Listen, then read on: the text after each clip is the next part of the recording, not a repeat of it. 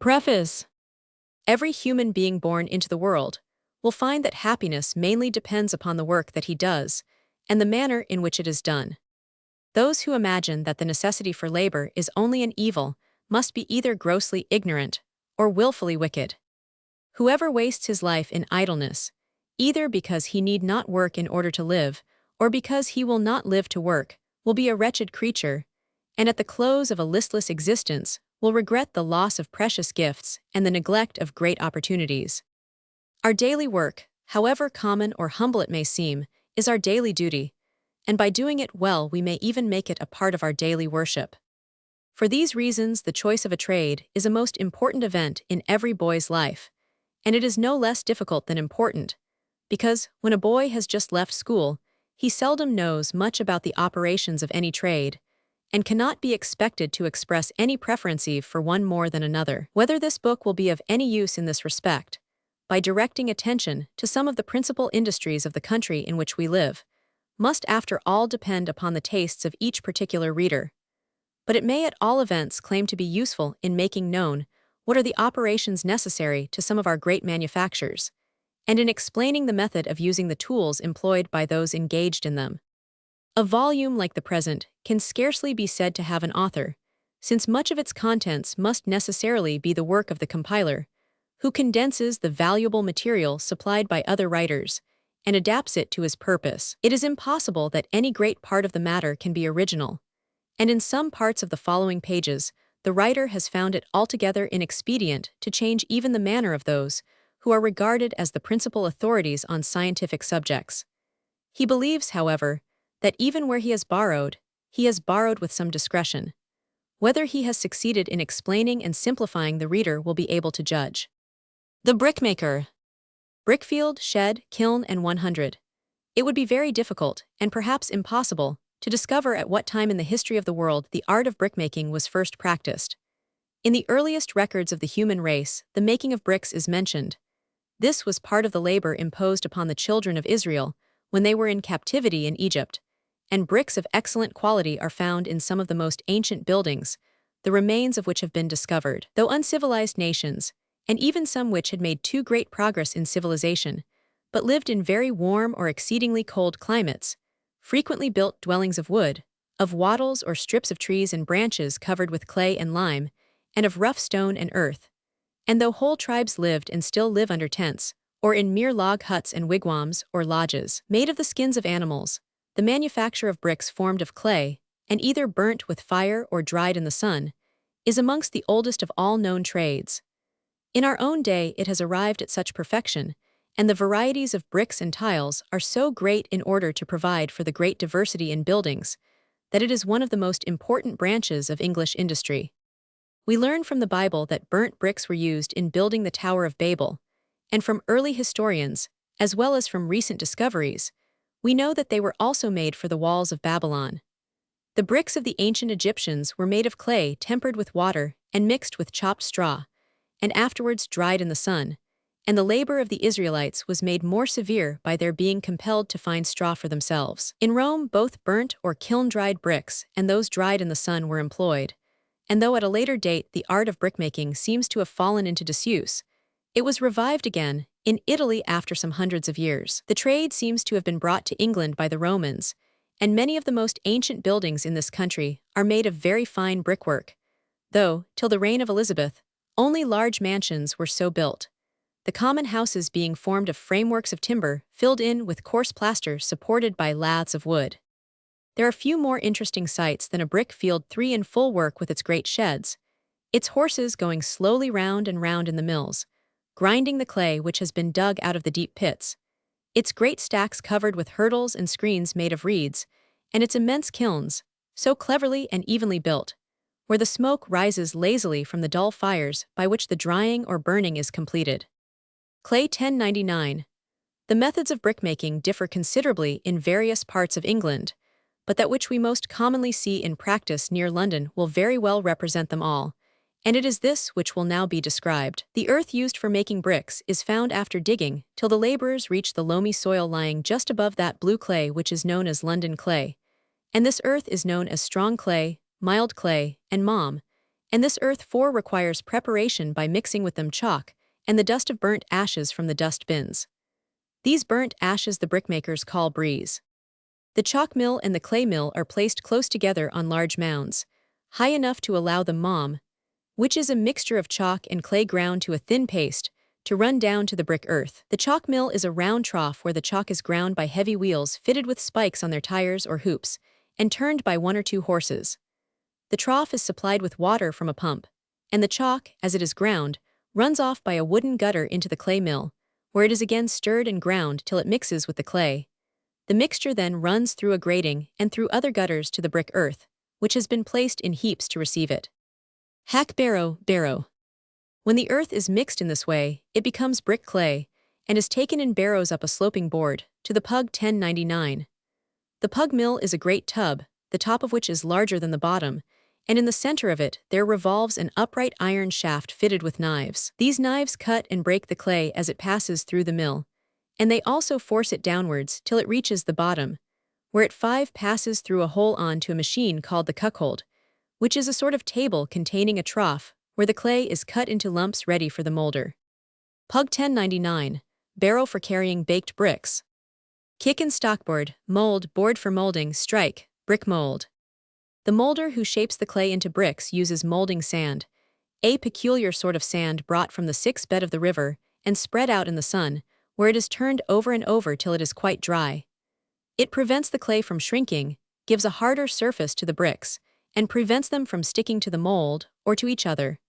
It also gives the London bricks their gray color. The molder stands at the molding stool, which has a rim at each end to keep the molding sand from falling off, and has a stockboard, which forms the bottom of the brick mold, and a page, or 2 iron rods nailed at each end to wooden rails, used to slide the raw bricks from the molder to the place from which the taking-off boy takes them to place on the hack barrow by which they are carried away. The molder is served with the lumps of clay by the clot molder. The brick mold is a kind of box 7 without top or bottom, and the molder dashes the tempered clay into the mold with sufficient force to make the clay completely fill it, after which the superfluous clay is removed from the surface of the mold with the strike. The brick is then turned out onto a pallet or board, on which it is wheeled by the boy to the hack ground, where the bricks are built up to dry in low walls called hacks. The brick molds are made of brass or iron, and often of wood. Sometimes the bricks are dried on a floor under a shed, but often in the open air, where they are covered with straw, reed flats, or canvas and tarpaulin screens, to protect them from wet, frost, or excessive heat.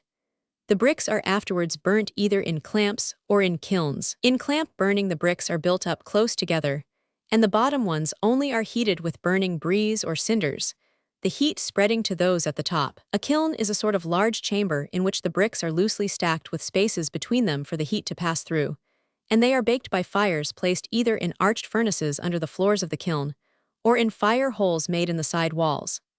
The kilns are built of various shapes, and one of the principal arts in the trade of the brickmaker is to construct them that the heat may be properly distributed, and the bricks equally and thoroughly baked. Shovel, pick, reed flats. The mason. Masons at work. Having already given a description of the way in which bricks are made, we come to the work of the mason, whose duty it is to prepare the stonework used in building and for other purposes. In the mason's trade great skill is required, as well as some hard manual labor, since he has to cut the stones for arches, windows, columns, cornices, and porches into various shapes, and to fit the separate pieces with perfect accuracy that the builder or the architect may be able at once to set them in their proper places. The business of the monumental mason, who erects pedestals for statues, tombs, and ornamental structures in parks and gardens, is generally distinct from that of the builder or architectural mason, although many of the same tools are used in both trades. The stone used by the mason is of various kinds, and is brought from different parts of the world. But our own country contains stone of nearly every sort which can be well employed in ordinary building. Granite comes principally from Scotland, though a smaller quantity is brought from Ireland. Red and white sandstone is plentiful in Yorkshire, Lancashire, and Derbyshire, as well as in Scotland and Ireland. A sort of slate stone is found in Wales, and the most common building stone, which is called limestone, or freestone, is brought from several counties in England, where it is constantly worked. The stone is generally found under the surface of the earth, and the places from which it is dug are called quarries, the business of quarrying being to extract from the ground, or from the sides of rocks, large masses of stone or marble.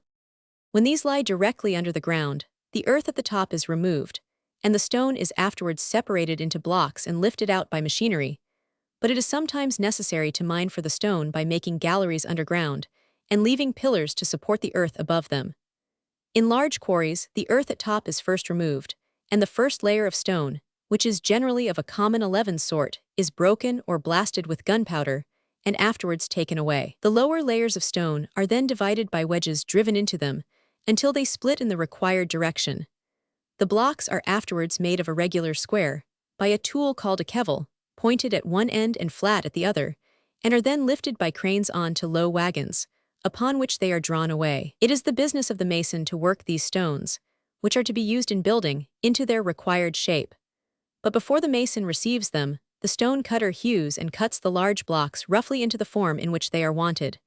And when the block is to form top of a doorway, part of a cornice, or any other portion of a building where ornament is necessary, the carver executes these ornaments, and cuts the stone into a pattern of fruit, flowers, or figures.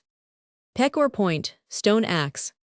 When the stone is valuable, it is sent from the quarry to the mason's yard, or to the building where it is to be used in large blocks, and they're cut into slabs or thin pieces called scantlings, of the required size, with a stone 12 mason's saw. See large cut. This saw differs from those used in other trades because it has no teeth. It is a long thin plate of steel slightly jagged on the bottom edge, and fixed in a frame, and being drawn backwards and forwards in a horizontal position, cuts the stone by its own weight. To make this the easier, a heap of sharp sand is placed on a sloping board over the stone, and water trickling upon it from a barrel washes it into the cut made by the saw. In large establishments, the sawing of the stone is often effected by steam machinery. Some of the freestones are so soft as easily to be cut with a toothed saw, worked backwards and forwards by 2 persons. The tools used by the mason are the peck or point for chipping the surface of the stone, the stone axe for breaking the irregular portions from the block, the iron mallet and beetle, for breaking pieces from the edge of the slab or driving in wedges. Wooden beetle, wedge, iron mallet. Rubber mallet, brush, chisels. The tools used for cutting stone are the mallet and chisels of various sizes. The mason's mallet differs from that used by other workmen, being of a sort of half-pear 13 shape, and with a short handle only just long enough to allow it to be firmly grasped in the hand. The rubber is used for smoothing the surface of the stone after it has been worked by the tools. Sand and water are placed on the stone, and the rubber is pushed backwards and forwards for the purpose of grinding the face of the slab to a smooth surface. Another block of stone is sometimes applied 14 to the same purpose. In London, the tools used to work the faces of the stone are the point, a very small chisel only about 1/4 of an inch broad at the cutting edge, the inch tool, which is a broader chisel, the booster, broader still, and the broad tool, which is 3 inches and a half wide. Beside these, there are tools of the same kind for working moldings and carvings. Square bevel, square, straight edge, trowel, point. Besides these cutting tools, the mason uses a banker or bench, on which he places his stone for convenience of working, and straight edges, squares, and bevels, for marking the shapes into which the blocks are to be cut, and seeing that his edges and surfaces are even by trying them as the work proceeds. The bevel square is a square the stock, or lower part, of which is movable, so that it may be set to any angle or level as required. Sometimes a pattern called a template is used for cutting a block to any particular shape, and when the work is molded, the template is called a mold. Molds are commonly made of sheet zinc, carefully cut to the profile of the moldings with shears and files. It often happens that the mason has not only to prepare the stone, but to set it in its place in the building, and this is properly part of his work. He then uses the trowel for applying the composition for cementing the stones together, lines and pins to show whether his edges are straight and square, the square and level for a similar purpose, and various rules for adjusting the stone faces of upright walls. The bricklayer. The bricklayer. The bricklayer has so much to do with the erection of buildings that the master bricklayer is generally a builder. That is, he understands not only brickwork and the building of walls, but also the other trades necessary for completing a house, and can superintend the masons', carpenters', and plumbers' work. Of course, the first consideration in building a house is 17, the preparation of the foundations, which are formed in various ways, according to the nature of the soil on which they are laid.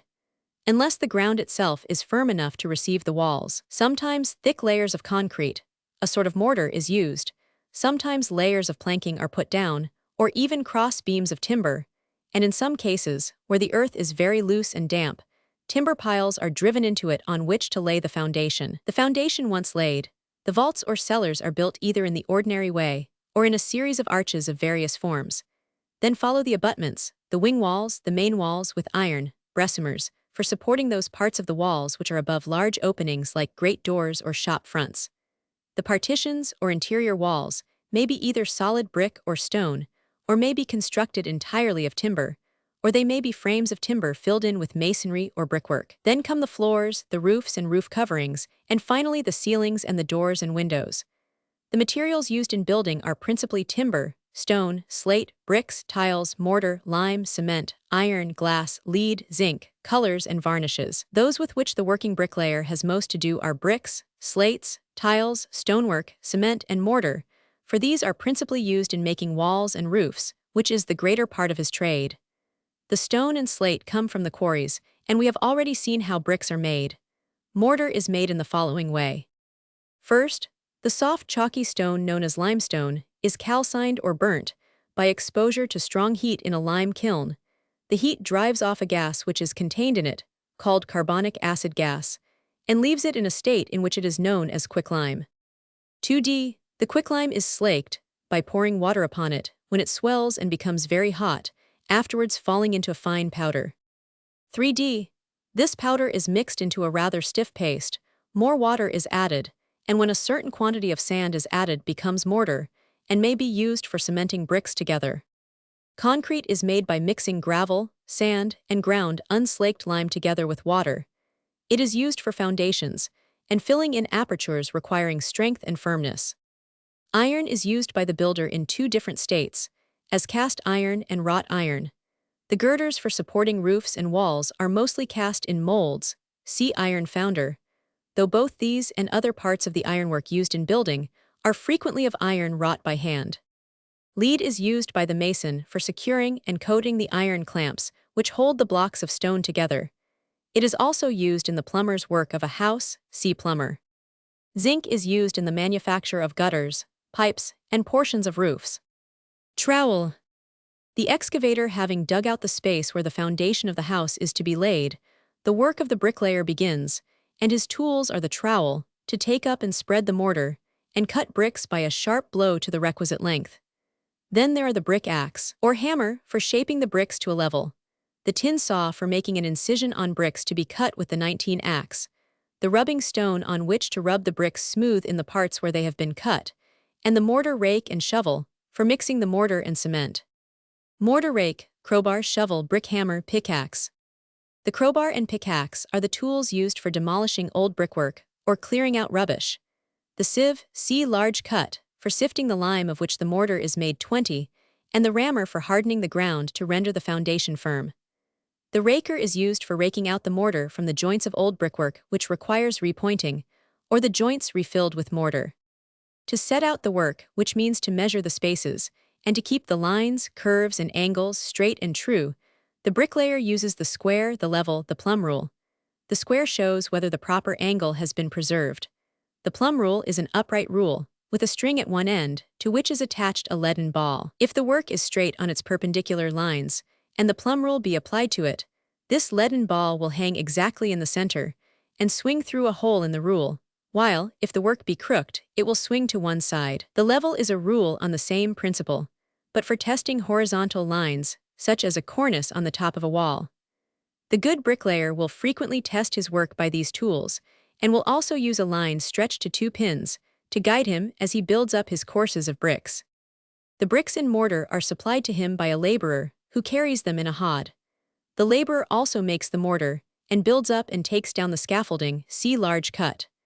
The scaffolding, or that frame of poles and planks erected in front of the building as it is in progress, is constructed of standards, ledgers, and putlogs.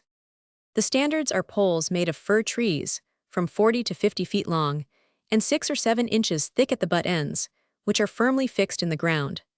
When one pole is not long enough, 2 are lashed together, the rope lashings being tightened by wedges driven in between the coils in a peculiar way. The ledgers are horizontal poles placed parallel to the walls and lashed to the standards. These 21 support the putlogs, or cross pieces, which are about 6 feet long, one end of them resting in the wall, the other on the 22 ledgers. On these putlogs are fastened the scaffold boards, which are stout boards with pieces of iron hoop placed round the ends, to keep them from splitting. Level cutting chisel, square, line and plumb, hod. A bricklayer and his laborer will lay about 1,000 bricks, or 2 cubic yards of brickwork, in a day. The tools used for tiling, or placing the tiles on a roof, are the lathing hammer, the iron lathing staff to clinch the nails, the trowel, which is longer and narrower than that used for brickwork, the boss, for holding mortar and tiles, with an iron hook to hang it to the laths or to a ladder, and the striker, a piece of lath about 10 inches long for clearing off the superfluous mortar at the feet of the tiles. The plasterer and whitewasher. Whitewasher and plasterer. When the walls, or what is called the carcass of the house, have been built, the roof made, the inner walls and partitions set up, and the joists and woodwork of the floors laid down, the work of the plasterer begins. He covers the brickwork and bare timbers of walls, ceilings, and partitions 24 with plaster, to prepare them for painting or papering. He also forms the cornices for ceilings, and the moldings and decorations, which are usually made in plaster or cement. The materials which the plasterer uses for these purposes are, first, coarse stuff or a paste made with lime, much in the same way as common mortar, and afterwards mixed with hair, which is obtained from the tanner's yard, after it has been removed from the skins, which are there made into leather. This hair is raked together, and mixed with the mortar with the hair hook, and a sort of 3-pronged rake called the drag. Hair hook, fine sieve. 2d. Fine stuff is made from pure lime, slaked with a small quantity of water, after which enough water is added to bring it to a state in which it resembles cream. It is then left to settle, the superfluous water is poured off, and the mixture is left in a tub, till still more of the water has evaporated, and it is thick enough to use. This stuff is often used for ceilings, and then a small quantity of white hair is mixed with it.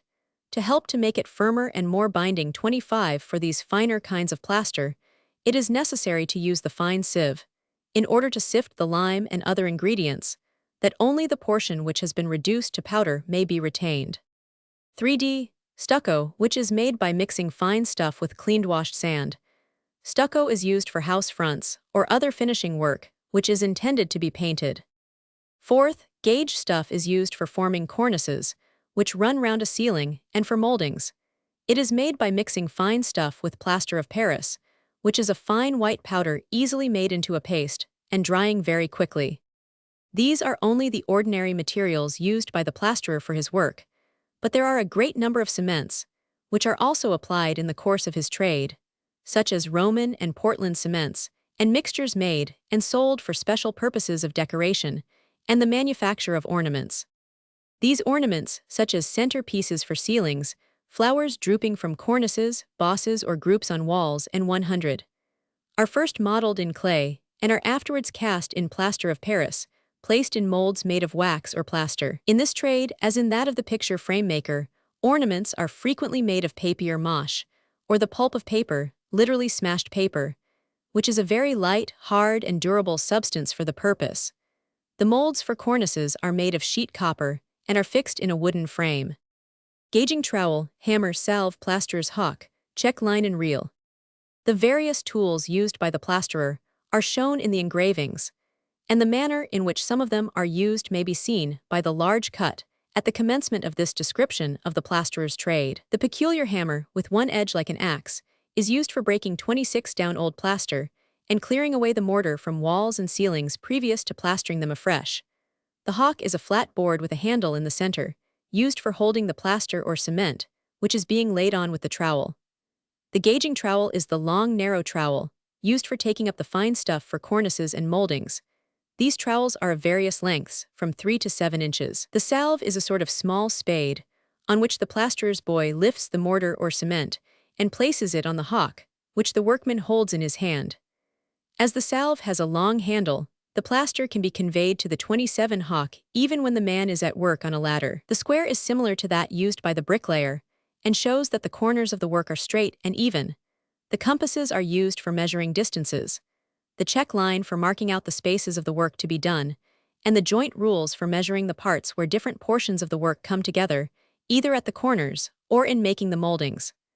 The set square is also used for showing that the surface or the line of the work is straight and even. Joint rule, compasses, set square. When the plasterer has to cover a ceiling or a partition, he commences by lathing. This is nailing laths over the whole space which is to receive the plaster. Laths are long, narrow strips of either oak or fir wood, of various thicknesses, the thicker being used for ceilings, where they have to bear a greater strain than in upright walls. The next operation is pricking up, or placing the first coat of coarse stuff upon the laths. This is called pricking up, because when the plaster is laid, its whole surface is pricked and scratched with the end of a lath, that it may be rough enough for the next coat. The laying on of this second coat of plaster is called floating, and is performed in the following way. The surface is surrounded with narrow strips of plastering, called screeds, held fast by lines of nails, and these are made perfectly level by means of the plumb rule, see builder's tools, and the use of the hand float. The spaces within these lines of plasterwork are then filled with coarse stuff, till the whole forms a flat surface, which is made perfectly level, or floated with the floating rule. Other screeds are then formed and filled up in the same way, until the whole ceiling or wall forms one flat surface. The operations are the same for ceilings and walls, except that the plumb rule is used for adjusting the level of walls, and the level for that of ceilings. Square modeling tools, brush, floating rule. After the work has been brought to an even surface with the floating rule, the plasterer goes over it again with the hand float, using a little soft stuff to make good any deficiencies. Hand float. When the floating is about half dry, the setting or finishing coat of fine stuff is laid on, and is first wetted with a brush, and then worked over with a smoothing tool until a fine surface is obtained. Stucco is laid on with the largest trowel and worked over with the hand float, being at the same time sprinkled with water, until it becomes hard and solid, after which it is rubbed over with a dry brush. The water has the effect of hardening the face of the stucco, which, after several sprinklings and trowelings, becomes very hard and as smooth as glass. Setting trowels. The commonest kind of plasterer's work is laying on one coat of stuff. When this is done on brickwork, it is called rendering, and when on laths, it is called laying. When there is a second coat, it is called render set, or lath lay and set. And when it is three-coat work, it is called render 30 float and set, or lath lay, float and set.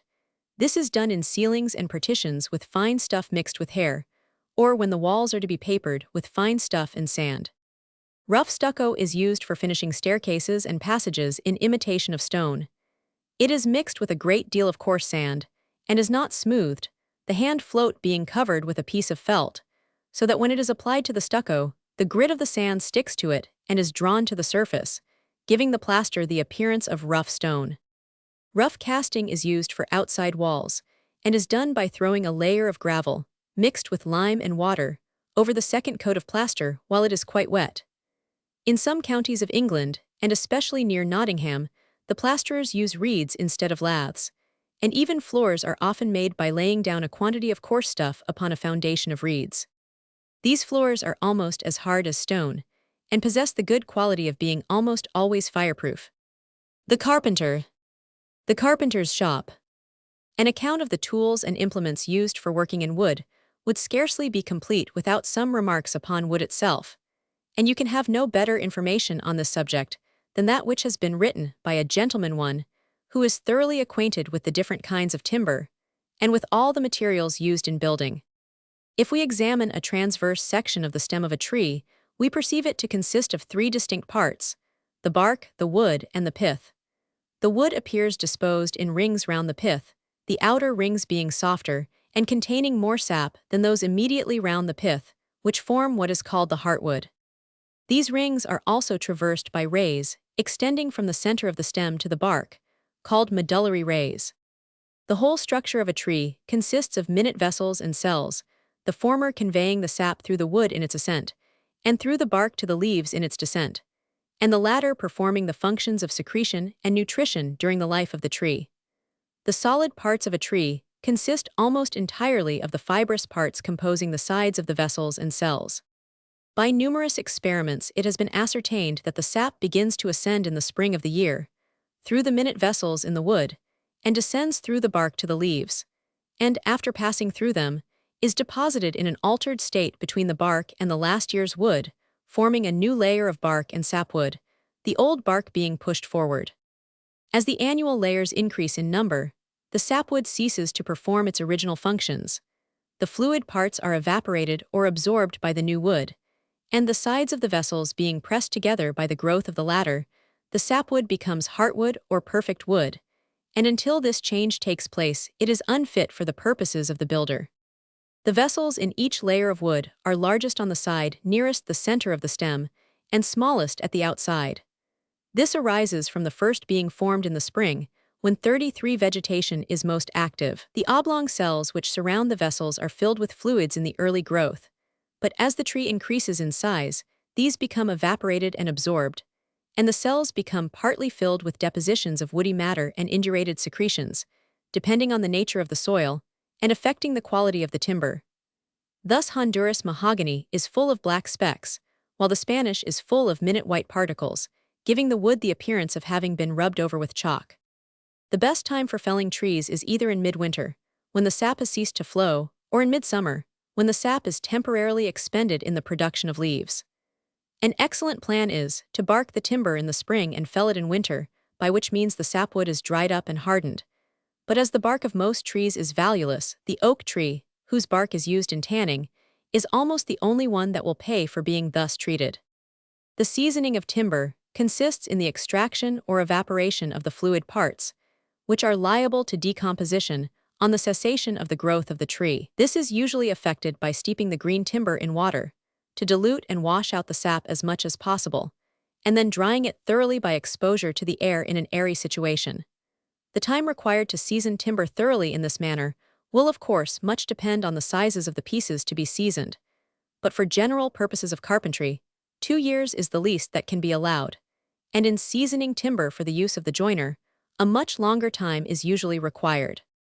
Properly seasoned timber, placed in a dry situation with 34 a free circulation of air round it, is very durable, and has been known to last for several hundred years without apparent deterioration. This is not, however, the case when exposed to moisture, which is always more or less prejudicial to its durability.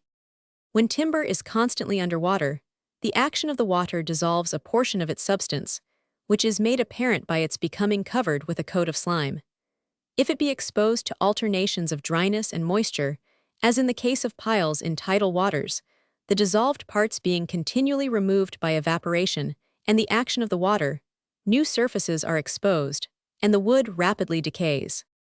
Where timber is exposed to heat and moisture, the albumin or gelatinous matter in the sapwood speedily putrefies and decomposes, causing what is called rot. The rot in timber is commonly divided into 2 kinds, the wet and the dry, but the chief difference between them is that where the timber is exposed to the air, the gaseous products are freely evaporated, whilst in a confined situation they combine in a new form, viz.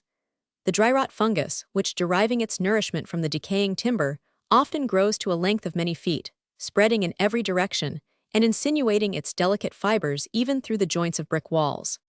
In addition to the sources of decay above mentioned, timber placed in seawater is very liable to be completely destroyed by the perforations of the worm, unless protected by copper sheathing, the expense of which causes it to be seldom used for this purpose. In modern houses, the labors of the builder, the mason, and the plasterer would be of little use unless they were accompanied by that of the carpenter, since a very large proportion of every building consists of the woodwork of which its interior structure is greatly composed.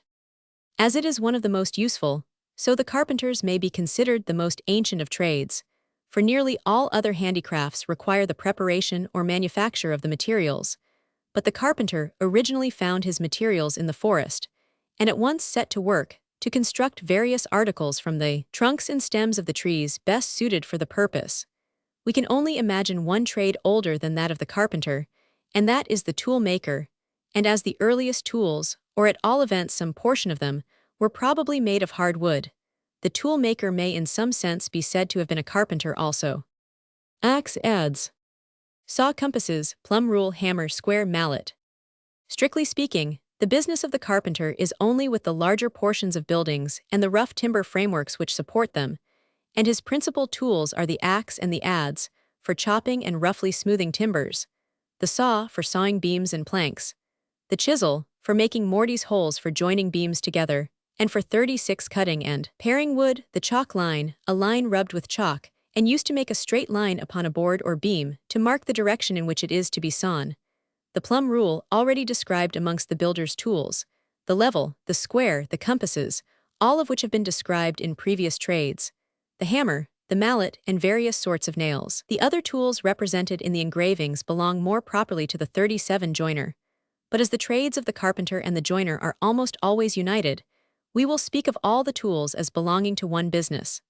Carpenter's work, then, consists of the framing roofs, partitions, and floors, in making the various joints used in beams, ties, rafters, and joists for supporting floors, and the proper way of supporting buildings by posts and girders. The carpenter requires to be strong and active, that he may properly handle the heavy timbers on which he has to work.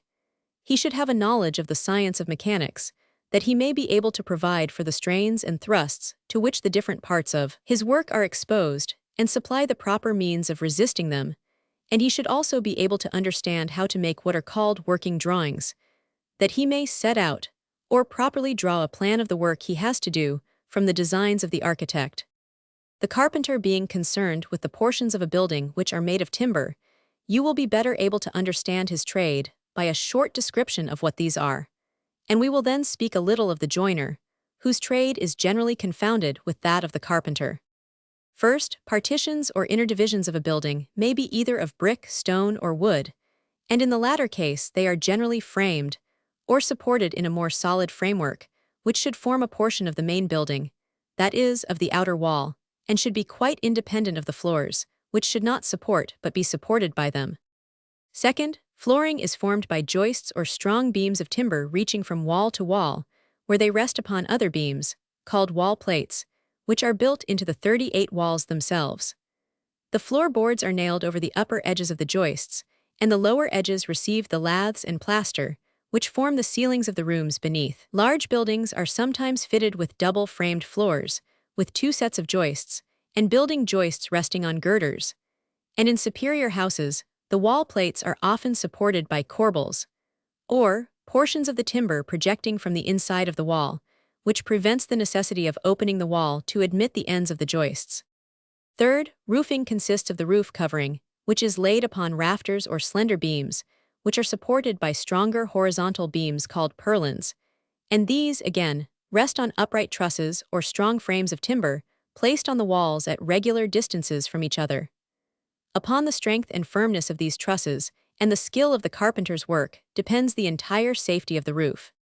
Large roofs are supported by cross beams, called collars or tie beams, and they are further strengthened by an upright pillar in the center, called a king post, from which slanting beams, called struts, support the rafters. We have now only spoken of common roofs, but there are many roofs of open timberwork in churches and other public buildings, which are wonderful specimens of the skill of the carpenter and the joiner. One of these, perhaps the grandest as well as the most ancient, is that of Westminster Hall, but there is one also in the Great Hall, at Hampton Court Palace, and others may be seen in churches and halls in various parts of England. The joiner, as his name implies, frames and joins together the wooden finishings and decorations of buildings, such as floors, staircases, skirtings, door and window frames, sashes 39, or the sliding parts of windows that contain the glass shutters, doors, chimney pieces, and 100. This work requires much greater nicety and finish than that of the carpenter, and is brought to a smooth surface with the plane wherever it is likely to be seen, while the carpenter's work is left rough as it comes from the saw. The principal cutting tools used by the joiner are saws, planes, and chisels.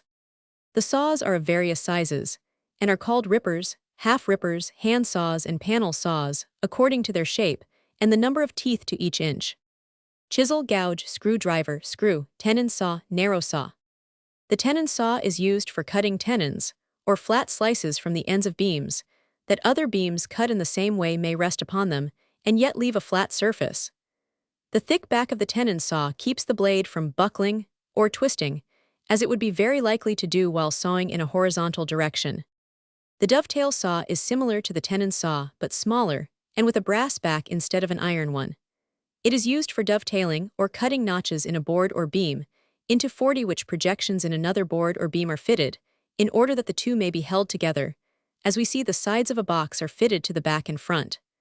Then there is the compass saw for circular work and the keyhole or narrow saw for cutting out holes.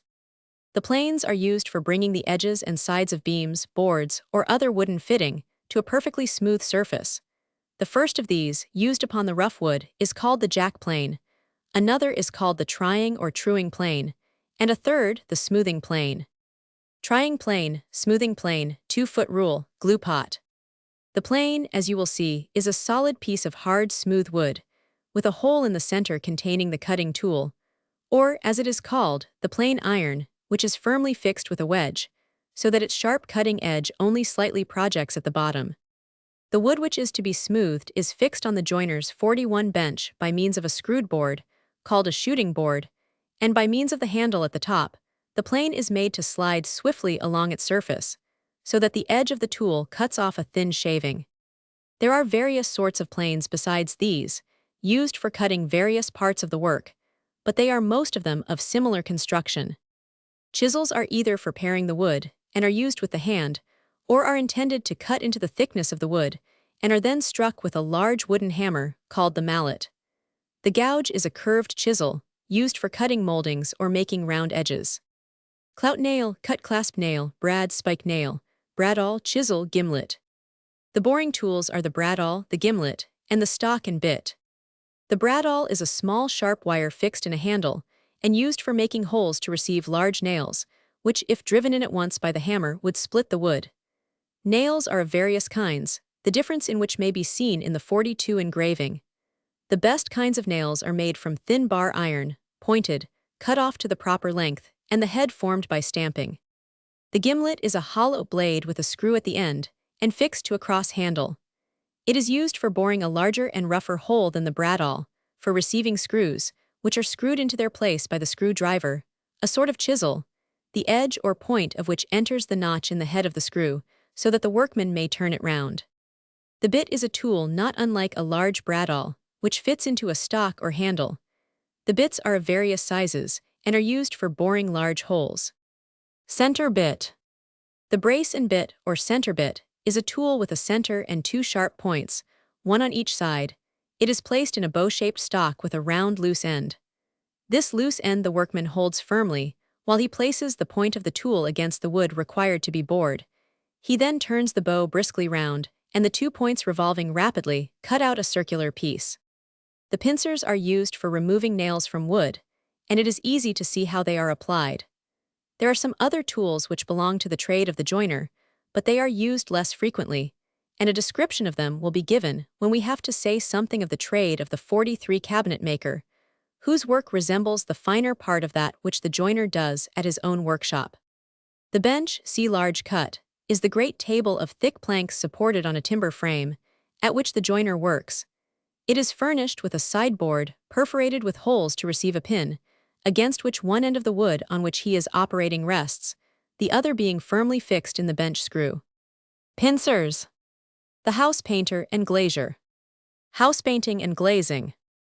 Although we have spoken of the trade of the plumber separately, and have placed the painter and glazier together, it generally happens that the three trades are carried on by the same persons, and you will often have noticed plumber, painter, and glazier over the fronts of shops, where lead in 45 pipes and taps, casements and squares of colored glass, and specimens of graining or imitations of various woods in painting are placed for show in the windows, to represent the different businesses carried on. It is the duty of the house painter to cover with his colors such portions of the joiner, smith's, or plasterer's work as require to be protected from the action of the air, which would cause them to rust or decay. He has also to choose the colors which will be best suited for decorating walls and cornices, and generally to apply the proper shades for all the ornaments of the house. And this part of the business, which is called decorative painting, requires a great degree of skill and taste in the workman, who may properly be called an artist. The materials used by the painter are principally white lead, linseed oil, spirits of turpentine, dryers, and putty.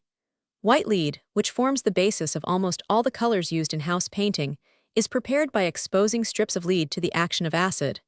But the painter buys it ready-made, in the form of small cakes or lumps.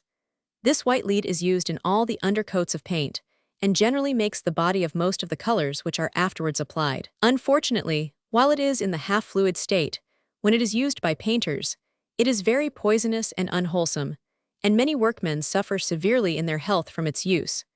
But it will be found that this is often caused by their own carelessness in working, and by the want of personal cleanliness. The painter should not only thoroughly wash his hands before every meal, but as soon as his work is done should entirely change his clothes, and wash hands and face thoroughly, or even take a bath. Beside this, he should wear, over his working clothes, a 46-course linen frock or blouse, which will protect him from the spots of paint, and may be frequently washed. Linseed oil and spirits of turpentine are used for mixing and thinning the colors. Linseed oil is obtained from the seeds of the flax plant, which are heated, beaten, and pressed by machinery, until the greater part of the oil is extracted. The seeds crushed into cakes are then used as food for cattle.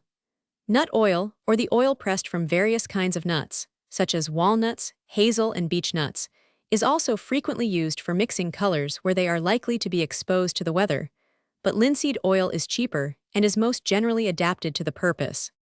Oil of turpentine, which the painter calls turps, is the oil obtained by distilling crude turpentine, and is used by the house painter to make his colors work more smoothly and freely in the brush, to cause them to dry more quickly, and to take away that shiny, unpleasant glare that would otherwise be seen on the surface of paint mixed with linseed oil alone.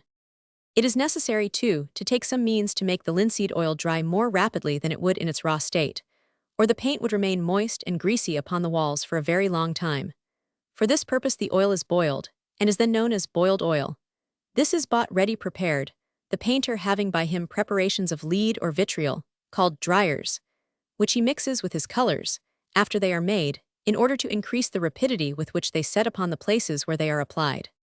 The painter has only a few tools, and these are very simple.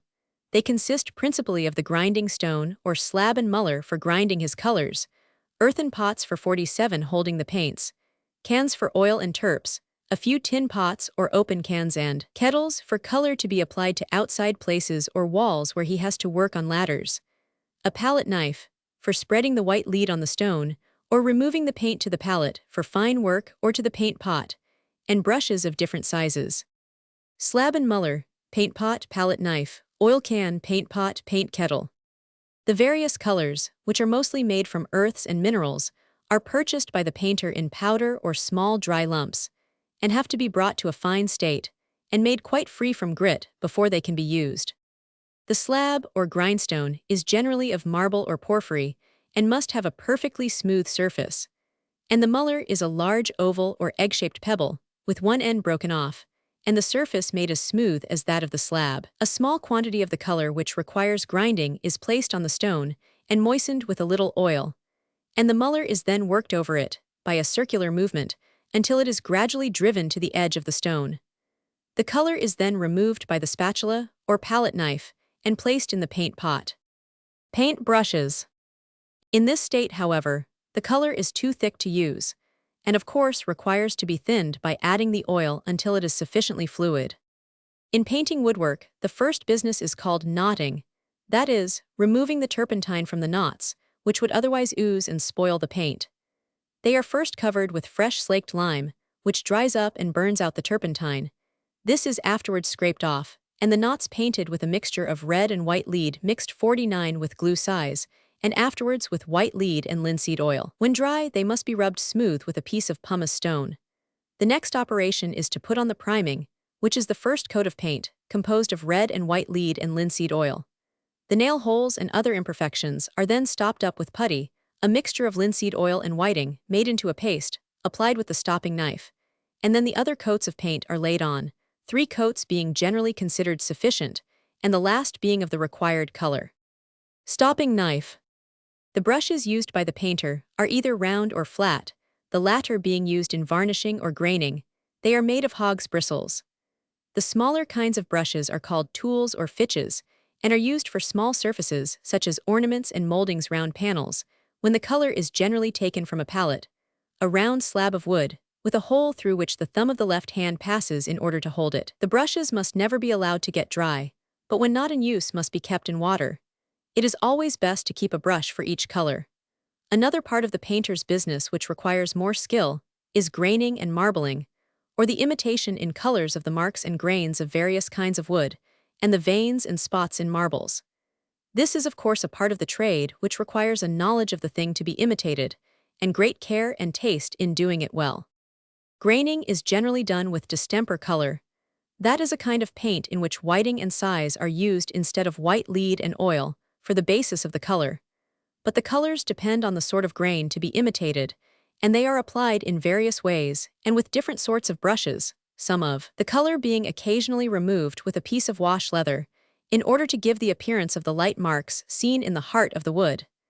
The appearance of the grain of the wood is affected by the graining comb, a comb with short, thick, straight teeth, which is drawn along the paint in a wavy line. Graining comb, painter's brush. Marbles are imitated in oil if it is outside work and exposed to the weather, but for inside work distemper color is frequently used. Occasionally walls are colored in distemper, and it then frequently happens that a pattern or some ornamental design is painted in the centers of the panels or round the moldings. This is a part of the painter's trade which requires much skill and a knowledge of artistic drawing and design. Varnishing is an operation requiring great care to perform it properly, since it is necessary not only to choose the right kind of varnish, but also to apply it to the surface of the paint with a light but firm hand. Varnishes are made of gums or resins melted, spirits of wine, oil of turpentine, or 51 strong white drying oil. The hard varnishes dry rapidly and are made of the harder kinds of gums such as copal, mastic, and 100, and the soft of Canada balsam, elemi, turpentine, and 100. The most useful for the house painter are those of copal, linseed oil, and turpentine. The brushes used in varnishing are generally flat, so as to enable the workman to lay an even surface on the work. Varnishes are usually kept in wide-mouthed bottles, from which they are poured into little tin pans with a false bottom above the real bottom, the space between the two being filled with sand. The use of this is that when the pan is placed over the fire, the sand becomes heated, and the varnish is kept a long time from becoming chilled. The glazier.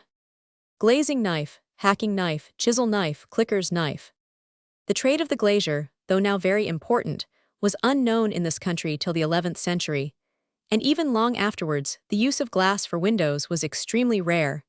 Pieces of horn and old paper, supplying its place in almost every building except palaces and 52 churches. As we have here to do with the glazier, and not with the manufacture of glass, we need say little about the method of making the materials used, so that it will suffice to know that the crown glass, mostly sold for windows of houses, is composed principally of white sand, pearlash, and saltpeter. This glass the glazier purchases in sheets of a circular form, each of which is called a table, since the mode in which it is made renders such a shape necessary, and the first thing he has to learn is how to cut out square pieces of the proper size without wasting much of the round edge. The glass when cut is fixed either into lead work or sashes. The former of these is the oldest description of glazing, and in the common kind the leaden frames are soldered together so as to form squares or diamonds, the sides of the grooves in which the glass is placed being soft enough to bend back to receive the panes, and then bend back again to hold them firmly. In wooden 53 sashes, such as are now commonly used, the space or frame for each pane of glass is rebated. That is, it has outside a small groove all round to receive the pane, and a ledge against which it rests. In this rebate, each square of glass is placed, and then firmly bedded and fastened smoothly with a rim of putty filling up the groove. Rule square, 2-foot rule, tilter. The glazier uses a hacking knife for cutting out old putty from broken squares, and the stopping knife, or glazing knife, for laying and smoothing the putty. For setting glass into lead work, the setting knife or chisel knife and the broad-bladed knife is used. As much of the glazier's work is done outside the house, he is sometimes compelled to use a board which is fastened with screws, and projects from the window so that he may sit astride on the outside.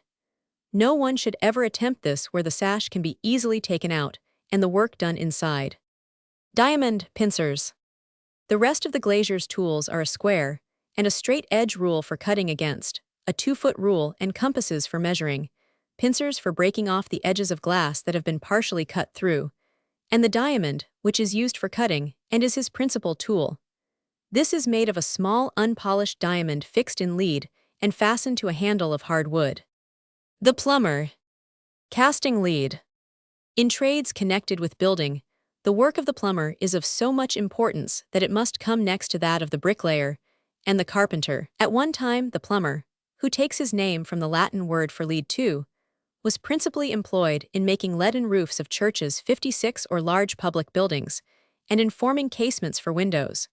Window frames being then made of strips of lead soldered or riveted together, and holding the little diamond-shaped panes of glass between their edges. In those days, all the water used in the house was carried from the well or from the conduit in the main street, or was brought in casks set upon wheels from the nearest running stream, while rainwater for washing was collected in tubs or vats as it ran off the roofs. Not much more than a century ago the poets wrote of the misery of the streets of London on a wet night, when there were no waste pipes to carry off the rain from the overcharged gutters on the tiles, and nobody could venture out of doors without being half drowned by the sudden discharge of a shower bath from some overhanging gable.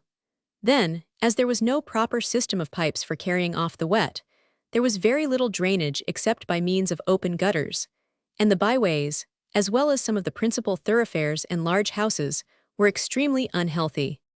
We are not quite perfect even yet in these respects, and there are still neighborhoods in London where a few plumbers might be able to make vast improvements. But we are a great deal better off than our great-grandfathers were. The plumbers do not make quite so many leaden casements as they made in the olden time, but they are well employed in constructing roofs, carrying water into houses by means of leaden pipes, making cisterns to contain a good supply of it, and providing other pipes and gutters for conveying all the dirty water and drainage into the sewers that are under the roadway, where it runs quite away from the streets, and in London at least, goes into the sea from near the mouth of the Thames at Erith. Ladle grate, soldering iron. Now as the plumber has to do a great deal of his work in roofs and other places where he is liable to fall, he should be clear-headed, and able to go up a ladder or look over a ledge at a height from the ground without being afraid. And this is all the more necessary because he has to handle tools, and, sometimes, to pour melted solder out of a hot iron ladle while he is at his work on these places. For the purpose of melting the solder, he has to carry his fire grate and melting pot with him to some place near where he is at work, since unless the solder can be used rapidly it cools, and will not make a sound joint. The rest of the plumber's tools are the pouring stick for applying the melted solder in the places where it is required, the soldering iron which is made red-hot, and passed over the soldered joints to smooth them and make them all firm and sound, the chisel, shave hooks, drawing knife, and chipping knife, for cutting the lead, and 58 scraping it on the surface, or at the edges that are to be fastened together, the hammers and mallets for beating the lead into shape and flattening the ridges, the bossing mallet and dresser for bringing the sheet of lead to a proper shape, and forming it over the ridge of a roof, the chased wedge, the screwdriver, the dunring and the turnpin for various uses in making roofs, laying down leaden pipes and fixing taps, and the sucker hook used in repairing or fixing pumps when the part of the pump called the sucker requires to be rectified. Pouring stick, chipping knife, dunring, drawing knife, chased wedge, shave hook, turnpin, shave hook. There are other tools beside these, such as planes for making the surface of the lead smooth, and even gouges and centerbits for circular openings in the lead to receive nails 59 or clamps, measuring rules and compasses, and pads of carpet or cloth to hold under a pipe when it is being soldered, that the solder may be pressed round the joint before it cools, and without its dropping on the ground. Mallet hammer.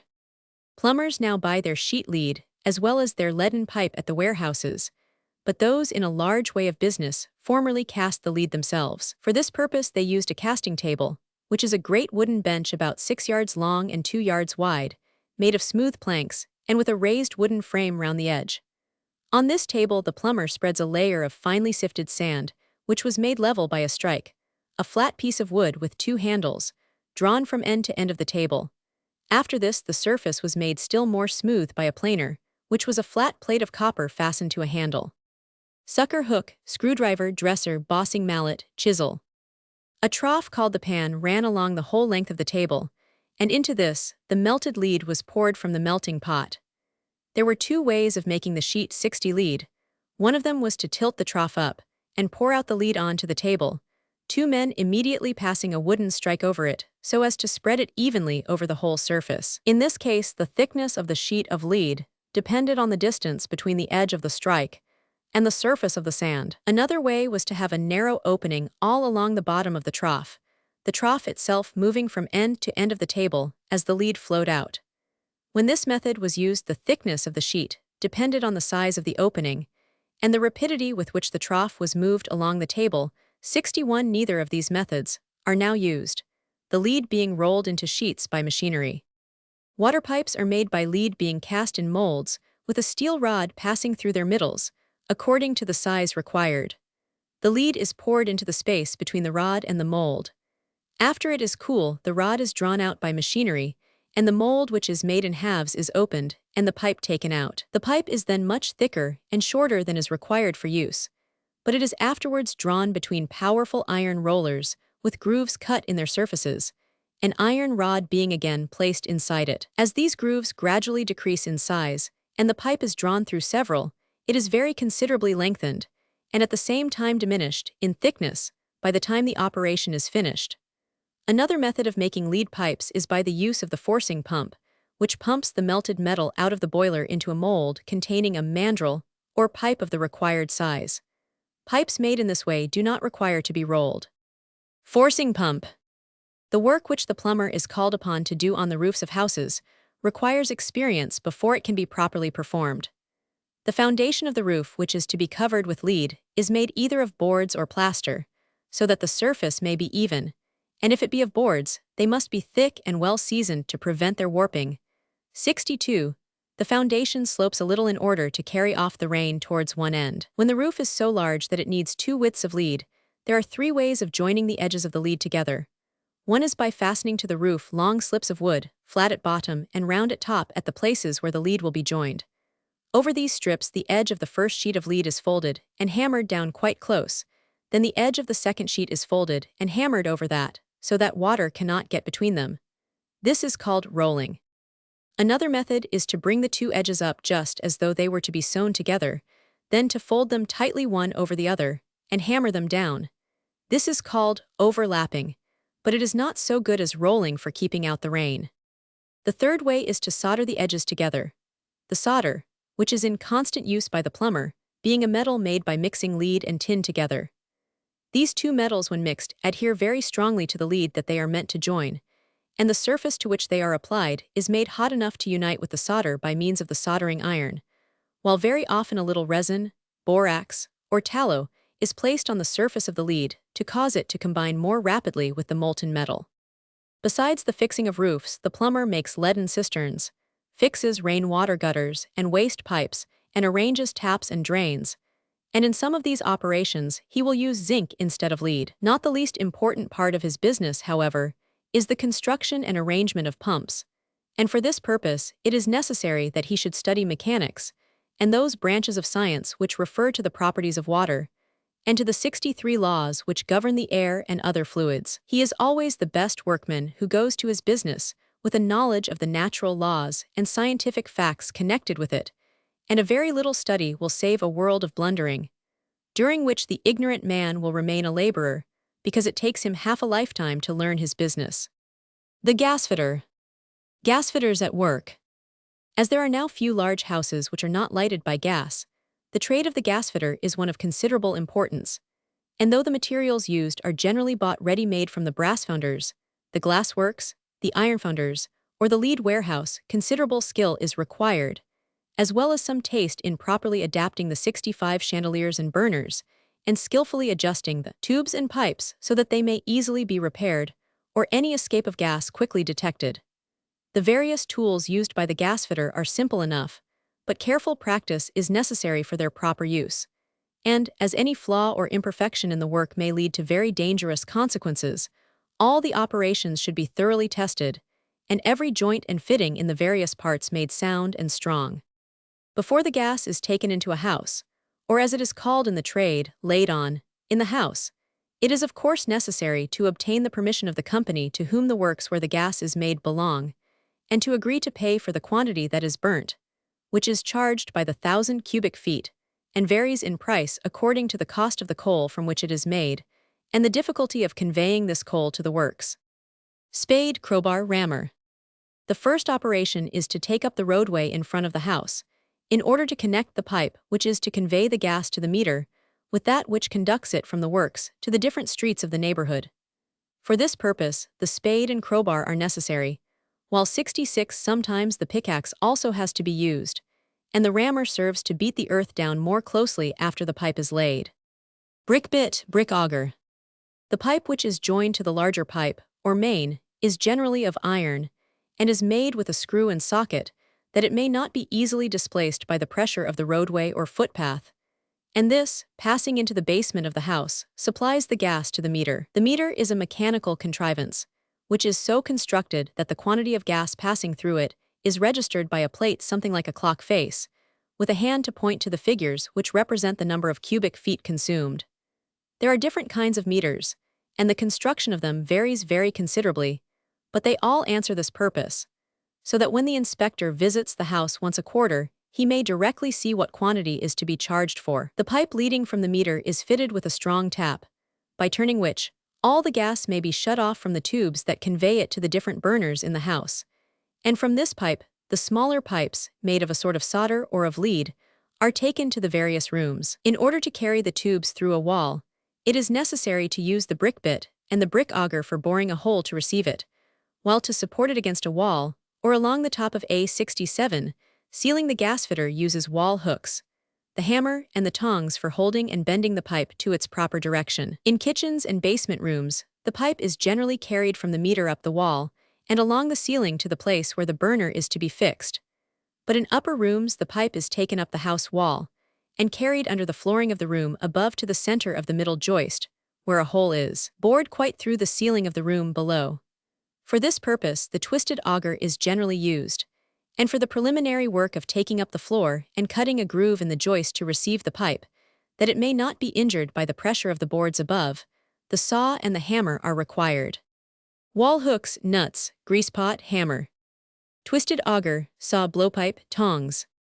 Waxed rushes, rasp.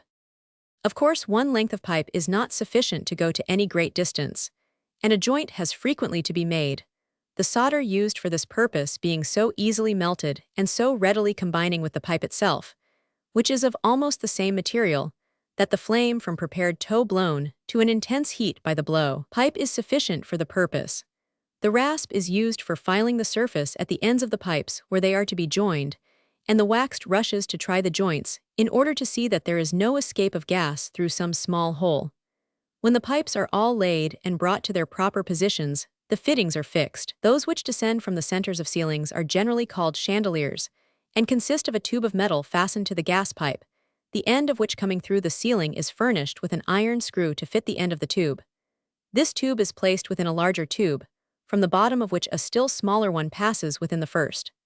The gas therefore descends the tube from the ceiling, and enters the smallest tube, which communicates with the burners that spring from the largest. The larger tube is intended to receive water, in which the end of the first tube rests, so that the gas is prevented from escaping, while by a nice adjustment of weights running over pulleys attached to the larger, the burners can be raised or lowered as one tube slides within the other. See large cut.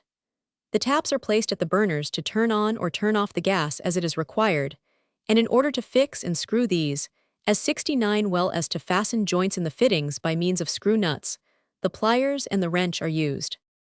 Wrench, toe, tap, rimmer, clamps, pliers, drill stock. The clamps are a sort of vise with grooved holes, for holding the taps and metal joints firmly while they are filed or otherwise prepared. The drill stock is used for boring small pipes in order to make a branch to some other direction, and the drill brace is intended for boring the main pipes, under which the large hooks are placed while a stock and bit attached to the upper screw makes the hole. The ordinary braces are fitted to a ratchet or cog wheel at 71 end, and are also used for making incisions by being worked backwards and forwards. Drill brace, braces, stocks and dies. The several kinds of burners are pierced or cut in such a way as to make the flame from the gas of different shapes, such as fishtail, cock spur, star, or argand, the names of which tell pretty well in what shape they appear. Small rooms are sometimes fitted with telescopes, instead of chandeliers, the telescope being one tube sliding within another, and the space carefully filled with a properly adjusted cork or some other flexible and impervious substance. 71 bedrooms and apartments where light is required at the walls or chimney pieces are furnished with brackets, which either simply project from the wall or are made with an arm moving on a ball and socket joint. The manufacture of the various portions of the apparatus used in gas fitting will be mostly found described under the trade of the brass founder. Manufacture of gas. Gasometers. Very few of the readers of this book will remember the appearance presented by London streets before the introduction of gas, when all the thoroughfares were darker than even the commonest streets are now, and the only light emanated either from the shop windows or from dim oil lamps, which the rain or the wind would frequently put out, even when they did not burn out of themselves for want of being trimmed and replenished. A century ago, these oil lamps were quite insufficient to light even the main streets, and people who walked out at night, generally 73, hired a link boy to light them as they went, with a great flambeau of hemp and pitch, which smoked and smelt insufferably. The nobility and gentlefolks who rode in carriages were also attended by footmen with flambeaux of a better sort, and outside the doors of some of the oldest houses in London, there may still be seen the great iron extinguishers attached to the railings, where the torchbearers put out their lights till it was time to escort their masters and mistresses home. The poet Gay, who wrote the celebrated fables, describes the link boys, and gives them rather a bad character for so often being connected with the bands of thieves and footpads which infested London streets, and robbed people with impunity in the dark. He says, "Though thou art tempted by the link man's call, yet trust him not along the lonely wall. In the midway he'll quench the flaming brand, and share the booty with the pilfering band. Still keep the public streets, where oily rays, shot from the crystal lamp, o'erspread thy ways."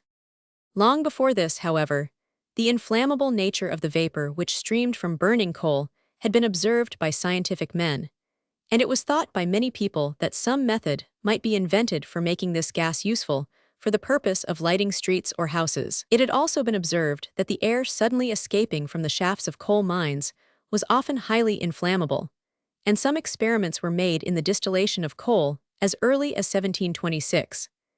In 1765, Lord Lonsdale proposed to the magistrates of Whitehaven to convey the gas from the neighboring mines through pipes for lighting the town. A number of eminent men afterwards made experiments with gas, but no decided practical result followed until A74, Mr. Murdoch of Cornwall, began to manufacture gas for lighting his house and offices at Redruth. In 1798, the same gentleman used gas for lighting the Soho foundry, where 4 years afterwards a public exhibition of the new invention was made by means of an illumination to celebrate the proclamation of peace. In 1803, a gentleman named Windsor first publicly showed at the Lyceum Theatre, in London, a system of illumination by gas, which was the commencement of our present method of lighting our streets and houses, and after great difficulties and various experiments, a company was formed for the purpose of carrying out the undertaking of superseding the old lamps and making use of the new invention.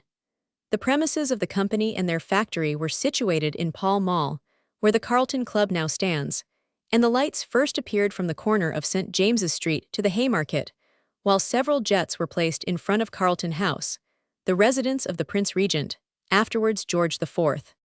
By slow degrees, and by the assistance of Mr. Clegg, an eminent engineer, the manufacture of gas improved, and in 1814, when the Allied sovereigns visited this country, and a general illumination was ordered, a magnificent pagoda in St. James's Park was erected for the exhibition of the new light. The following year Guildhall was fitted with gas burners, and although it had been predicted that the new invention would ruin the navy by superseding the use of the oil brought by the whalers, and though some people declared that it was only a scheme for blowing up London, the success of these experiments led to its rapid adoption in most of the large towns of Europe.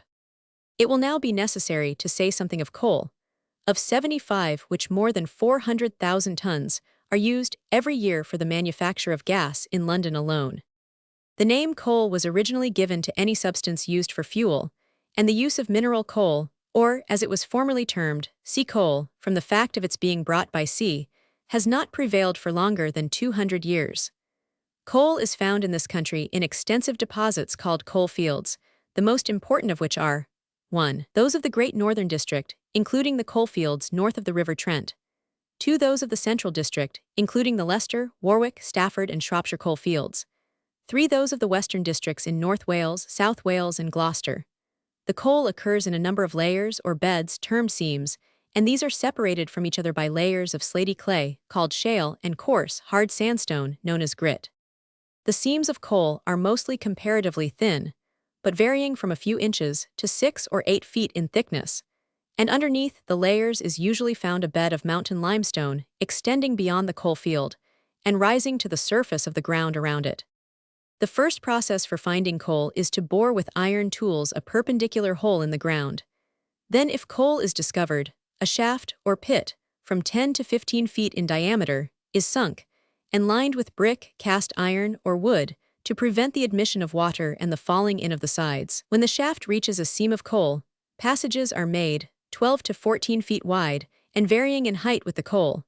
From these proceed smaller ones, which are again crossed by large ones, enormous blocks of coal being left to support the earth above. As the mine 76 becomes larger, a second shaft is sunk at some distance from the first, in order that air may be supplied to the mine, and that the gas that escapes from the coal may be carried away.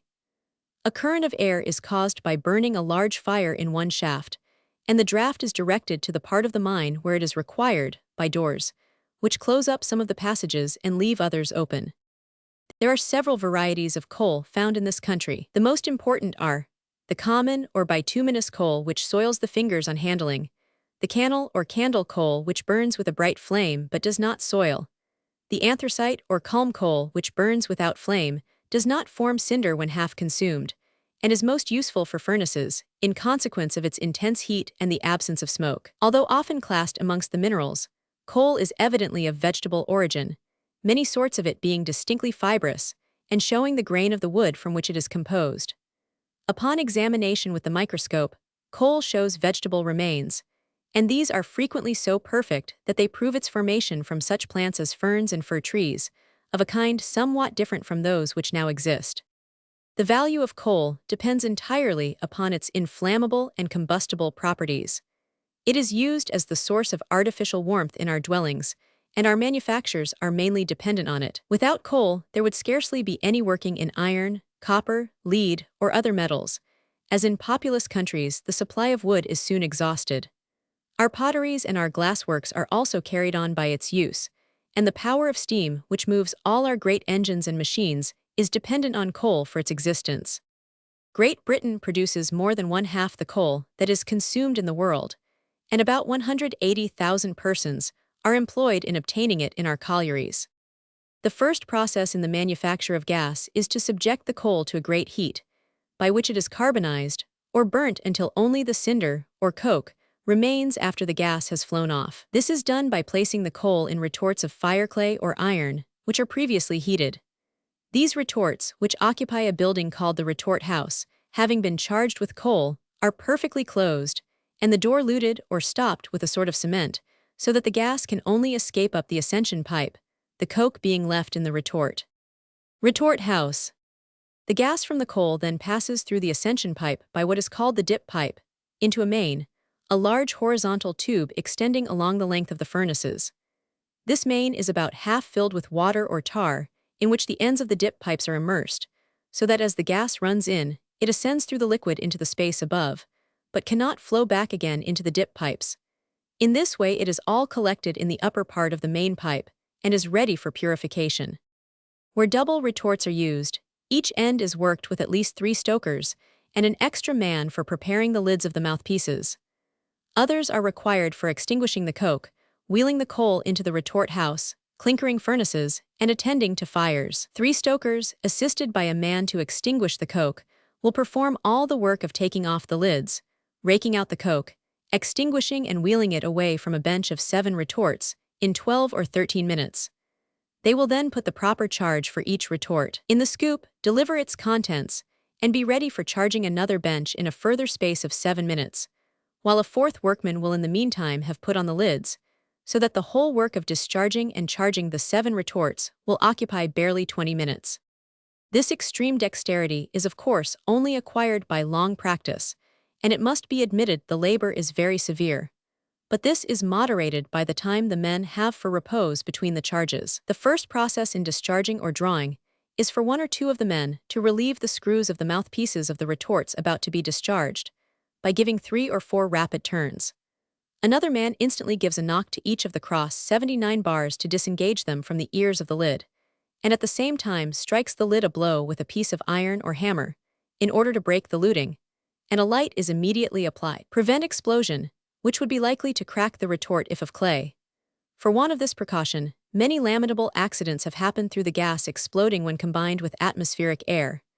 The men then lift off the crossbar and screw of each retort, placing them on the ground, and then each seizes hold of a lid in both hands, lifting it by the projecting ears, and placing it aside to cool, ready for luting for another charge. Fender, wheelbarrow, bus. 3 of the stokers then take up their iron rakes, which are simply rods of 34-inch iron, about 12 feet long, having a handle at one end. The other end being turned at right angles is flat, about 6 inches long, 2 inches wide, and 12-inch thick. These are inserted in the retort, and the red-hot coke drawn to the mouth, whence it drops into the 80 coke vault, where there is a man ready to extinguish by throwing water on it. Or when there is no vault, the coke drops into iron barrows placed ready to receive it, and wheeled rapidly away when the charge is withdrawn. If the coke were not immediately extinguished, it would smolder, and the surface become covered with earthy ash, and detract from its appearance and value. Rake, clinkering spud, scoop, fire shovel, key, auger. Formerly, in charging retorts, the operation being comparatively very protracted, there was a considerable loss of gas, in addition to the time and extra fatigue to the men. In order to remedy these inconveniences, a method has been contrived for depositing the whole charge in the retort at once. For this purpose, an iron scoop is used, this 81 being a semi-cylinder of sheet iron, from 8 to 10 feet long and 10 or 12 inches diameter, with a cross handle at the end to assist in lifting and turning it round to empty the coals in the retort. Shovel, clinking bat. The charge of coal is placed in the scoop while it rests on the ground, having a bent rod underneath for the purpose of lifting it. One man takes hold of the cross handle, and 2 others lift the other end by the bent rod, and introduce it into the mouth of the retort. The scoop with its contents is then pushed forward to the further end, turned completely over, and immediately withdrawn, leaving the coal in the retort, which is raked into a layer of uniform thickness. When the lid, previously luted and ready, is placed in its position and screwed up as quickly as possible, the operation of charging a retort with the scoop does not occupy more than 30 or 40 seconds, so that very little escape of gas can take place. The shovel is used for lifting the coal to the scoop, the clinking bat for breaking or removing the coke in the vault, the spud for a similar purpose. The gas in the hydraulic main is of course very impure, having undergone no alteration since it came from the coal in the retort. It contains a quantity of tar and ammoniacal liquor in vapor, and these have to be separated from it 82, and this can be effected by what is called condensation, the instrument used being known as a condenser. There are 2 or 3 forms of condensers in use, but a common one, which is represented in the engraving, is called the horizontal condenser, and is a rectangular box or chest formed of cast iron plates, put together with flanges and perfectly tight joints. Its interior is provided with a series of iron trays, containing each about 2 inches in depth of water, and so arranged that the gas, entering at the bottom of the chest, passes in succession over the surface of the water in each tray, and traversing the whole length of trough 10 or 12 times, passes off at the upper side. In the meantime, a continuous stream of water enters at the top, and in its descent absorbs a portion of the ammonia, at the same time cooling and condensing the vapors in combination with the gas. Condensers. Horizontal condensers are sometimes composed of a series of pipes placed in a horizontal position and immersed in water. Wet purifier. The other form of condenser, which is very generally employed, consists of a series of vertical pipes, connected in pairs by semicircular bends at top, and attached to a cast iron box or chest at bottom. This chest has a series of divisions, the ends of which are sealed by liquid placed therein, so that the gas in its passage has to pass through the whole series of pipes. The pipes, by their contact with the atmosphere, radiate the heat acquired from the gas in its passage, and it being in consequence cooled, deposits the vapors as liquid in the form of tar, and water saturated with ammonia, generally called ammoniacal liquor. This condenser is sometimes used with an application of cold water on its exterior in order to increase the cooling effect. The other part of the purification is by a chemical process, in which a solution of lime is used to remove other impurities in the gas. This is called wet lime purification, or when the lime is only slackened or moistened, it is called dry lime purification, and the process takes the sulfurated hydrogen, the carbonic acid, and other matters from the gas before it is stored for use. Dry purifier. The wet lime purifier consists of a cast iron cylinder entirely closed at top and bottom, except where the inlet and outlet pipes join it, and where an opening is required for charging it with lime water, which same opening is also used for drawing off the charge. To the inside of the cover of this outer cylinder is bolted an inlet cylinder, usually made of wrought iron plate. This inlet cylinder is open at the lower part and reaches to within a foot from the bottom 85 of the outer cylinder, but has bolted to its lower flange a wide ring or dash plate of sheet iron, the outer diameter being only 8 or 9 inches less than that of the outer cylinder, so that a space of about 4 or 5 inches is left between the outside of the ring and the interior of the large cylinder. The gas passes down through the inlet cylinder, and by its pressure forces its way up through the fluid lime, the surface of which is 8 or 9 inches above the dash plate. The wet lime purifiers are variously worked. When 4 are used, 2 vessels are employed at one time, and when the lime in the first is incapable of absorbing the impurity, that purifier is put out of action, and the second and third are worked, and so on in succession. When quicklime is slackened, reduced to powder, and slightly moistened with water, chemically this is called the hydrate of lime, and is often employed to absorb the sulfurated hydrogen and carbonic acid from the gas. The process is termed dry lime purification. Dry lime purifiers are generally rectangular cast iron vessels, varying from 3 feet to 30 feet square, and from 3 feet to 4 feet 6 inches deep. Sometimes in small works they are made circular. This, however, is not very frequent, and is done for convenience or economy in construction. Each purifier contains a series of perforated shelves, trays, or sieves, supported by suitable bearers of wrought or cast iron, the ends of which are attached to snugs cast on the purifier. In large apparatus, there are also pillars placed at intermediate distances to carry the weight of the sieves and purifying material.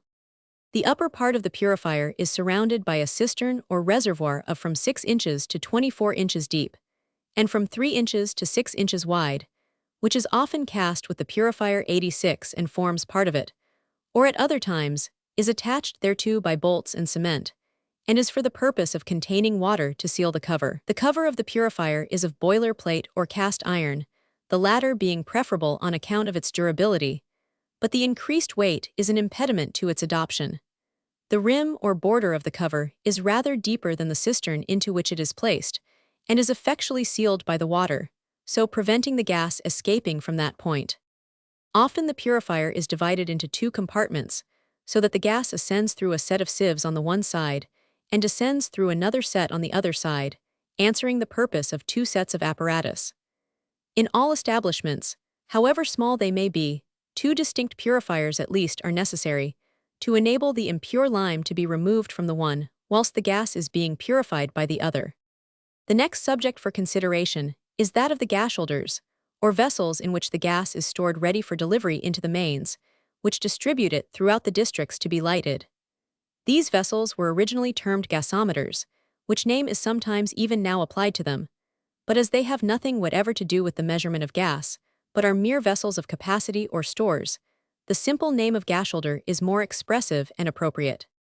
The gasholder is composed of 2 distinct parts, one of which contains water and is called the tank, the other is the vessel which contains the gas, being really the gasholder.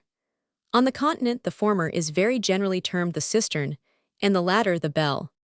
The tank is a large cylindrical vessel, constructed usually, for the sake of economy, of brickwork or masonry 87, but when the ground is marshy, or when water exists abundantly a short distance below the surface of the earth, which would prevent the construction in masonry at a moderate price.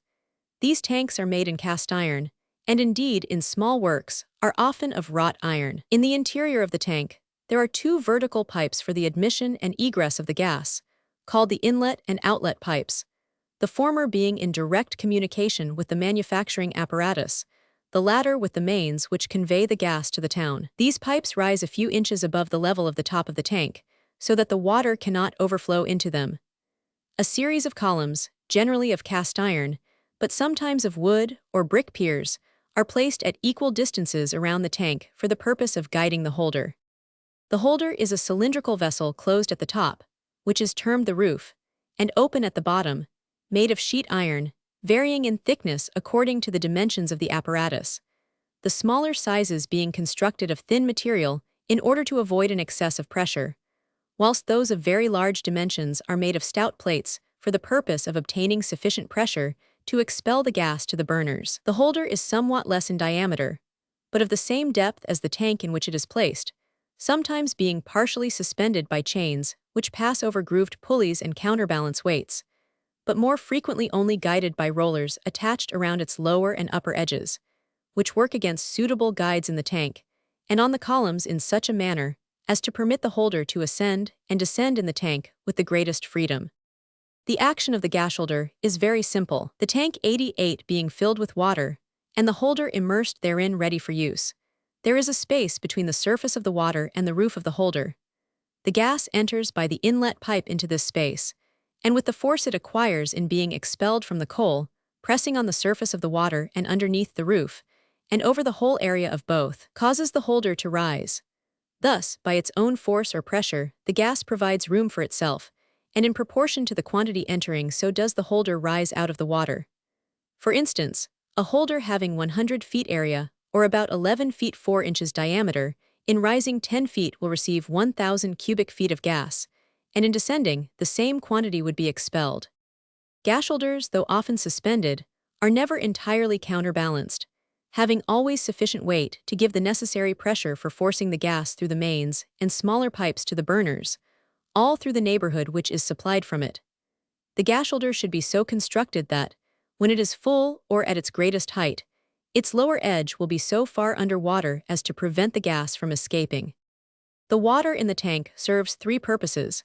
It is the means of resistance for the gas to lift the holder, it prevents the gas escaping or mixing with the atmosphere, and it is the means of expelling or forcing out the gas as the holder descends. The iron foundry.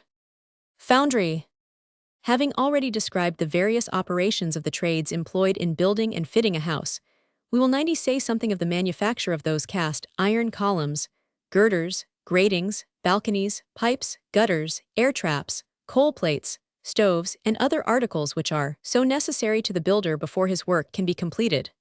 All these, as well as a great variety of other goods made in black or bronze iron, such as gates, bridges, pieces of furniture, like umbrella stands, iron taps, and even pots and frying pans, are made at the iron foundry. Iron is a metal of a bluish-gray color, but in its pure state it looks almost white when polished, and has a brilliant luster, while when it is broken the broken portion looks dull and fibrous. It is the hardest of all the malleable and ductile metals, and the most tenacious of all metals, an iron wire of 1/36 of an inch in diameter bearing a weight of 60 pounds. In the pure state, it requires the strongest heat of what is called a wind furnace to melt it. Iron may be called the most precious of all metals. It is certainly the most beneficial to man, and its uses are innumerable. Indeed, there is not a branch of human industry that could well afford to dispense with its aid and services. Nearly all the tools, implements, instruments, and engines used by man are wholly or partly made of it, and we could better afford to give up all the other metals than to part with this, which is the most useful. Iron is used in two different states, as cast iron and wrought iron, the differences between them depending on the proportion of carbon combined with the metal, cast iron containing the most and wrought iron the least. For the production of wrought iron in the ordinary way, two distinct sets of processes are required. First, the extraction of the metal from the ore that is brought up 91 from the mine, which metal is cast iron, and secondly, the conversion of this cast iron into malleable or bar iron by remelting, puddling, and forging.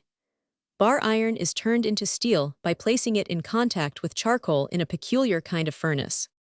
When the ore is taken from the mine, it is first burnt or calcined, and then removed to a blast furnace to be smelted.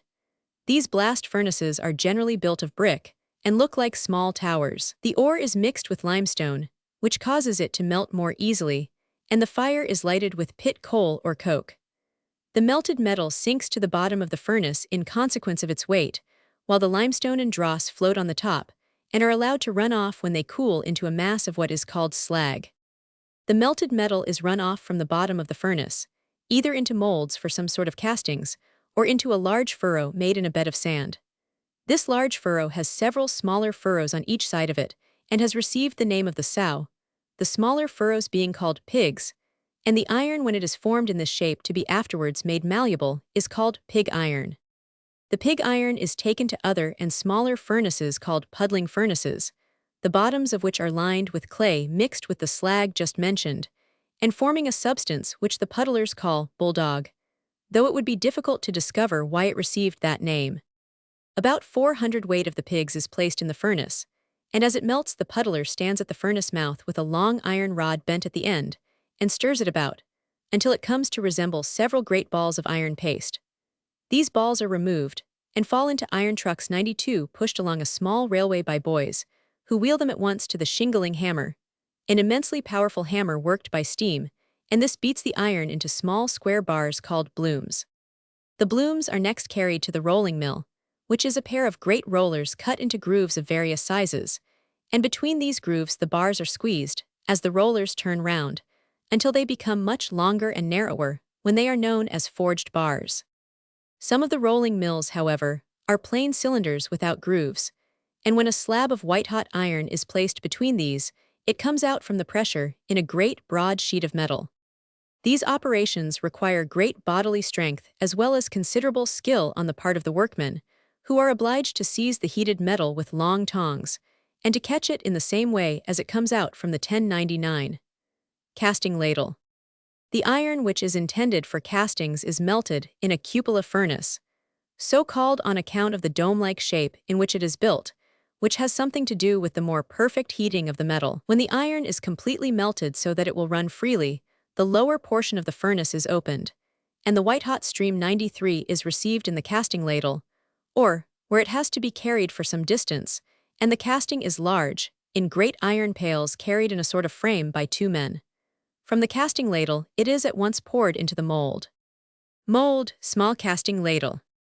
The mold is a sort of iron box filled with a peculiar sort of sand, into which a wooden pattern of the intended casting is pressed, and the sand firmly rammed down and made solid. There are, in fact, 2 boxes of sand, each of which is impressed with 1/2 of the thickness of the required casting, so that when they are brought together, and firmly fastened with the pins, as shown in the picture, the patterns which have been taken out have left a half of the impression in each box, each corresponding exactly to the other. A hole in the box receives the melted metal, for which a channel has been left in the sand, that it may freely run into the hollows left by the pattern and completely fill them.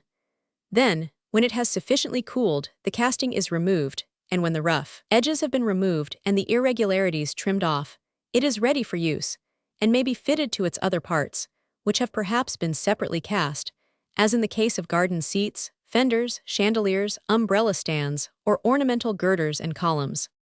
Furnace iron, brush, trowel, bellows, foot rule, level, shovel, spatera, hammer, mold, weight, rammer. We have only described solid castings, but as ornamental ironwork is generally made hollow, this has to be cast in rather a different way, though the only difference is that 95 what are called cores are used. These cores are in fact solid metal patterns made a little smaller than the hollow left by the real pattern, and allowed to remain in the mold. The melted iron then flows between the surface of the core and the surface of the mold, and the casting is hollow, so that when the core is removed, the metal is only the thickness of the space left between the 2 surfaces. You will see what is meant by placing a small teacup inside a larger one, and then pouring water between them. The tools used by the iron founder are not very numerous. The casting ladles and mold have already been mentioned. The uses of the shovel and the mold weight, the rammer, and the furnace iron need no description. The designers and pattern makers and the mold maker have the most important duties, and the latter will have to use a small trowel and a spatera for arranging his sand and loam, a level that it may be perfectly true, and a brush and a pair of bellows for removing any particles of grit from the surface of the channels where the pattern has been impressed. Almost all irons are improved by admixture with others, and therefore, when superior castings are required, they should not be run direct from the smelting furnace, but the metal should be remelted in a cupola furnace, which gives the opportunity of suiting the quality of the iron to its intended use. Thus, for delicate ornamental work, a soft and very fluid iron will be required, whilst for girders and castings exposed to cross-strain, the metal will require to be harder and more tenacious. For bed plates and castings which have merely to sustain a compressing force, the chief point to be attended to is the hardness of the metal. Castings should be allowed to remain in the sand until 96 cool, as the quality of the metal is greatly injured by the rapid and irregular cooling, which takes place from exposure to air if removed from the molds in a red-hot state, which is sometimes done in small foundries to economize room. The blacksmith's forge. In the building and fitting of the house, a large portion of the iron work will have to be furnished by the smith, and as we have already given some description of iron founding, it will be necessary to say something about the blacksmith 98, or the worker in iron or black metal, whose business is different from that of the whitesmith, which has to do more particularly with white or yellow metal. The way in which malleable iron, that is, iron fit for the hammer, is produced has been mentioned in connection with the trade of the iron founder, who in fact supplies the blacksmith with the raw material. It is not very easy to tell you much about the way in which the blacksmith makes the great variety of articles which his trade furnishes, for there is no business the success of which depends more upon personal skill. As the trade of the smith, or at all events the worker in metal, is one of the most ancient, and existed in times when there were few tools. As, in fact, it is the smith who has to make tools, so at the present day, he has to depend chiefly on his own ability in the use of the hammer and a few other simple instruments to fashion the articles that come out of his workshop.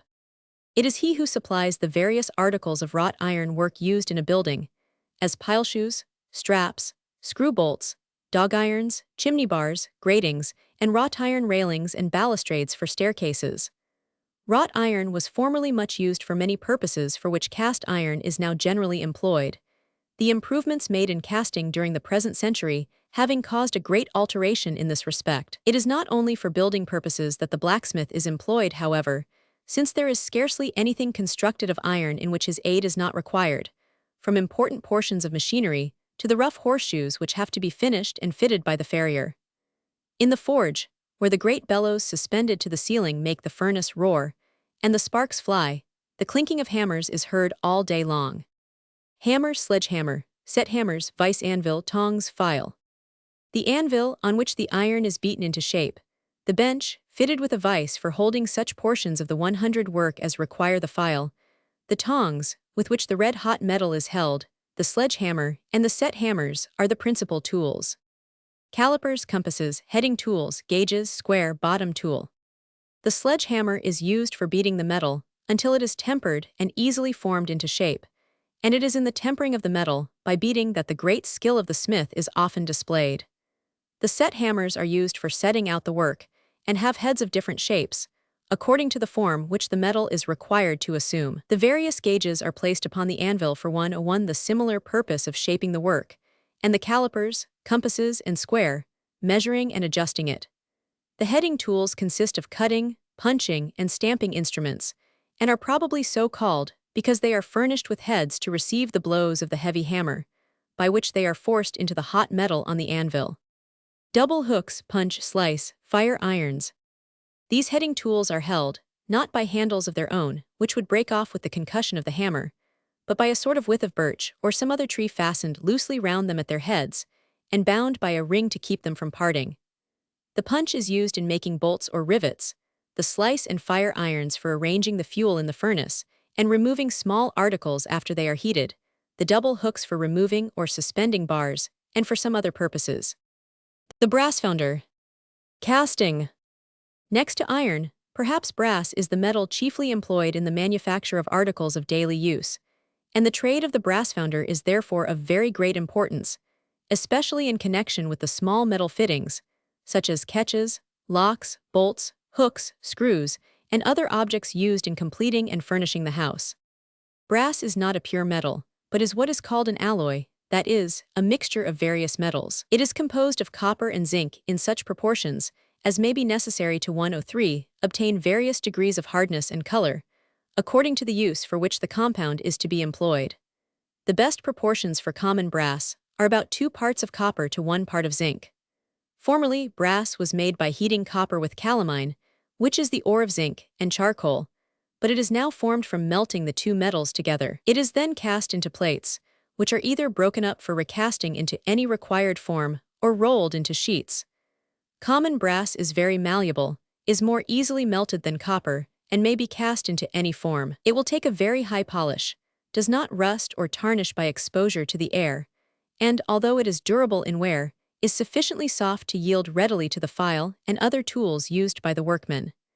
These properties make it useful for a great variety of purposes where steel or iron could not be so well employed. Crucible magnet. The smelting or mixing houses where the brass is made are fitted with air furnaces, and in some of the best workshops, the crucibles or melting pots are made of plumbago or pure blacklead, which, although it is more expensive, is much more durable than the Stourbridge clay, of which the commoner crucibles are formed. A very fine quality of brass for best castings consists of 104 parts of best selected copper, and 2 of spelter, with some best scrap brass and a little tin, while a second quality is formed of 2 parts of ordinary copper and 1 part of spelter, melted into ingots with a proportion of scrap brass and brass filings. Before the latter are used, the iron filings are separated from them by a magnet, or by a series of magnets fastened to a revolving chain frame. The sheet brass is procured from the mills where it is rolled, and the brass wire is also supplied from the special manufactories, where it is drawn ready for use. Making molds. The method of making molds for casting iron has already been mentioned, and those employed by the brass founder are quite similar, the tools used by the mold maker being the trowel, mallet, rule, and sand hook, the shovel for removing the sand, the brush for sweeping the surface, the 105 bellows for blowing off the dust, and the compasses for measuring accurately. Brush, sand hook, compasses, bellows, shovel, rule, trowel, mallet. The principal materials for making foundry molds for brass castings are fine sand and loam mixed in various proportions, according to the nature of the work. New sand is used for fine castings, old sand for ordinary work. The requisite external support is given by a couple of shallow rectangular iron frames without tops or bottoms, called flasks or casting boxes. The two halves constituting a casting box carry ears corresponding exactly with one another, one set pierced with holes, the other furnished with points entering truly into these holes, and which may be made fast in them by crosspins or wedges. One of the flasks is laid face downward on a board longer and wider than it, and is then rammed full of molding sand. The surface is struck off level 106 with a straight metal bar or scraper. A little loose sand is sprinkled upon it, and another board of proper size placed over it and rubbed down close. The 2 boards and the flask contained between them are turned over, and the top board is taken off. The clean surface of moist sand now exposed is dusted over with perfectly dry fine parting sand or very fine red brick dust. The patterns or models are now properly arranged on the surface of the same, the cylindrical or thick parts being partly sunk in the latter, and care being also taken to leave sufficient space between the several patterns to prevent one part breaking into the other, and also passages or ingates, by which to pour in the metal and allow the air to escape. The patterns are arranged on both sides a central passage or runner, technically called a ridge, from which again small lateral passages are made, leading into every section of the mold. The general surface is then properly arranged with the aid of small trowels, and a little fine parting sand or brick dust is shaken over it. When this has been accomplished, the upper part of the flask is fitted to the lower by the pins, and then also rammed full of mold sand. The fine dry parting sand or brick dust serves to prevent the 2 halves from sticking together. A board is now placed on the top of the upper half, and struck smartly in different places with a mallet, after which the upper half and its board are lifted up very gently and quite level, and then turned over, so that the upper half rests inverted on its board. The models are next removed, and channels scooped out from the cavities left by them to the hollows or pouring holes in gates at the end of the flask. Solid cores of sand or metal are adjusted in the proper places when the article is required to be cast hollow brass cocks, for instance, and also iron 107 rails intended to have brass heads cast on them, or such other articles of iron as are required to be solidly united with the brass.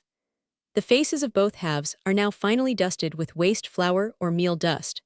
The two halves are then replaced upon each other, and the box is fixed together by screw clamps. The molds for fine castings, articles with ornamental surfaces, as screens, sconces, bell levers, and 100, are faced with various fine substances, such as charcoal, loamstone, rotten stone, and 100, that they may retain a sharp impression, after which they are most carefully dried.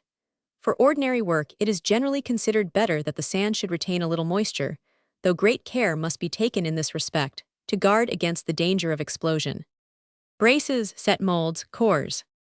The mold, then, is a square frame, mostly of iron, filled with peculiar dark red sand, which is pressed into a firm mass, in which the patterns of the casting are embedded and their perfect shape impressed. The casters work at a large trough filled with the sand, and the workshop, with 108 its forge, has some resemblance to a bakehouse where black bread is being kneaded into loaves.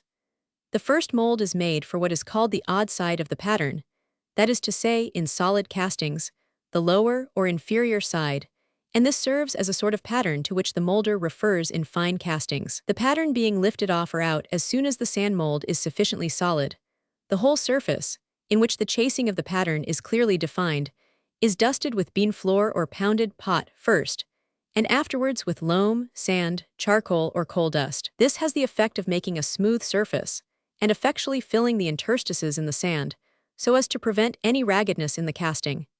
Each mold, or rather the two sides of the mold, are then placed near the surface and slightly baked, a channel having been made in the edge of each for conducting the melted metal to the pattern.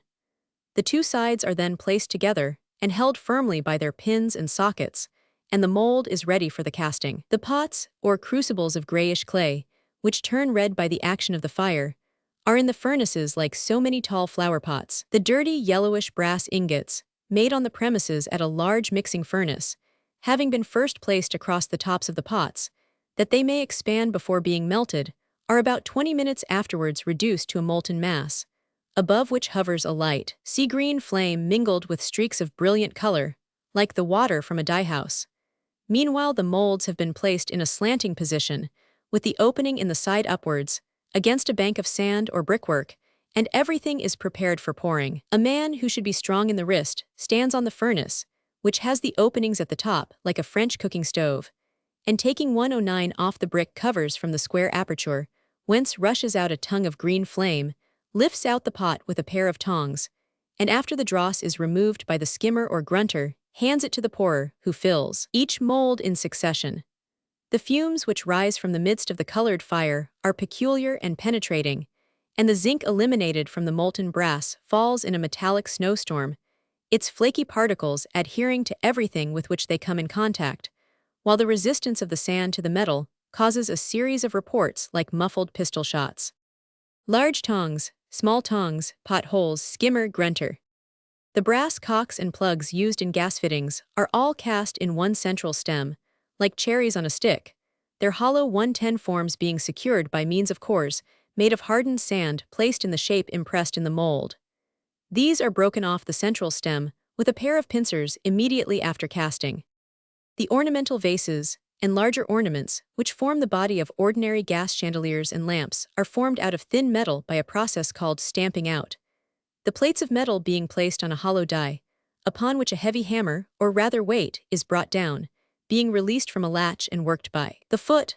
The depth of the casting would make so heavy a blow necessary that there would be danger of splitting the metal, an accident which is prevented by the introduction of a leaden shape and a layer of clay, which is decreased after each blow of the hammer until the proper depth is gradually secured without injury.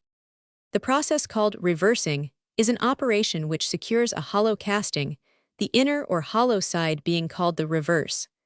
For this purpose, a mold is made from one in wax, and the impression in the mold hardened, so that another model can be taken from it. This enables the molder to secure a core which fits the impression in the mold, as one cup would stand inside another, and between the mold containing the sunk pattern and that with the projecting core there are placed strips of black clay, to secure sufficient thickness of metal, by not allowing the hollow to be too accurately filled. The pattern when cast is laid out on a hollow hemisphere of iron filled with pitch, and the irregularities of the casting removed by hand tools, files, rasps, and knives.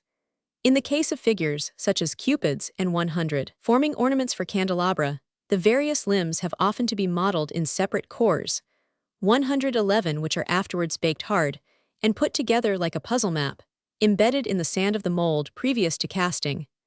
This requires great skill to effect successfully, and an experienced reverser is a man of mark in the factory. Fork, vent wire, sleeking tool, rasp, file, vice pincers, hammer, double-headed knife, saw, drawing knife.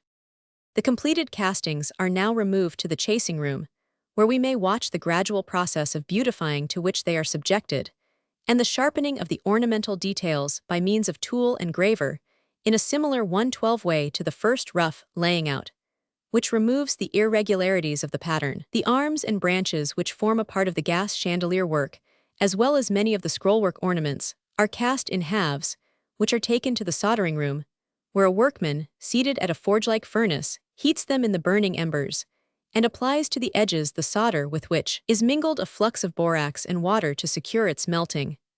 The heat is increased by a blowpipe, which is in reality a double or jacketed tube, the inner one supplying gas, and the outer being connected with a large pair of bellows, and mixing atmospheric air with the lighted gas at the point of combustion.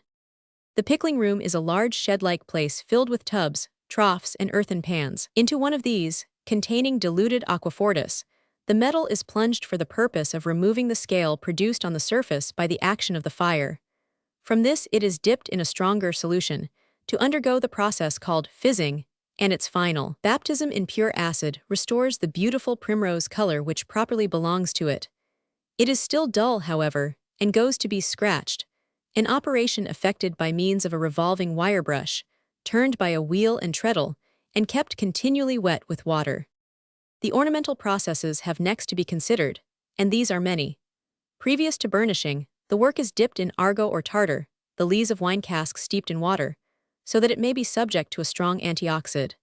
The burnishing itself produces those bright veins and ornamental surfaces so often seen in brass work, and is effected by fixing the work in a vise, and rubbing the parts of the pattern which are to be brightened with a steel tool 113 having a smooth bevel edge. After being treated with ox gall, bean flour, and acid to remove any still adhering grease, the work is dried by being first dipped in hot water and afterwards buried in a pan of warm sawdust. Then there is lacquering, both black and white, a simple process enough, since the lacquer is laid on with a brush, and the work dried on a warm plate.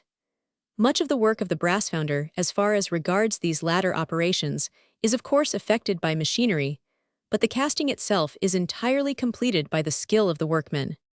The gilder. A gilder's workshop.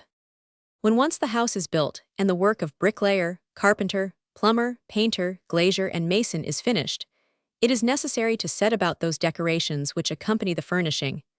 And one of the first of the trades needed for this purpose is that of the gilder, who has to do not only with cornices, moldings, and other ornaments, but 115 also with the frames of pictures and looking-glasses that adorn the walls and chimney-pieces. These frames, however, have first to be made by the joiner, and then receive the work of the carver, or the ornament maker. The joiner does little more than put the plain groundwork of the frame together, but the duty of the carver is of a very artistic description, and to be a good carver in wood requires an education and a taste very nearly equal to that of the sculptor, with whom the artists in wood formerly held a high rank. Most of the ornaments now used for frames, however, are less expensive than those formerly produced by the carver, who added a fresh value to the painting or the looking-glass by exercising his skill upon the costly settings in which they appeared. Composition ornaments are now in general demand for all but the most expensive frames, and as this composition, which is formed of glue, water, linseed oil, resin, and whiting, is pressed into molds when it is of about the consistence of dough, it is evident that the mold maker has partially taken the carver's place. A new substance, however, has to a great extent superseded the old composition, and this is papier-mâche, or the pulp of paper, literally, mashed or beaten paper, which, from its lightness, its greater strength and durability, and the thinness to which ornaments made of it can be reduced, is preferable for all large decorations. Whatever may be the size or pattern of the frame, however, we will suppose that the ornament maker received it from the joiner, who puts it together after it has been covered with coatings of hot size and whiting, the size being made from parchment cuttings or kid leather parings boiled to a sort of jelly. The nail or screw holes are then 1/16 filled up with putty by the help of the putty knife, and the surface of the frame smoothed with pieces of pumice stone. The ornament maker next fixes on the decorations and hands it to the gilder, whose first business is to wash the ornaments carefully in order to remove any oil that may have remained on their surface from the inside of the cast. Size, whiting, putty knife, badger tool, duster, gold leaf knife, cushion, tip. The principal tools required by the gilder are first, the cushion, which is a flat board covered with several layers of woolen or flannel, and afterwards with a piece of leather, which is stretched tightly over it and nailed down 1/17 to the edges, thus forming a firm but soft and elastic bed. A rim of parchment carried round one end of the cushion serves to hold the gold leaf. Second, a gold leaf knife, which is a straight, smooth-edged instrument, not very sharp but carefully pointed at the end. Third, the tip, a tool generally made of two pieces of card or very thin board glued together and holding between them a row of camel's hairs. It is also necessary to have a badger tool and a duster, the first for removing the loose edges and flying scraps of gold leaf, after the gilding is completed, and the latter for brushing away dust from the frame. Miniature burnisher, burnisher number 1, burnisher number 2, burnisher number 3, chisel, putter down, gold leaf box. The burnishers are pieces of smooth stone, flint or agate, set in handles, and are used for rubbing some parts of the gold, when it is set on the frame, until it attains a brilliant polish and smoothness of surface. The bright gold portions of a frame being known as burnish, and the dull parts or dead gold as matte. A chisel and knife are necessary for removing any inequalities or overflowings of size from the edge of the frame. The feather duster is used to dust the new gilding before it is sent home. The size pot is the vessel in which the size is melted, and the pan receives it before it is laid on. The putter down is a large soft brush used for pressing down the gold into the ornaments, and removing the ragged edges of the gold leaf from those parts of the frame where it is most difficult to place it smoothly. Feather duster, size pot, pan gold book. The gold box is of course a receptacle for the gold leaf, and as the leaf is sent from the gold beaters in sheets placed between leaves of paper sewn together like a volume, this is naturally called the gold book. Having received his frame, then, the gilder first gives it 2 or 3 coatings of thin white, which is the name by which the size and whiting is known in the trade. If any part of the frame is to be burnished, it afterwards receives a coat or 2 of rather thicker size. When these are dry, strong, warm size is laid on with a brush.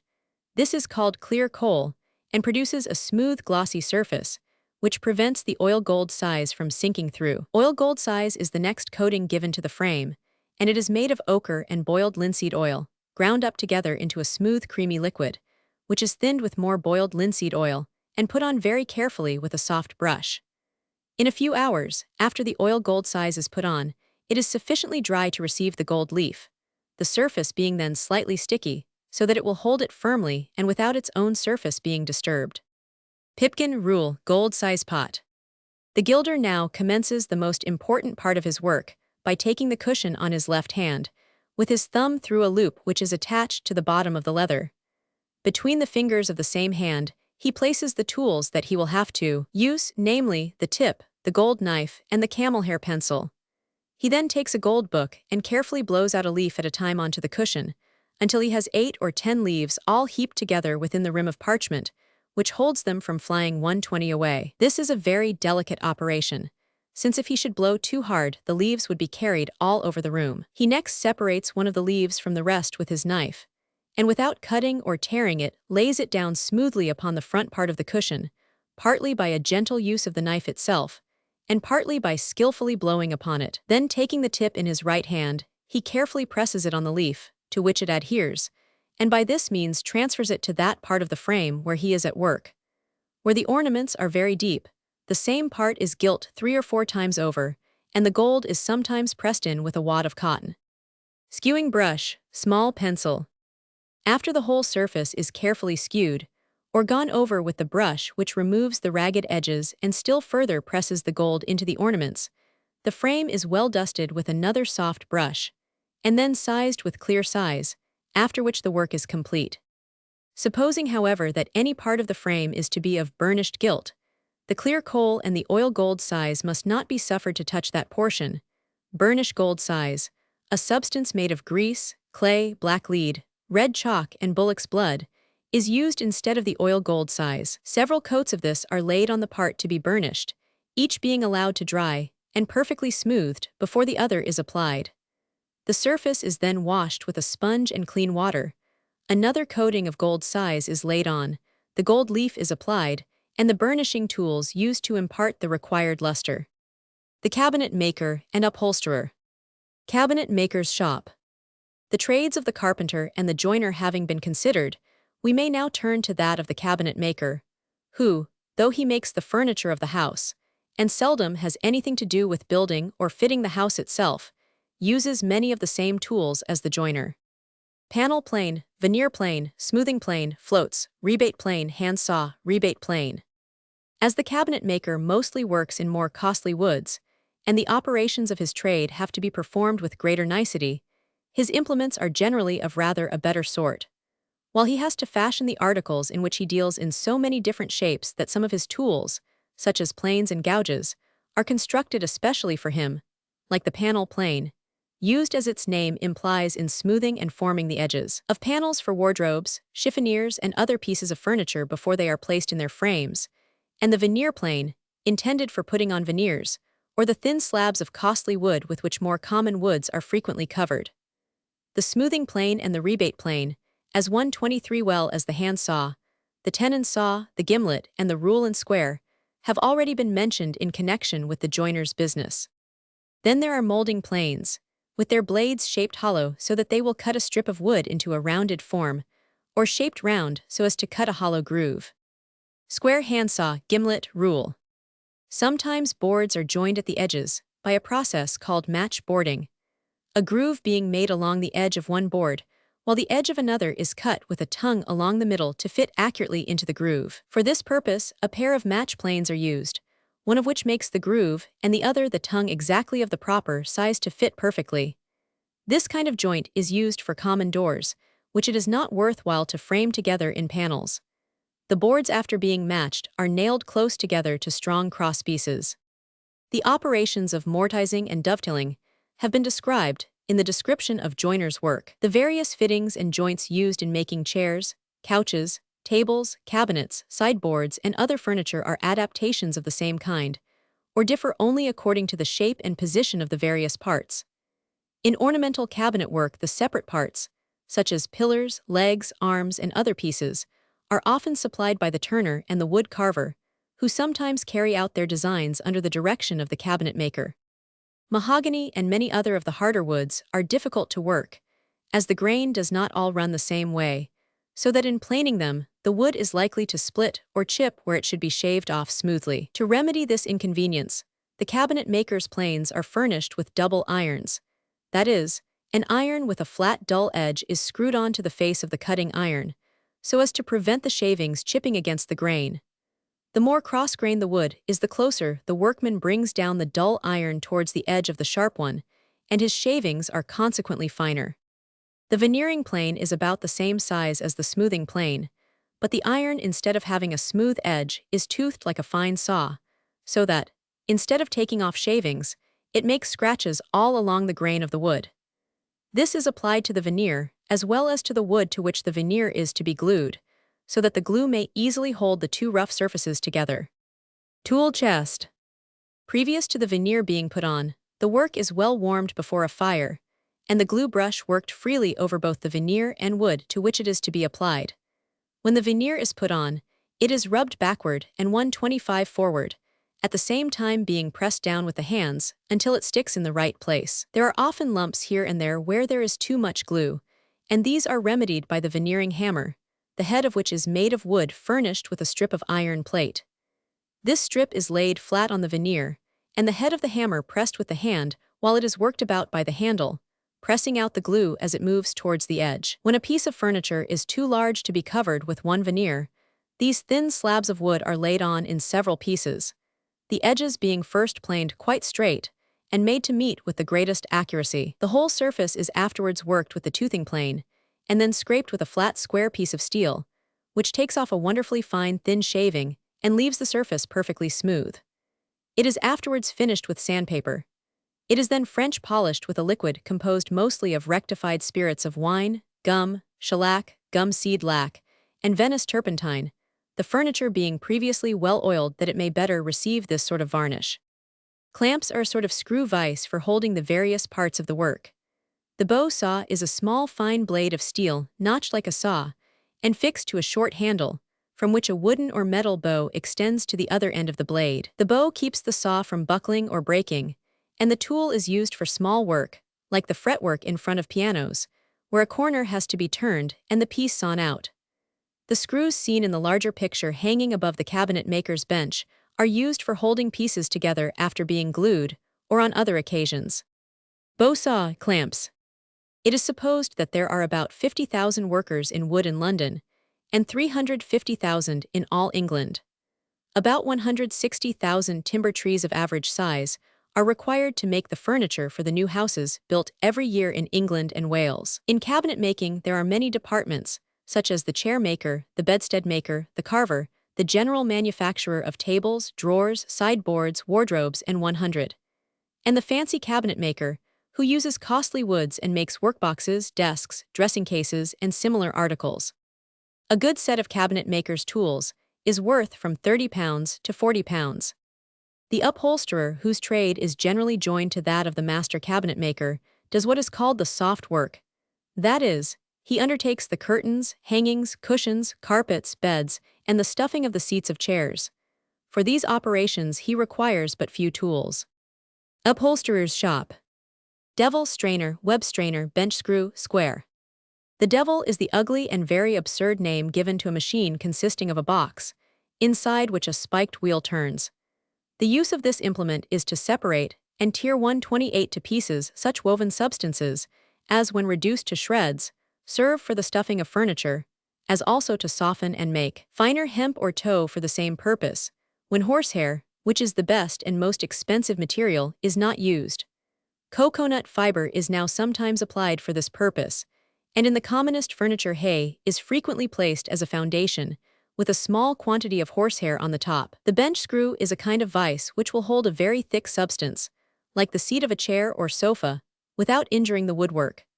The web 129 strainer is used for stretching strong cross pieces of webbing across the bottom of the seats of chairs or couches, to make a firm foundation for the stuffing to rest upon, and with the ordinary strainer to bring the canvas cover that confines the stuffing tightly and firmly to its place. An operation which requires great care, especially when metal springs are placed beneath the horsehair to make the seat more elastic. The upholsterer's hammer is of such a shape that it will drive a small nail deeply down in a space when it is hidden by the damask or leather covering of the furniture. The punches are for a similar purpose, while the needle and the regulator are used in stuffing the seats and properly adjusting the hair or other material. Upholsterer's hammers, punches, float, screwdriver, needle, regulator, bradawl. Floorcloth manufacturer. Drying warehouse. The trade of manufacturing floor cloth may be said to be connected with the furnishing of the house, since this very useful covering for the floors of halls and passages is now in almost universal use. Floor cloth is generally made in large factories built for the purpose, since considerable space is required, not only for preparing, painting, and putting 131 the pattern upon the cloth, but also for drying it when it is finished, the great lengths in which it is made rendering it necessary to hang it from a great height, in order that it may dry without the paint being damaged. See drying warehouse. The smell of the paint and other substances also makes it desirable to have the factory well ventilated and situated at some distance from dwelling houses.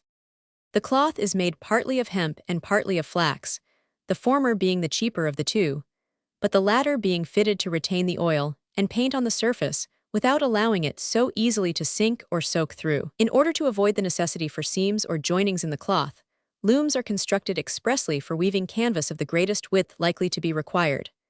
When the pieces of cloth are taken to the floorcloth factories, they are generally either 100 yards long and 6 yards wide, 108 yards long and 7 yards wide, or 113 yards long and 8 yards wide. The flax and hemp are spun, and the canvas woven principally in Scotland, in the town of Dundee. Shears, cutting knife. The canvas is cut into pieces, see cutting knife and shears, varying from 60 to 100 feet long, and each of these pieces is stretched over a frame in a vertical position. Most factories having a large number of such frames, some often 100 feet long by 18 or 20 feet high, and others of smaller dimensions.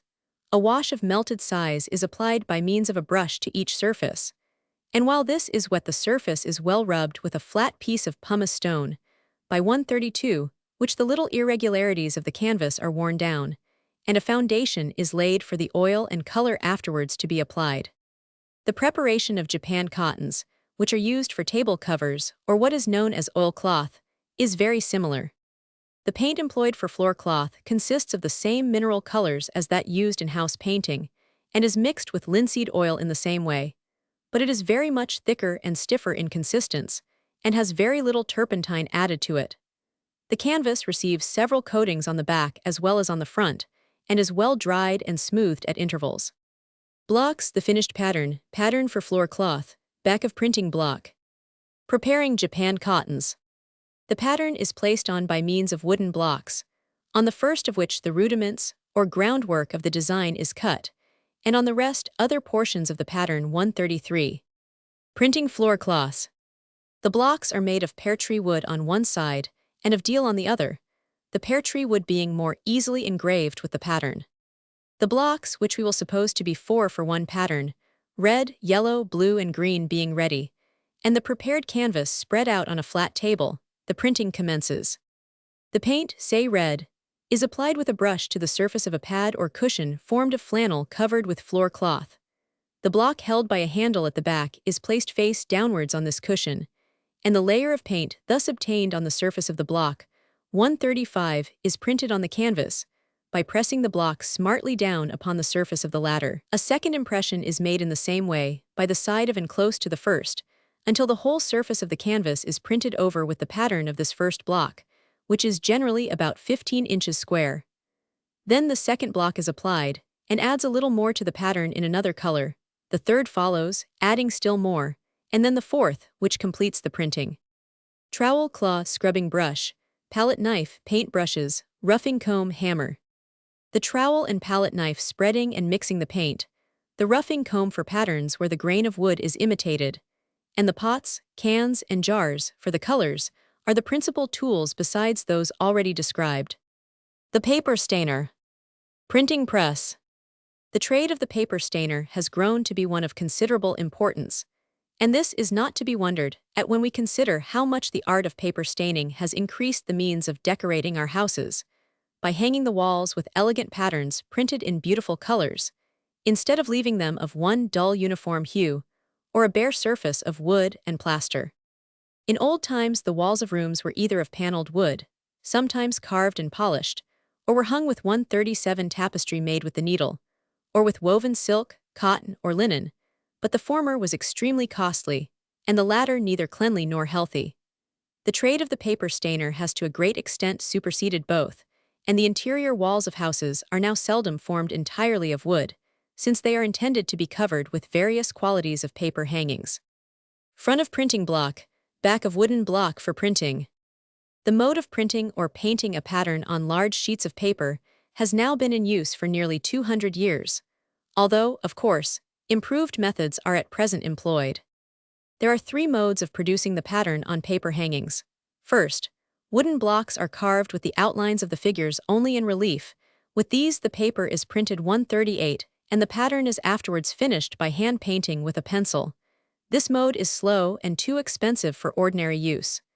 2 DLY. A sheet of leather, tin, or copper is cut with holes in the required pattern, and a brush dipped in color is worked over the sheet after it is laid upon the paper, so that the paint goes through the holes and leaves the pattern in color. This is called stenciling, and is only employed for very common hangings.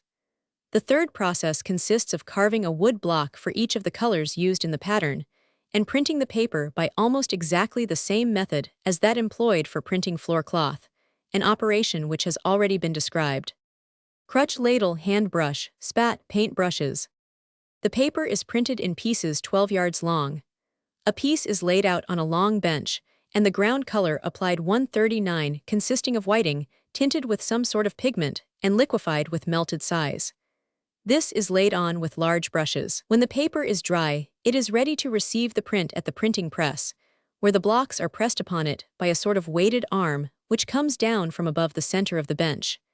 There must generally be as many blocks as there are colors in the pattern.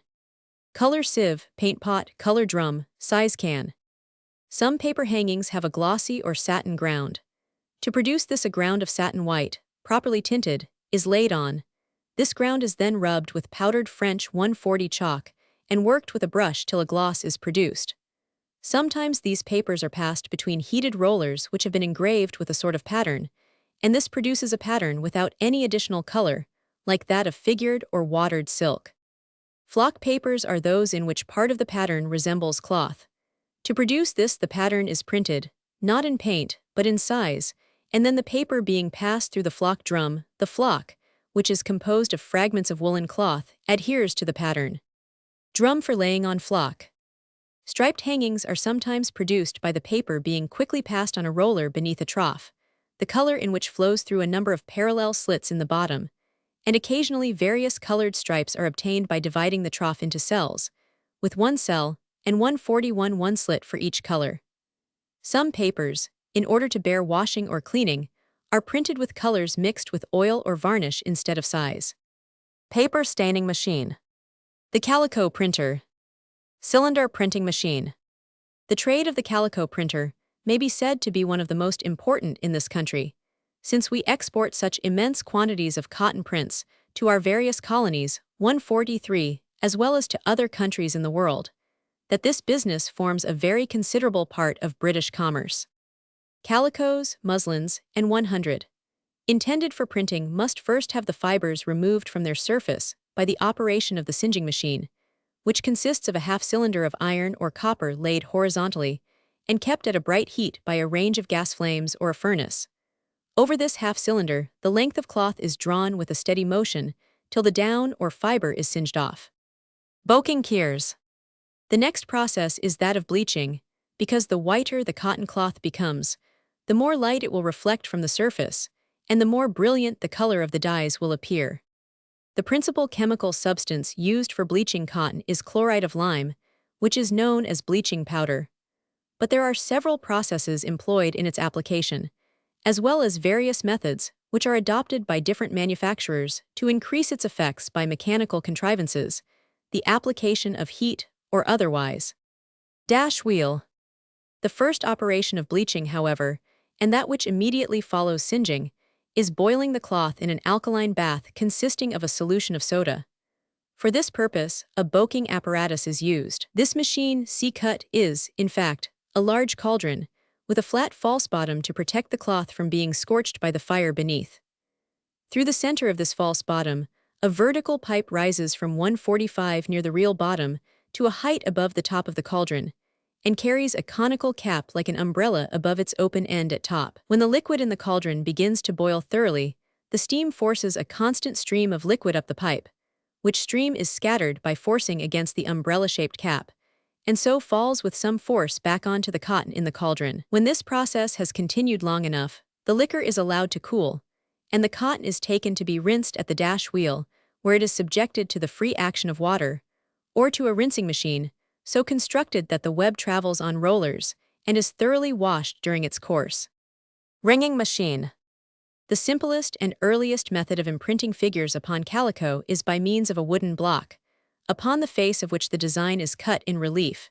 As in an ordinary wood cut 146, the block is of sycamore, holly, or pear tree wood, or more commonly of deal, faced with one of these woods. The block varies in size from 9 to 12 inches long, and from 4 to 7 inches broad, and it is furnished on the back with a strong handle. When the design is complicated, and a very distinct impression is required, the figure is sometimes formed by the insertion of narrow slips of flattened copper wire, the space between being filled with felt. Face of block for calico printing, back of calico block. The printing block, which is worked by hand, is charged with color by pressing it gently upon a piece of superfine woolen cloth called the sieve, stretched tightly over a wooden drum, which floats in a tub full of size or thick varnish to give it elasticity, so that every part of the raised device may acquire sufficient coating of color. The sieve is kept uniformly covered with the coloring matter by a boy or girl called the terror, who takes up with a brush a small quantity of the color contained in a small pot and distributes it uniformly over the surface, for if this were not done, the block would take up the color unequally. The printing shop is a long, well-lighted apartment, the air of which is kept warm for the purpose of drying the cloth as it is printed, to ensure which it is passed over hanging rollers, so as to expose a large surface to the air. 147. The printing table, which is about 6 feet long, is made of some well-seasoned hardwood, such as mahogany, or of marble, or flagstone, the object being to present a perfectly flat hard surface. This table is covered with a blanket, upon which the calico is extended, and the block, being charged with color, is applied to its surface, a blow being given with a wooden mallet to transfer the impression fully to the cloth. It is necessary, of course, to join the different parts of the design with precision, and in doing so the printer is guided by small pins at the corners of the block. Thus, by repeated applications of the block to the woolen cloth and to the calico alternately, the whole length of calico is printed. Drying room. By this method, a single block prints only one color, so 148 that, if the design contain 3 or more colors, 3 or more blocks will be required, all of equal size, the raised parts in each corresponding with the depressed parts in all the others, in order therefore to print a piece of cloth 28 yards long and 30 inches broad, with 3 blocks, each measuring 9 inches by 5, no less than 672 applications of each, or 2016 applications of the 3 blocks, are necessary. Thus it will be seen that printing by hand is a tedious operation, requiring more diligence than skill. Brush. When the design, however, consists of straight parallel stripes of different colors, they may be applied by one block at a single impression. For this purpose, the colors are contained in as many small tin troughs as there are colors to be printed. These troughs are arranged in a line, and a small portion of each color is transferred from them to the woolen cloth by a kind of wire brush. The color is distributed evenly in stripes over the surface of the sieve by a wooden roller covered with woolen cloth. For the rainbow style, as a peculiar pattern is called, the colors are blended into one another at their edges by a brush or rubber. An important improvement has been made in the construction of hand blocks by the application of a stereotype 149 plate as the printing surface. A small mold is produced from a model of the pattern, and the stereotype copies are then made by pouring mixed metal into it.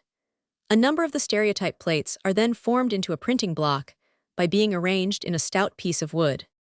One of the cylinders of the machine, showing the way by which it is colored. The greatest mechanical improvement in the art of calico printing was the invention of the cylinder or roller printing at the end of the last century. This style of printing has been generally adopted in Lancashire and is the cause of the success of the English over the continental printers. One cylinder machine, attended by one man to regulate the rollers, is capable of printing as many pieces as 100 men and 100 girls could print with hand blocks in the same time. A mile length of calico can be printed off with 4 different colors in a single hour. This cylinder machine consists of a hollow cylinder or roller of copper, about 3 feet long and 3 or 4 inches in diameter, the pattern on which has been produced by the pressure of a mill, on which the design has been 150, originally stamped by the pressure of a hard steel roller which has been engraved. The copper cylinders are mounted on a strong iron shaft with a toothed wheel at its end, in order to put it in train with the rotatory printing machine for 1, 2, or more colors. On a roller at the upper part of this apparatus are wound the calico webs stitched together, the end of which is brought between the engraved copper cylinder and a large center roller covered with blankets, against which it is made to bear with a regular pressure. The engraved cylinder turns on the top of another cylinder covered with woolen cloth, which revolves at the same time as the former, while its under part dips in an oblong trough containing the dyeing matter, which is of a pasty consistence. The engraved cylinder is in this way supplied with plenty of printing color, and is cleared from the superfluity by the thin edge of a blade made of bronze, called the doctor, which is applied to it as it turns, and gently scrapes the surface. After this, the cylinder acts upon the calico, which receives the impression of the pattern in color, and rolls onward at a great rate of speed. There are various kinds of colors or dye stuffs used in calico printing, some of which impart fast colors by themselves, and others which require the web to be first prepared in order that they may become fixed. In almost all the modes of calico printing, the processes are very numerous to ensure the beauty and permanence of the colors. In what is called the steam color printing, the agency of steam is applied to aid in fixing the colors to the cloth. The cloth is first steeped in a mordant or fixing liquor, then printed by the cylinder in various colors 151 called steam colors. It is then hung up to dry, and is afterwards exposed to the action of steam by means of various apparatus, which are adapted to the particular effect intended to be produced in fixing the dye. The designs for calico printing are very expensive, and such a constant succession of new patterns are demanded that some of the Lancashire printers expend several thousands a year on designing and engraving alone. The Tinman Workshop. Tin is never found existing in an uncombined or native state. Tin ore occurs most abundantly in Cornwall and Devon, the mines of these counties having been celebrated for this metal from very ancient times. The district in Cornwall where tin mines are most abundant is termed the 153 Stannaries. The Prince of Wales for the time being derives a large income from the mines, and is termed Lord Warden of the Stannaries.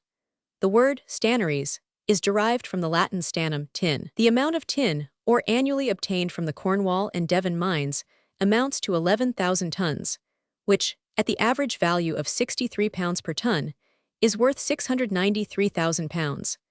This ore yields about 7,000 tons of the metal, having an average value of £119 per ton.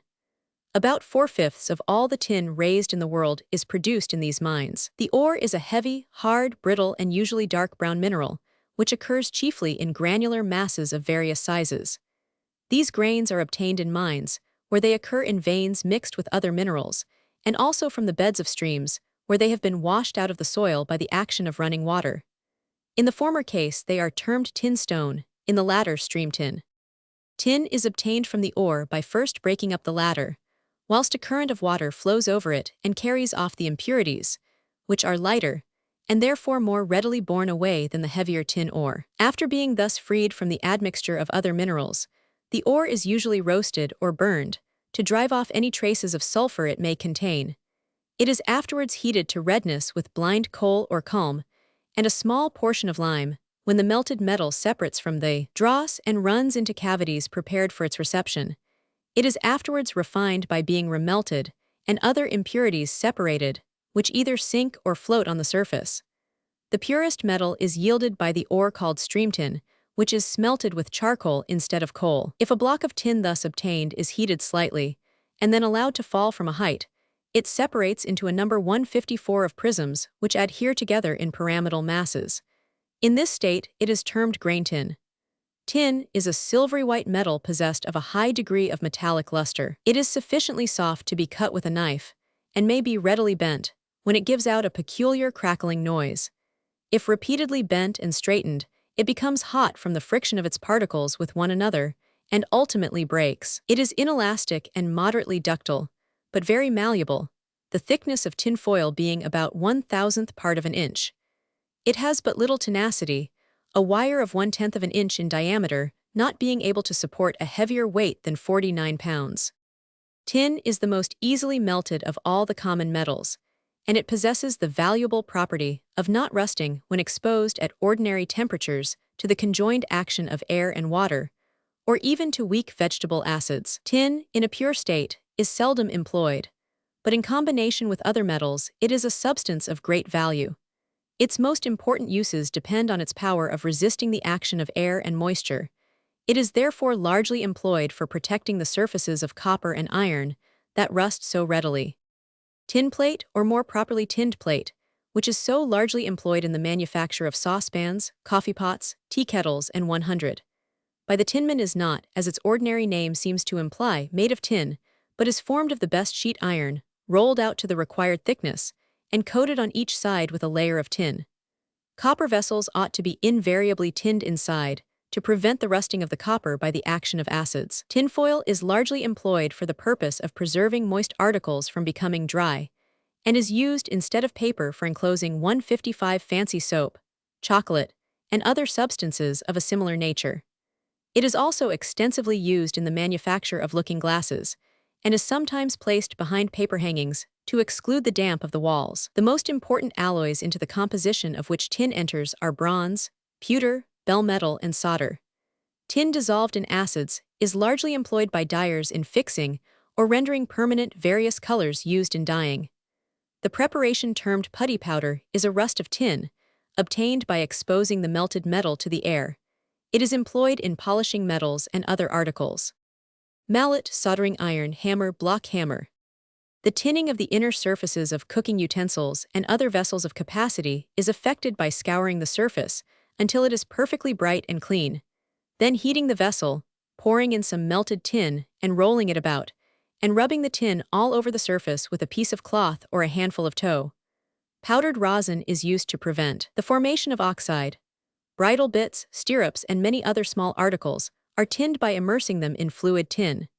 Tin plate working, or the forming sheets of tinned iron into a variety of useful vessels and utensils, is carried on 156 by means of bench and hand shears, mallets and hammers, steel heads and wooden blocks, soldering irons and swages. In the formation of a vessel, the first operation is to cut the plate to the proper size and form with shears, and, when the dimensions of the article require it, to join them together, which is done either by simply laying the edge of one plate over that of the other, and then soldering them together, or by folding the edges together with laps and then soldering them. Similar joints are required when gores or other pieces are to be inserted, and also at the junction by which a cylinder is closed in. The usual method of forming laps, bends, or folds, for this or other purposes, is to lay the plate over the edge of the bench and to bend it by repeated strokes with a hammer, but a machine is sometimes used for this purpose. Straight snips, Scotch snips, large shears, bent snips.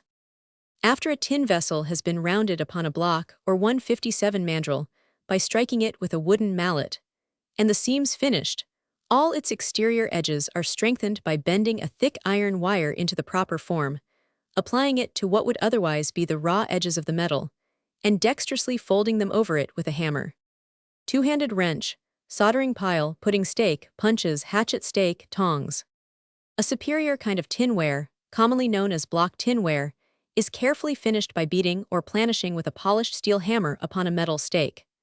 The process of swaging is resorted to as a ready means of producing grooved or ridged borders, or other embossed ornaments. This process consists in striking the metal between two steel dies or swages, the faces of which bear the desired pattern, and are made counterparts of each other. Many 158 ornamental articles are produced by embossing or stamping tin plate, in the same manner as other metallic sheets, with a fly press or other machinery. Cheap coffin plates are manufactured at Birmingham in this way, and these and similar articles are sometimes lacquered, painted, or japanned. Tin forms the principal ingredients in various kinds of pewter and other white metal alloys, which are manufactured into domestic utensils by casting, stamping, and other processes. Chisels, charcoal stove, polishing anvil. Britannia metal is a mixture of tin, antimony, copper, and brass, which is melted, cast into slabs, and rolled into sheets. The principal use of this metal is for candlesticks, teapots, coffee biggins, and other vessels for containing liquids. The feet of candlesticks, the bodies of teapots, and other articles containing embossed work are stamped 159 between dies, while articles of a more globular shape are stamped in two or more pieces and afterwards soldered together. The sheet metal has a ductility which enables it to be bent into various curved forms by pressure on a model or core. This process is called spinning. Funnel stake, punches, horse punches, bick irons, crease iron. Many small vessels, spoons, and other articles are cast in an alloy somewhat harder than that which is rolled into sheets. Most of the tools employed by the tinmen are the irons, stakes, and bickers, on which the tin is hammered into proper shape, with shears for cutting, the punches for piercing holes, and the soldering iron and charcoal stove for making joints. The farrier. Farrier's shed. When we remember how usefully horses are employed for our advantage, how generously and willingly they work, and how docile and obedient they are when properly treated, we shall begin to see that the trade of the farrier is one which should be studied very carefully, and that nobody should follow the business who has not become tolerably skillful. The farrier who shoes the horses is very often consulted when those animals are ill, so that he should have some knowledge of simple remedies in 162 cases when the veterinary surgeon lives at a distance or is out of the way. Especially, the farrier should thoroughly understand the construction of the horse's hoof, which, hard and simple as it may look, is very delicate and is composed of several important parts. One thing should never be forgotten in shoeing a horse. First, that, although the hoof is a hard, horny covering, it has an inside portion which is very tender and liable to be hurt. And secondly, that the hoof itself expands as the weight of the horse presses upon it. Anvil, stool, staple, pointing stake, punch, shoe. Nippers, drawing knife, rasp, buffer. The farrier's shed is fitted with a forge or furnace where the iron is heated, and in which the fire is blown to 163 great heat by the huge bellows fastened above it. It also contains an anvil, on which the horseshoes are made or shaped, a stool on which the farrier sometimes sits to examine a horse's hoof, and staples and rings, to which the horses' heads are fastened by halters during the process of shoeing. When a horse is taken to be shod, the farrier should begin by taking off one of the old shoes. He first raises the clenches with a tool called the buffer, and if the shoe does not then come off easily, loosens some of the nails with the punch, till it can be gently removed. When the shoe is off, he rasps the edge of the hoof all round, and with the nippers or pincers takes out any stubs that may be left in the hoof. He then pares the hard portions of the foot, and this is an operation which requires great care and 164 skill as well as a good deal of practice in the use of the drawing knife. The farrier must always remember the state of the roads when he is paring the horse's feet, for if the roads are dry and stony, he must take off very little of the horn, or the foot will be bruised. Folter, damper, slice, prichel, swage, tongs, turning hammer. The horseshoes are frequently purchased by the farrier of the blacksmith who makes them, but some farriers are also smiths, and both make and fit the horseshoes. In either case, the farrier keeps a stock of rough shoes, which he alters at the time that they are wanted, so that they may fit the horse, and one of the first things to be done is to make the groove all round the shoe, and drill the holes in it for the nails. This groove, in which the heads of the nails 165 sink, is called the fuller, and the tool with which it is made is also called the fuller, or folter. Having cut off the ends or heels of the shoe, made the fuller, and opened the nail holes, the farrier next makes what is called the clip, which means turning up the toe of the shoe, to prevent its being forced back on the hoof. In these parts of his work he has probably used the chisel, turning hammer, swage, and prichel, while for the work at the forge he has had to employ the poker, the tongs for holding the shoe on the anvil, the slice for taking small things from the fire, and the damper, which is a wisp of wet straw held by wooden tongs for lessening the heat of the shoe during hammering. He next begins to fit the shoe, the horse being tied up to the staple in the wall of the shed. The fitting of the shoe is an operation requiring the greatest care and attention, and the good farrier will spare no pains to do his work perfectly, as many a valuable horse has been ruined by an ill-fitting shoe. When the shoe is fitted, it is filed up, by which all roughness is removed from the edges of the nail holes, and the sharp edges of the shoe itself are taken off. Nail, nail bag, shoeing hammer. The farrier generally makes his own nails since they are of a peculiar shape, and the heads should completely fill the nail holes, that they may not allow the shoe to shift on the 166 horse's hoof. They are made from long rods of iron called nail rods, and when finished are spread about the smithy to cool, because when they are allowed to cool gradually they become harder and less liable to break.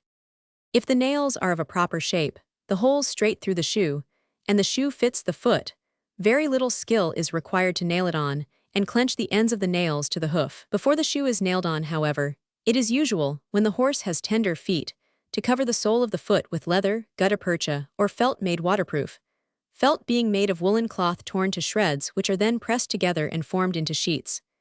In any case, the farrier is expected to stop the foot, that is, to fill the hollow and tender portion of the foot within the shoe, with tow or oakum dipped in tar. Fleam, stamp, scissors, ladle and spatula, brush, poker, reaching iron. The shoe is now nailed on, and a good farrier will often be able to secure it with only 5 nails. The hind shoes are of course different in shape to those which are placed on the 4 feet, and it is generally necessary to use 7 nails to fix them onto the hoofs, since the hind foot expands less than the fore, and there is more drag upon it when the horse is in motion, so that the shoe is more easily shifted. The time at which a horse's shoes want removing depends on several causes. If a horse wear out his shoes in less than a month, they had better not be removed, But whether the shoes are worn or not, the horse's hoofs should be looked to by the farrier every 3 or 4 weeks, as the hoofs sometimes outgrow the shoes, and the shoes require refitting. From what has been said about the farrier's business, it will be seen that it is a most important one. But besides the knowledge and experience required for the more mechanical part of his work, he should also know something of the diseases and ailments of horses and be able to apply the proper remedies. It is true that this part of the business belongs properly to the veterinary surgeon, but the farrier should at all events understand what is proper to be done in any ordinary disorder or in cases of emergency. He will of course know how to use the fleam when the animals require bleeding, as they frequently do. This instrument is a sort of knife, the sharp part of which is the small spade-shaped pieces at the ends of the blades. The ladle for melting the ingredients of ointment, for sprains or swellings, and the spatula for mixing it, or for spreading and mixing the drugs for boluses or the large pills frequently given to horses, are some of the instruments used in this part of the farrier's business. The needle maker. Grinding needle points. There is perhaps no implement of greater importance than that smallest of all tools, the needle, and in all civilized countries the number of needles consumed is so great, and such an enormous supply is required for the sewing of the clothes of mankind, that the manufacture is one of the most remarkable in this country, whence by far the greater part of the whole supply is derived.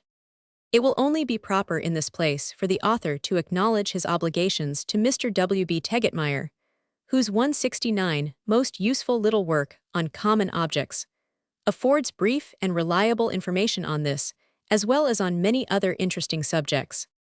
The material from which needles are made is soft steel wire of the requisite degree of fineness.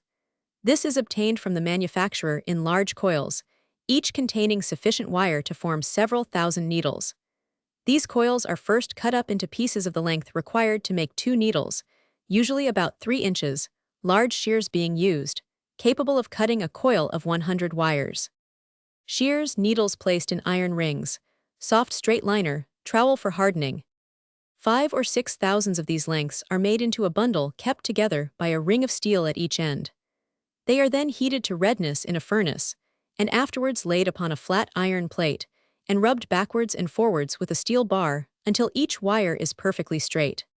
The next stage is to grind a point at each end of the wire. This is done by the aid of grindstones about 170-18 inches in diameter and 4 inches thick. They are made to revolve so rapidly that they are liable to fly into pieces, and are therefore partially enclosed in iron plates to avoid injury to the grinder, should such an accident occur. The grinder takes from 50 to 60 wires between the thumb and forefinger of his right hand, and as he presses them against the stone, he causes all the wires to roll round, and thus each is ground to a point. So expert do the grinders become by practice, that they point a handful of these wires, usually about 60, in half a minute, or about 7,000 in an hour. During the grinding, every wire gives out a stream of sparks, and these together form a bright glare of light. Rubbings. Pointing these wires is the most unhealthy part of the manufacture. The fine dust is carried into the lungs of the 171 workmen and destroys them in a few years, very few living beyond the age of 40. Wet grindstones cannot be used, as the points of the needles would be rapidly rusted. Drill for making the eyes, smooth file for rubbing, hammer, colander, packet of needles, flat file. The wires thus pointed at each end are stamped by a heavy hammer, raised by a lever moved by the workman's foot. The under surface of this hammer is so formed that when it falls on the wire midway between the 2 ends, it stamps on one side the gutters, or grooves, in which the eye is afterwards made, and the anvil on which the wire rests when the hammer strikes it forms the 2 grooves on the opposite side. This stamping also makes a slight depression or pit on each side at the spot intended for the eye. The wires are then passed to a boy, who takes a number of them in his left hand, whilst with his right he works a press, moving 2 hard steel points or piercers. These come down upon 172, the wire as it is placed beneath them, and pierce the eyes for the 2 needles. Each wire now resembles 2 rough, unpolished needles united together by their heads, and as it would require much trouble to divide them separately into 2 needles, a number are threaded upon 2 very thin wires, and are separated by filing and bending. Hand press for piercing the eyes, stamping. Any needles which may have been bent in the several processes are straightened by rolling under a steel bar, and are hardened by heating in a furnace, and suddenly cooled in cold water or oil. After hardening, they are tempered by being slightly heated, and if any are bent during hardening, they are straightened by being hammered on anvils with small hammers. Finally, the whole are polished by laying 20 or 30,000 side by side upon a piece of thick canvas, smearing them with oil and emery 173, rolling up the canvas, and rubbing them under a press for several hours or even days. Soft straightening, needles placed ready to be filed, needles in different stages of manufacture. Drill-dyed needles undergo another operation.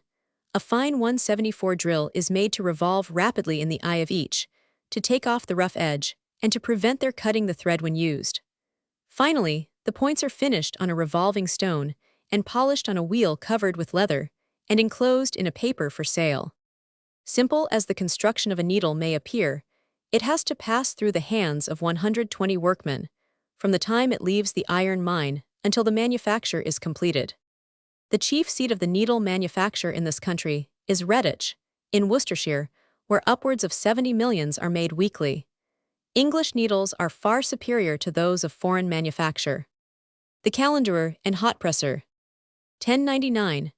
The business of the calenderer and hot presser in so many respects resembles part of that already described as preceding the printing of calico, that only a brief notice of it will be necessary. The singeing and bleaching of the cotton has been explained, and calendering is the name generally applied in the manufacturing districts to the processes of smoothing, dressing, and glazing cotton and linen goods, the object being either to prepare them for the operations of the calico printer, or to impart the last finish to the goods before they are folded and packed for the market. 176. The earlier calendars, or calendering machines, closely resembled a common mangle in their action, but were very large and heavy, and worked by a horse wheel or other sufficient power.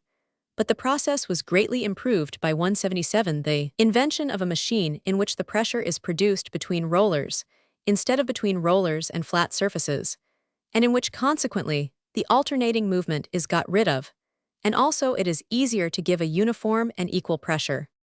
Singeing cotton goods before calendering. Iron plate, roller, windlass, scissors, tongs. Embossed roller for machine printing, presses. The rollers or cylinders were formerly made of wood. They are now usually of paper or cast iron. The paper cylinders are formed by packing a great number of circular pieces of stout pasteboard upon an iron axis, and compressing them very tightly by means of iron bolts passed through 178 them, acting upon circular end plates of cast iron. The surface is brought to a perfectly even and polished state by turning in a lathe. Iron rollers are made hollow and when necessary heated from the inside. When a glazed or polished surface is required on the goods to be calendered, mechanism is employed to cause two adjacent rollers to revolve with different velocities, so as to produce a rubbing action. Printing press, chair with rollers, tin block.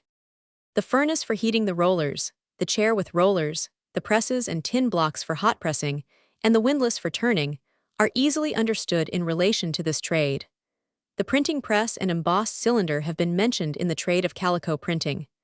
The mill, turned by a horse, is used where steam power is not employed to put the machinery in motion. Furnace. The cutler and file cutter.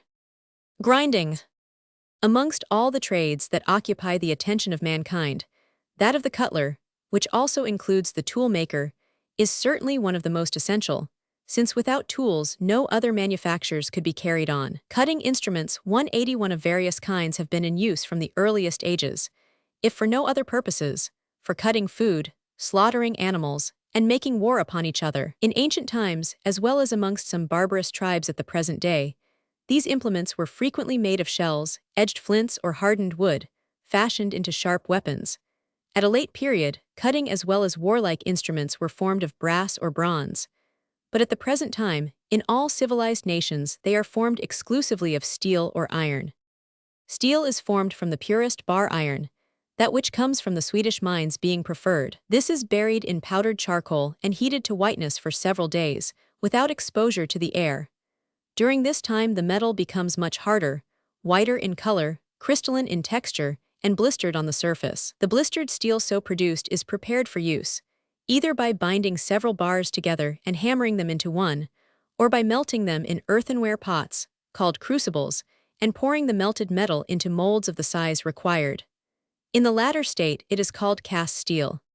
Cutlery is generally understood to comprise all kinds of knives, razors, lancets, and edge tools, including scythes, saws, scissors, shears, spades, and many others, and the manufacture of forks, files, and some other instruments not possessing cutting edges is frequently included in the business. It will be impossible to give a detailed description of how all these are made, so only 2 or 3 must be selected. In a cutler's factory knife, blades are forged from steel bars in a number of small rooms, each containing a fireplace or hearth, a trough to hold water, and another trough for coke, which is specially prepared for this kind of 182 work. There are also an anvil, hammers, and some other tools. Cutler's hammers, anvil. 2 persons are engaged in each room, one being called the maker or forger, the other the striker. The forger buries the end of the steel bar in the fire to the extent required, and to determine when it should be removed requires some judgment, since if it be overheated or burnt, it will be quite unfit for cutting purposes. On the other hand, it must be sufficiently heated to acquire the proper degree of softness for the operation of shaping the blade from it. When the end of the bar has been properly heated, it is brought to the anvil, where it is fashioned by the striker into the required shape by means of a few blows of the hammer. This roughly shaped blade is then cut off from the end of the bar, which is again heated for forming the next shape, and so on to the end. The cutting part of the blade thus rudely formed is next welded to a piece of iron, which forms the bolster, or shoulder, that is, the part that rises round the handle of the knife. To make the shoulder of the size and shape required, and to give it neatness and finish, it is introduced into a die by the side of the anvil, and a swage, see blacksmith, placed upon it, to which a few smart blows in the proper direction are given by the striker. Shoulder iron. The die and swage are called prints by the workpeople. Besides the bolster, the part which fastens into the handle, technically termed the tang, is also shaped from the piece of iron welded on to the cutting part of the blade. After the bolster and tang have been properly finished, the blade is heated again, and then well hammered on the anvil. This operation, which is termed smithing, requires particular care and attention. It is intended to consolidate the steel and to render it brighter. The next process the blade has to undergo is that of marking. This is done with a broad punch made of the very best and hardest steel, and having the name and corporate or trade mark of the firm carved on the bottom end or point.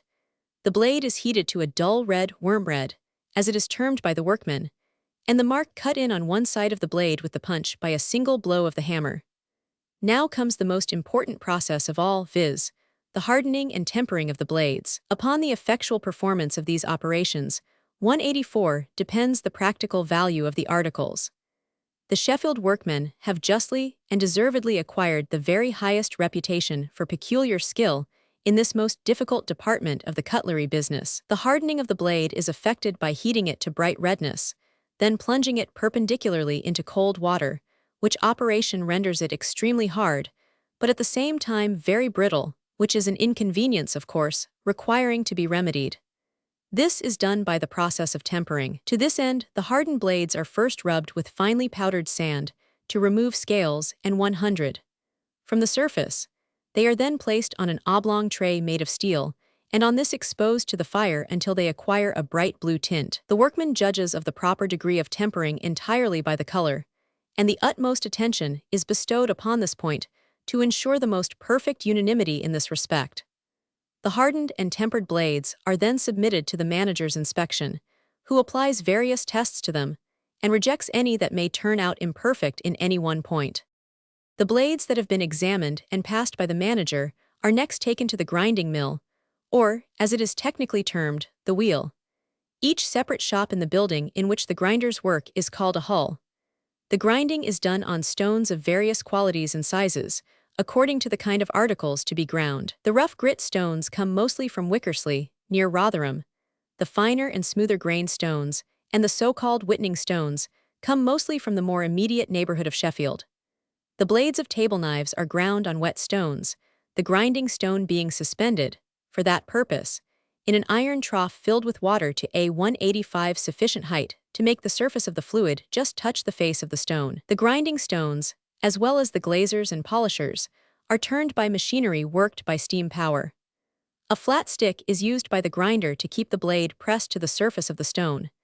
The ground blades are then glazed, which simply means that a higher degree of luster and smoothness is given them by grinding on a tool termed a glazer. This consists of a wheel made of a number of pieces of wood, put together in such a manner that the edge or face always presents the end way of the wood, which is done to preserve the circular shape by preventing contraction of the parts. The grinding face of the wheel is covered with so-called emery cake, which consists of a composition of beeswax, tallow, and emery. The glazing 186 wheels have a diameter of 4 feet. The tang of the blade is stuck into a temporary handle to facilitate the operation. Grindstones, chisel, buskin, flat file, or rasp gauge. The last process to which the blades of table knives are subjected in the grinding mill is that of polishing. This is done on circular pieces of wood covered with buff leather, with a coat of finer emery, flour emery composition upon it, which are made to revolve with much less velocity than the grinding stones and the glazers. The ground blades are again taken to the manager, who applies several very severe tests to them to try their temper and edge. Shears, flat stick, haft molds. Knife handles are made of horn, ivory, ebony, silver, German silver, mother of pearl, and 100. Two sorts of ivory are principally used, the Egyptian and the African. The latter is the more beautiful and transparent of the two, the Egyptian looking more like horn. The tusks are sawn in appropriate lengths, which are then cut by a small circular saw into handles of the required size. The handles are properly filed, and occasionally also carved or fluted in different patterns. A variety of files are used for these purposes, such as flat files, threading files, hollow files, half 187 round files, and 100. The handle is then bored to receive the tang. The bolster of the blade having been properly filed, the tang is inserted into the bore and fixed in by cement in the usual way. It is afterwards farther secured by a German silver pin passing through the handle and tang. The silver and German silver handles are stamped in dies. The mother of pearl handles are carved or fluted in different patterns. Fire irons, crooked tongs, dies. The knives thus finished by the hafter are now taken once more to the manager to undergo a final examination preparatory to their removal to the warehouse. The forging of razors is performed by a foreman and striker in the same manner as in making the blades of table knives. The bars or rods as they come from the tilt, 188 and rolling mill, are about half an inch broad, and no thicker than is sufficient for the back of the razor. The anvil on which the razor blades are forged is rounded at the sides. By dexterously working the blade on the rounded edge of the anvil, a concave surface is given to the sides, and the edge part thus made thinner, which saves the grinder a deal of labor. The blade having been cut off the bar, the tang is formed by drawing out the steel. The blade is then properly hardened and tempered. The last and most important process which the razor blade has to undergo is that of grinding. The difference in the prices of blades, make all of them of the same material, is owing entirely to the circumstance that stones of much smaller diameter are used for grinding the higher-priced blades, and much more time and labor are given to the operation than is the case with the cheaper sorts. In making a fork, the end of a steel bar is first made red-hot. It is hammered so as to give a rough approximation to the shape of the shank or tang. It is again heated, and a blow from a die or stamp gives the proper contour. The prongs are cut out by a powerful blow from a stamp of peculiar form, and the fork is finally annealed, hardened, ground, and polished. It is this process of fork grinding which has so often been made a subject for comment. The fork is ground dry upon a stone wheel, and the particles of steel and grit are constantly entering the lungs of the workman, thereby ruining the health and shortening the duration of life. Many contrivances have been devised for obviating this evil, but the fork grinders have not seconded these efforts so zealously as might have been expected. In making pen and pocket knives, a slender rod of steel is heated at the end, hammered to the form of a blade, and carried through many subsequent processes. But the putting together of these hinged knives requires more time than the making of the blades, and affords a curious example of minute detail. When the pieces of bone, ivory, pearl, tortoiseshell, horn, or other substances, which are to form the outer surface of the handle, are roughly cut to shape, when the blade has been forged and ground, and when the steel for the spring is procured, the whole are placed in the hand of a workman, who proceeds to build up a clasp knife from the little fragments placed at his disposal. So many are the details to be attended to, that a common two-bladed knife has to pass through his hands 70 or 80 times before it is finished. A file, as everyone knows, is a steel instrument, having flat or curved surfaces so notched or serrated as to produce a series of fine teeth or cutting edges, which are employed for the abrasion of metal, ivory, wood, and 100. Steel for making files being required to be of unusual hardness, is more highly converted than for other purposes, and is sometimes said to be double converted. Small files are mostly made of cast steel. Very large files called smiths, rubbers are generally forged immediately from the converted bars. Smaller files are forged from bars which are wrought to the required form and size by the action of tilt hammers, either from blistered bars or from ingots of cast steel. These bars are cut into pieces suitable for making one file each, which are heated in a forge fire, and then wrought to the required shape on an anvil by two men, one of whom superintends the work while the other acts as general assistant. The next operation upon the blanks which are to be converted into files is that of softening or lightening, to render the steel capable of being cut with the toothing instruments. This is effected by a gradual heating and a gradual cooling. The surface is then rendered smooth, either by filing or grinding. File cutting, file cutting. The cutting of the teeth is usually performed by workmen sitting, astride upon a board or saddle-shaped seat in front 191 of a bench, upon which is fixed a kind of small anvil.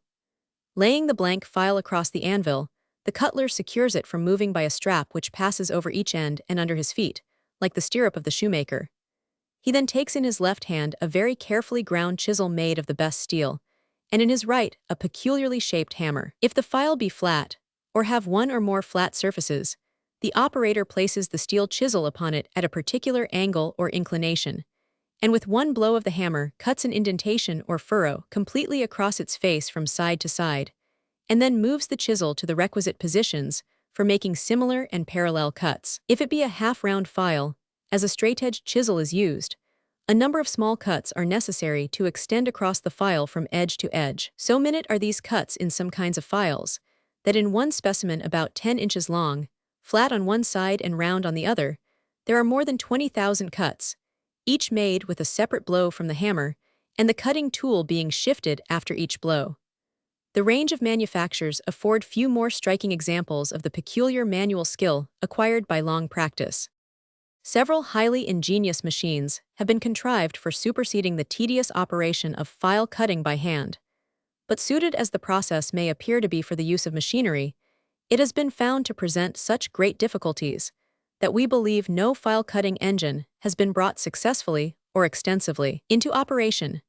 One very serious difficulty arises from the fact that, if one part of the file be either a little softer than the adjacent parts, or a little narrower, so as to present less resistance to the blow of the hammer, a machine would, owing to the perfect uniformity of its stroke, make a deeper cut there than elsewhere. After the files have been cut, the steel is brought to a state of great hardness. This is effected in various ways, according to the purpose to which the file is to be applied. They are generally coated with a sort of temporary varnish, then heated in a stove, and then suddenly quenched. After hardening, the files are scoured, washed, dried, and tested. It will be seen that the tools employed by the cutler are few, and consist mostly of the hammers, molds, dies, anvils, grinding stones, and others already mentioned. Cotton manufacturer. Cardings. The extremely valuable substance, called cotton, which is now raised in such abundance as to furnish the cheapest and most extensively used clothing, is produced in the seed vessels of the cotton plant, of which there are many varieties. Some are herbaceous annual plants, growing from 18 to 24 inches high. Others, shrubs about the size of our current bushes and of from 2 to 10 years' duration, whilst a third kind attain the growth of small trees, with a height of from 12 to 20 feet. The leaves of the cotton plant are of a bright dark green color, deeply divided into 5 lobes. The flowers are large and showy, of a bright sulfur or lemon color, and closely resemble in appearance and botanical structure those of the single hollyhock. Each flower is succeeded by a triangular 3-celled seed vessel, which attains the size of a small walnut, and when ripe bursts open from the swelling of the cotton contained in the 3 cells. The seeds, which are rather larger than those of grapes, are enclosed in the cotton wool, which adheres very firmly to them. One variety of cotton, cultivated in China and some parts of America, has a yellow tint. This tint it preserves when woven into the fabric called nankeen. Cotton plant, bale of cotton. The cotton plant is largely cultivated in India, China, United States, West Indies, on the shores of the Mediterranean, and in short, in almost all the warmer parts of the world. It flourishes readily in soils too poor for the growth 195 of grain and other crops, and succeeds perfectly well in dry seasons. The cotton, when perfectly ripe, is gathered by women and children, the seeds and wool being picked out of the pod. It is dried in the sun, and is then ready for the removal of the seeds. In India, this operation is performed by means of two parallel rollers, which are fixed in a frame at a small distance apart, so that when they are turned round the cotton is drawn through whilst the seeds, which from their size are unable to pass, are torn off and separated. With this simple machine, a man can separate the seeds from about 50 pounds of cotton in a day. In America, a still more rapid process is adopted. The cotton is placed in a box, one side of which is formed of stout parallel wires, placed about 1/8 of an inch apart. By the side of this box is a roller, carrying a number of circular saws with curved teeth, which project through the wires into the box. On the roller being made to revolve, the teeth of the saws drag the cotton through the wires, the seeds remaining behind. After being thus separated, the cotton is powerfully compressed into bags and is ready for transport to this and other manufacturing countries. The cotton is seldom unpacked until it arrives at the mill, the purchases being all managed by samples. When it is unpacked, the first thing to be done is the sorting, and in this much care and skill are required, for the different bags furnish different qualities of cotton, and it is necessary to produce yarn of uniform quality at the cheapest rate. In order, therefore, to equalize the different qualities, the contents of all the bags are mixed together in the following manner. A space being cleared and marked out on the 196 floor, the cotton contained in the first bag is scattered over the space, so as exactly to cover it. The contents of the second bag are in like manner spread over the first, and the cotton in all the other bags is disposed in a similar manner. Men and boys tread down the heap, which is called a bing or bunker, until at length it rises up in shape and dimensions very much like a haystack. Whenever a supply of cotton is taken from the bing, it is torn down with a rake from top to bottom, by which means it is evident the contents of the different bags are collected together in a mass of uniform quality and color. In mixing different qualities of cotton, it is usual to bring together such only as have a similar length of staple. A portion of the waste cotton of the mill is also mixed in the bing, for making the lower qualities of yarn. For higher numbers, as well as for warps, a finer quality of cotton must be selected, and thus it will be seen that the formation of a bing is an important operation, the quality of the goods produced depending upon it. In this state, the cotton contains sand, dirt, and other impurities, and the fibers are matted together by the pressure they were subjected to in packing. To open the fibers and get rid of the sand, and 100. The cotton is put into a machine called a willow. This consists of a box or case, containing a conical wooden beam, studded over with iron spikes. This beam is made to turn round 500 or 600 times a minute. The cotton, as it is torn down from the bing, is put in at one end of the machine, where it is caught by the spikes, tossed about with great violence, and gradually driven forward to the other end. The sand and other impurities fall out of the machine through an open grating at the bottom. The dust and lighter matter pass off through 197, a series of wire openings, and the cleaned cotton is sent down a chute into the room below. If the cotton is of fine quality, it is beaten, or batted, with hazel or holly twigs. For this purpose, it is spread on a frame, the upper part of which is made of cords and is quite elastic. A woman, with a rod about 3 or 4 feet long in each hand, beats the cotton with great violence, and so entirely separates the fiber. Any loose impurities which remain fall out between the cords. Seeds and fragments of seed pods, which adhere to the cotton somewhat firmly, are picked out by hand. By this method, the cotton is thoroughly opened and made quite clean without injuring the staple. Opening the cotton. The coarser qualities are passed at once from the willow to the scutching or blowing machine, which does the work of batting, only in a more violent manner, and is therefore 198 not adapted for fine qualities, but in coarser spinning is in general use, to prepare the cotton for the carding engine. The cotton, which is still in a confused and tangled state, has now to be carded, upon the regularity and perfection of which process depends much of the success of spinning, and also the durability and beauty of the stuff to be woven. A cotton card is a sort of brush containing wires instead of bristles. The cards are made of bands or fillets of leather, or are formed of alternate layers of cotton, linen, and india rubber pierced with numerous holes, in which are fixed bent pieces of iron wire, called dents or teeth. The fibers of the cotton are not yet sufficiently level to be twisted into yarn, and it often happens that the teeth of the card lay hold of a fiber by the middle and thus double it together, in which state it is unfit for spinning. The cardings are therefore doubled and drawn out by a machine called a drawing frame, the principle of which depends upon different pairs of rollers, revolving with different degrees of rapidity. If, however, the riband, as it leaves the carding engine, were simply extended in length by drawing it out, it would be liable to tear across, or to be of a different thickness at different parts of its length. To prevent the tearing and to equalize the thickness, a number of cardings are joined together and drawn out to a length equal to the sum of the length of all the separate cardings. The effect produced is the same as taking a piece of cotton wool between the finger and thumb and drawing it out many times, laying the drawn filaments over each other before each drawing. If the cotton be then examined, it will be found that all the fibers are parallel and of equal length. This effect is accomplished very perfectly in the drawing frame, which consists of a number of rollers 199 arranged in what are called heads, each head consisting of 3 pairs of rollers, of which the second pair moves with greater speed than the first, and the third moves quicker than the second. Drawing's thread frame. By the process of doubling and drawing, the cotton is formed into a loose porous cord, the fibers of which are arranged side by side. This cord is still too thick for yarn, but it cannot be reduced in size by drawing merely, for if this were attempted it would break. A slight twist is therefore given, which by condensing the fibers allows the drawing to proceed. This is the commencement of the spinning process, which is, in fact, little more than a combination of drawing and twisting, and is called roving. Cotton bobbins, buffaloes with bobbins, roving. The bobbin and fly frame is an exceedingly complicated 200 machine, although the objects to be accomplished by it are sufficiently simple, namely, to give the roving a slight twist, and then to wind it on the bobbin. The first is easily done by the revolutions of the spindle, the second is more difficult. It is scarcely necessary to explain that the bobbins now under notice differ in no way from the reels in common use, except in being of very large size. The spindle which holds the bobbin is a round steel rod 201 driven by a small cogwheel, fastened on the lower part of the spindle.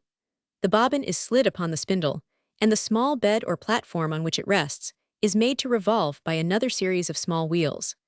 The spindle has 2 arms, called the fly or flyer. This fly is fixed on the top of the spindle in such a way that it can be taken off in an instant, for the purpose of putting on or taking off the bobbin. One arm of the fly is hollow, the other solid, and all this serves to balance the machinery. One machine contains from 30 to 120 spindles, which, for economy of space, are placed in 2 rows, each spindle in the back row standing opposite the space left between 2 spindles of the front row. The action of the machine is this. The sliver having been drawn by the 202 rollers is twisted by the rapid revolutions of the spindle into a soft cord or roving. This enters a hole in the top of the spindle and passes down the hollow arm of the fly. It is then twisted round a steel finger, which winds it on the bobbin with a certain pressure. Throstle, flyer. The throstle machine is usually made double, a row of bobbins, spindles, and 100, occupying each side of the frame. The bobbins filled with rovings from the bobbin and fly frame are mounted at the upper part of the frame in 2 ranges. The roving from each bobbin passes through 3 pairs of drawing rollers, where it is stretched out to the requisite fineness. On quitting the last pair of rollers, each thread is guided by a little ring or a notch of smooth glass, let into the frame towards the spindles, which revolve with great rapidity, producing by the motion of their flyers through the air a low musical hum, which is supposed to have given the name of throstle to this machine. The roving, which may now be called yarn, passing through an eyelet formed at the end of one of the arms of the flyer, proceeds at once to other bobbins. The yarn is wound upon the bobbins by a curious contrivance. The bobbin fits very loosely upon the spindle and rests on its end upon a kind of platform. The bobbin is not connected with the spindle, except by the thread of yarn which has to be wound.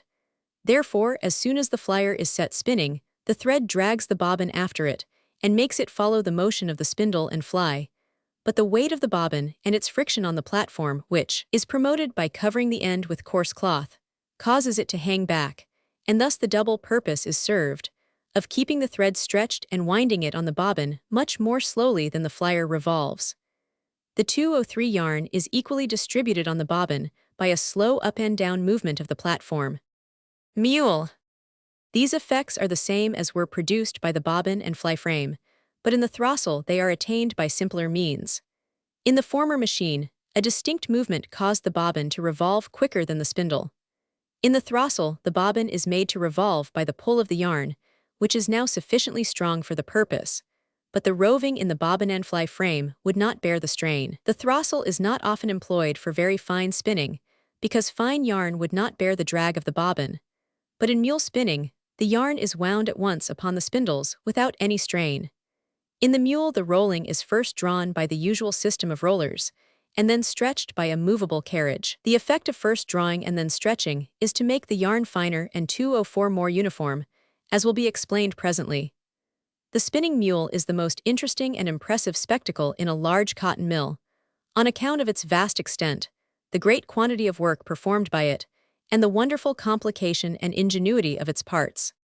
The spinning mule consists of two principal portions. The first, which is fixed, contains the bobbins of rovings and the drawing rollers. The second is a sort of carriage, moving upon an iron railroad, and capable of being drawn out to a distance of about 5 feet from the fixed frame. This carriage carries the spindles, the number of which is half that of the bobbins of rovings. Motion is given to the spindles by means of vertical drums, round which are passed slender cords, communicating with the spindles. There is one drum to every 24 spindles. The carriage being run up to the point from which it starts in spinning, the spindles are near to the roller beam. The rollers now begin to turn, and to give out yarn, which is immediately twisted by the revolution of the spindles. The carriage then moves away from the roller beam, somewhat quicker than the threads are delivered, so that they receive a certain amount of stretching which gives value to this machine. The beneficial effect is produced in this way. When the thread leaves the rollers, it is thicker in some parts than in others, and those thicker parts not being so much twisted as the thinner ones are softer, and yield to the stretching power of the mule, so that the twist is equalized throughout, and the yarn becomes more uniform. When the carriage has completed a stretch, or is drawn out from about 54 to 64 inches from the roller beam, the drawing rollers cease to give out yarn, but the spindles continue to whirl until the threads are properly 205 twisted. In spinning the finer yarns, the carriage sometimes makes what is called a second stretch, during which the spindles are made to revolve much more rapidly than before. The drawing, stretching, and twisting of a length of thread being thus completed, the mule disengages itself from the parts of the machinery by which it has hitherto been driven, and the spinner then pushes the carriage with his knee back to the roller beam, turning at the same time with his right hand a fly wheel, which gives motion to the spindles. At the same time, a copping wire, as it is called, is pressed upon the threads by the spinner's left hand, and they are thus made to traverse the whole length of the spindle, upon which they are then wound or built in a conical form, which is called a cop. These cops are used for placing in the shuttle in weaving, and form the weft or short cross threads of the cloth. Machinery for moving shuttle, shuttle for power loom. The yarn is now disposed of in various ways, according to the use for which it is intended, but it is often found convenient to make it up into hanks.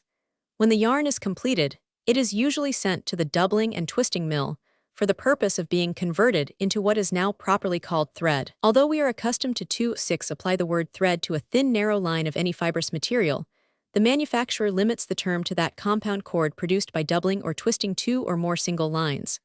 The single line he calls yarn, 2 or more single lines, laid parallel and twisted together, he calls thread, and of this there are many varieties, such as bobbin net lace thread, stocking thread, sewing thread, and 100. Gassing. In fine spinning, the yarn, when doubled, is for some purposes singed or gassed, in order to get rid of the loose fibers, and to make it more level and compact. The process of singeing yarn strikes a stranger as being more remarkable than anything else in the 1099. In a long room in the upper part of the mill, or in a shed attached to it, are several tables, lighted up with a large number of jets of flame, about 12 inches apart, producing a singular but pleasing effect. Above each flame is a little hood or chimney. On entering this room, the smell of burnt cotton 207 is immediately perceived, and on approaching the table, one is surprised to see a fine, delicate thread crossing each flame in 2 or 3 directions, and apparently at rest. But on following the course of this thread, it is found to proceed from one bobbin, which is rapidly spinning round, and to pass through the flame to another bobbin, which is also in rapid motion. It is then seen that the thread is also moving at a rapid rate, by which means alone does it escape being consumed. The thread is led over pulleys, so as to pass 2 or 3 times through the flame, which singes off the loose fibers, converting them into a reddish powder or dust, which, if blown about and inhaled, would do great injury to the lungs. This is why the gassing room is in a remote or retired part of the building, to prevent the air being disturbed by the bustle of the heavier parts. Warping machines. When cotton is intended to be woven into a fabric, such as calico, and 100, the first operation consists in laying the requisite number of threads together to form the width of the cloth.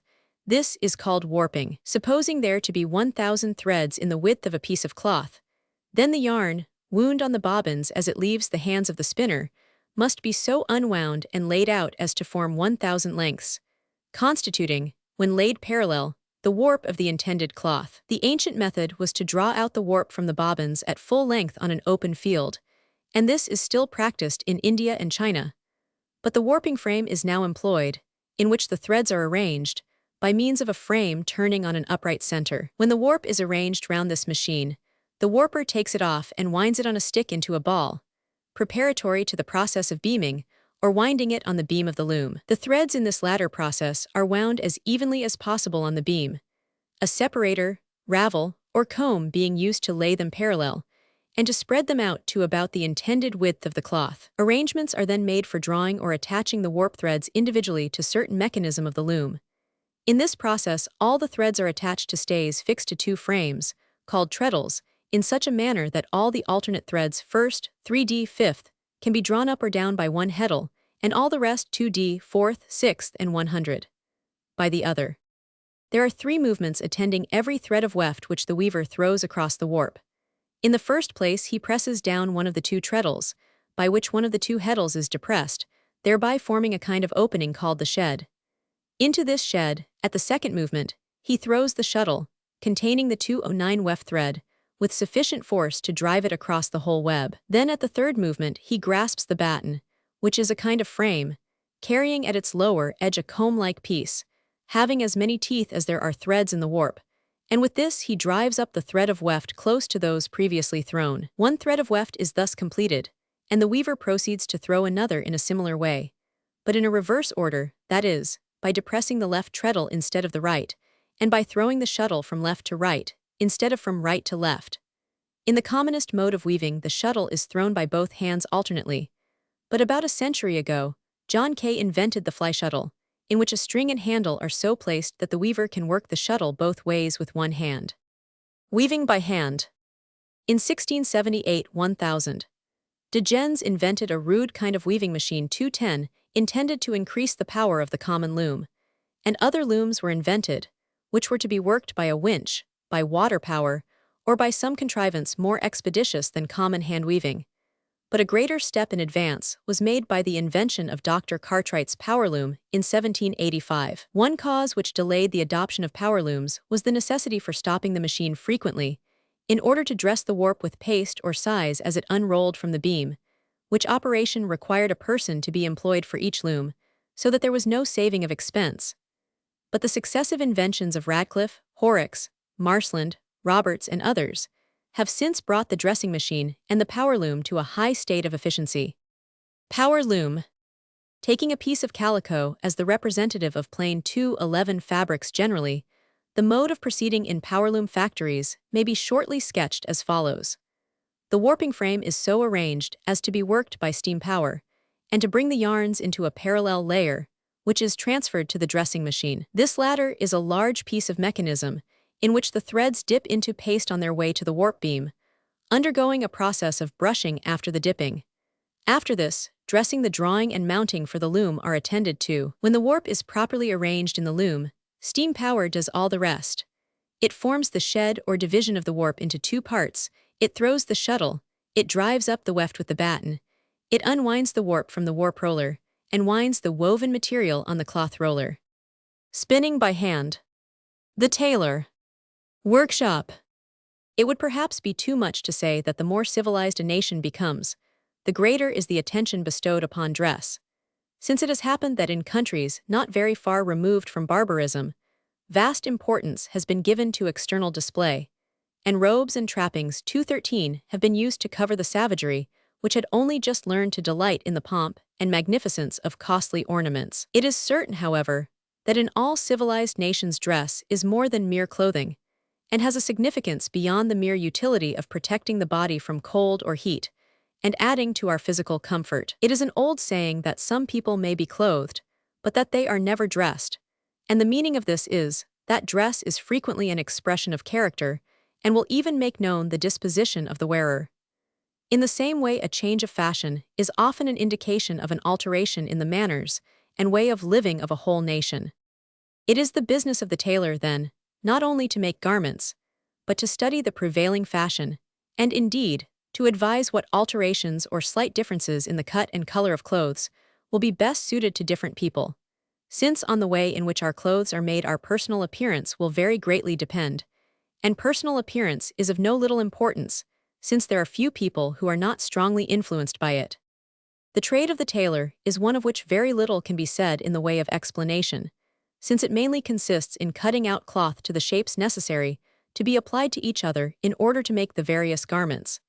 And as this cannot be described without numerous diagrams, and even with them could not easily be understood, we must be satisfied to quote the instructions of a practical tailor on the subject of sewing 3. And first, as to the different sorts of stitches, which are the basting stitch, the back and fore stitch, the back stitch, the side stitch, and the fore stitch. Also the back 2-14 pricking stitch, the fore pricking stitch, the serging stitch, the cross stitch, and the buttonhole stitch. Besides which there is a distinct kind of stitch for hemming, filling, stotting, rantering, fine drawing, prick drawing, overcasting, and also for making what are called covered buttons. The basting stitch is a long and slight stitch, intended to be merely temporary, or to fasten together some of the inner and concealed parts of the garment. It is commonly used to keep the work in its proper position while being sewed. Sleeve board. The back and fore stitch is made, as the name implies, by the union of back stitching and fore stitching. In this stitch the needle is first put through the cloth, and turned up in as short a space as is possible, so as to make a neat and strong stitch when completed. It is then put through the cloth again in the same place as at first, and again turned up, taking care that it passes through the cloth as nearly as possible within the same space as before. This being done, the first back stitch is completed. The second stitch is made by passing the needle forward upon the surface of the cloth, but without taking hold of it, over a space equal to the length of the first stitch. The needle is again put through the cloth, turned up, and brought back to the place where it was last put through so as to form another back stitch, which is followed by another putting 2/15 of the needle forward, or, in plainer terms, another fore stitch, and so on in the same order, until the seam is finished. This kind of stitch is used for sewing linings, pockets, flannel garments, and other thin fabrics. There is no need to say much respecting the back stitch, as this may be understood from what is said above respecting the first stitch in back and fore stitching. This stitch is used for seams where strength is required. It is also used for ornament instead of the side stitch, but in this case it must be very neatly and regularly made. Goose, flat iron, French chalk, thimble, measure book, rule. The side stitch is used for the edges of garments, to keep them from rolling over, or from being drawn out of shape. It is always intended for ornament as well as use, and requires a very quick eye and a careful hand to do it well. In this stitch the needle is put through the cloth a little 2/16 above or below the place from which it came out in the former stitch, but it must be at a very little distance from this place, or the sewing silk will be visible on the surface of the cloth, which is a great blemish, and yet it must be far enough away from where it came out to prevent its breaking through, in which case the stitch is lost both. As to use and ornament, care must also be taken that the stitches are at regular distances from each other, and that the whole of them are placed at the same distance from the edge of the cloth.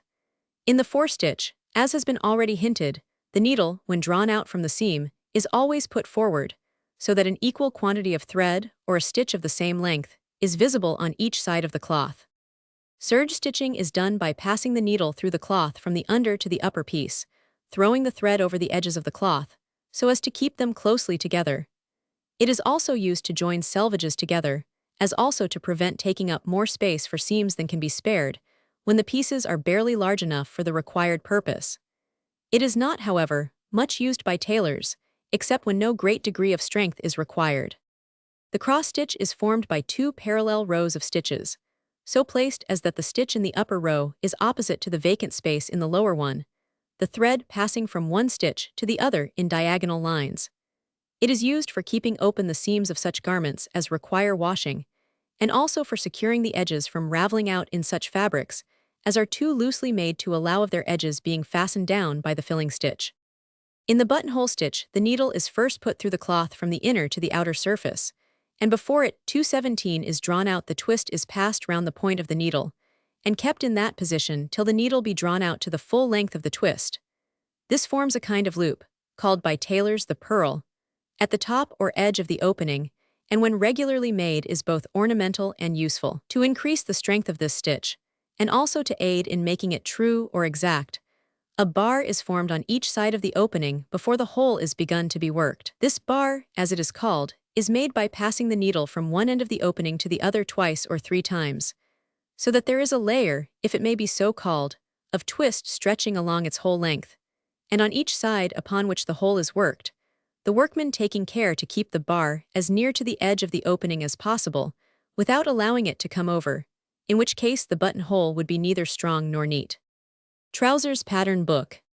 The filling stitch is similar to that used in hemming, the chief difference being in the direction given to the needle. In hemming, its point is directed outwards, or from the workman, but in filling it is directed inwards or towards him, and in each should be a little, but only a little, slanted in order to give the sewing a neat appearance. This stitch 218 is used for sewing on facings, and when made with neatness, and without showing itself much on the outer side of the cloth, is considered to be ornamental as well as useful. Whisk measure hard brush reel iron holder. Stotting, pronounced stoting, is the stitch used for joining pieces of cloth so neatly that the join shall be but little visible, and yet so strongly as to prevent the pieces from being easily parted. In this kind of seam, the pieces of cloth are not laid the one upon the other, as in backstitching, but are placed side by side, the edges being carefully fitted, so as to prevent any irregularity or roughness in the work. They are then sewn together by passing the needle half through the thickness of the cloth. Care must be taken to keep the stitches as near to each edge of the cloth as can be done, without incurring the danger of its breaking through. The needle is put in on the nearest edge of the two, and must not be slanted in the direction 219 given to it, but put as straight forward as possible. The stitch should be drawn close enough home to prevent the silk thread from showing itself on the right side of the cloth, but yet not so close as to draw the edges into a ridge. If the join be as neatly made as it may be, it will, when properly pressed, be barely perceptible. This stitch is used for joining the pieces of cloth of which facings, collar linings, and other fillings up of the inner sides of garments are made, and also in other cases to prevent the taking up too much of the cloth by making a backstitched seam. Shears coat pattern book, wax goose stand, needle and thread. Rantering, like stotting, is intended to conceal a join in the cloth. Here, however, it is requisite to make a strong as well as a neat joining, and therefore a seam is first sewn with a forestitch, and then the rantering stitch is worked upon or over this seam. It should be worked with 220, a very fine silk thread, or with twist that has had one of the strands taken out. The needle should be both long and slender, and must be passed forwards and backwards over the seam, so as to catch hold of its 2 sides, and draw them closely together. But in doing this, care must be taken not to take a deep hold of the cloth. The nap or wool is all that should be taken hold of, and this must be done with a light hand, while the stitches must be placed close to each other, so that the seam may be well covered with wool.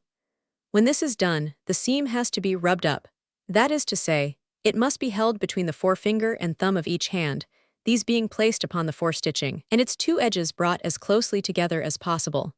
The rantering must then be slightly carded or scratched backwards and forwards with the point of a needle, in order to bring the wool out again where it has been drawn in with the stitch.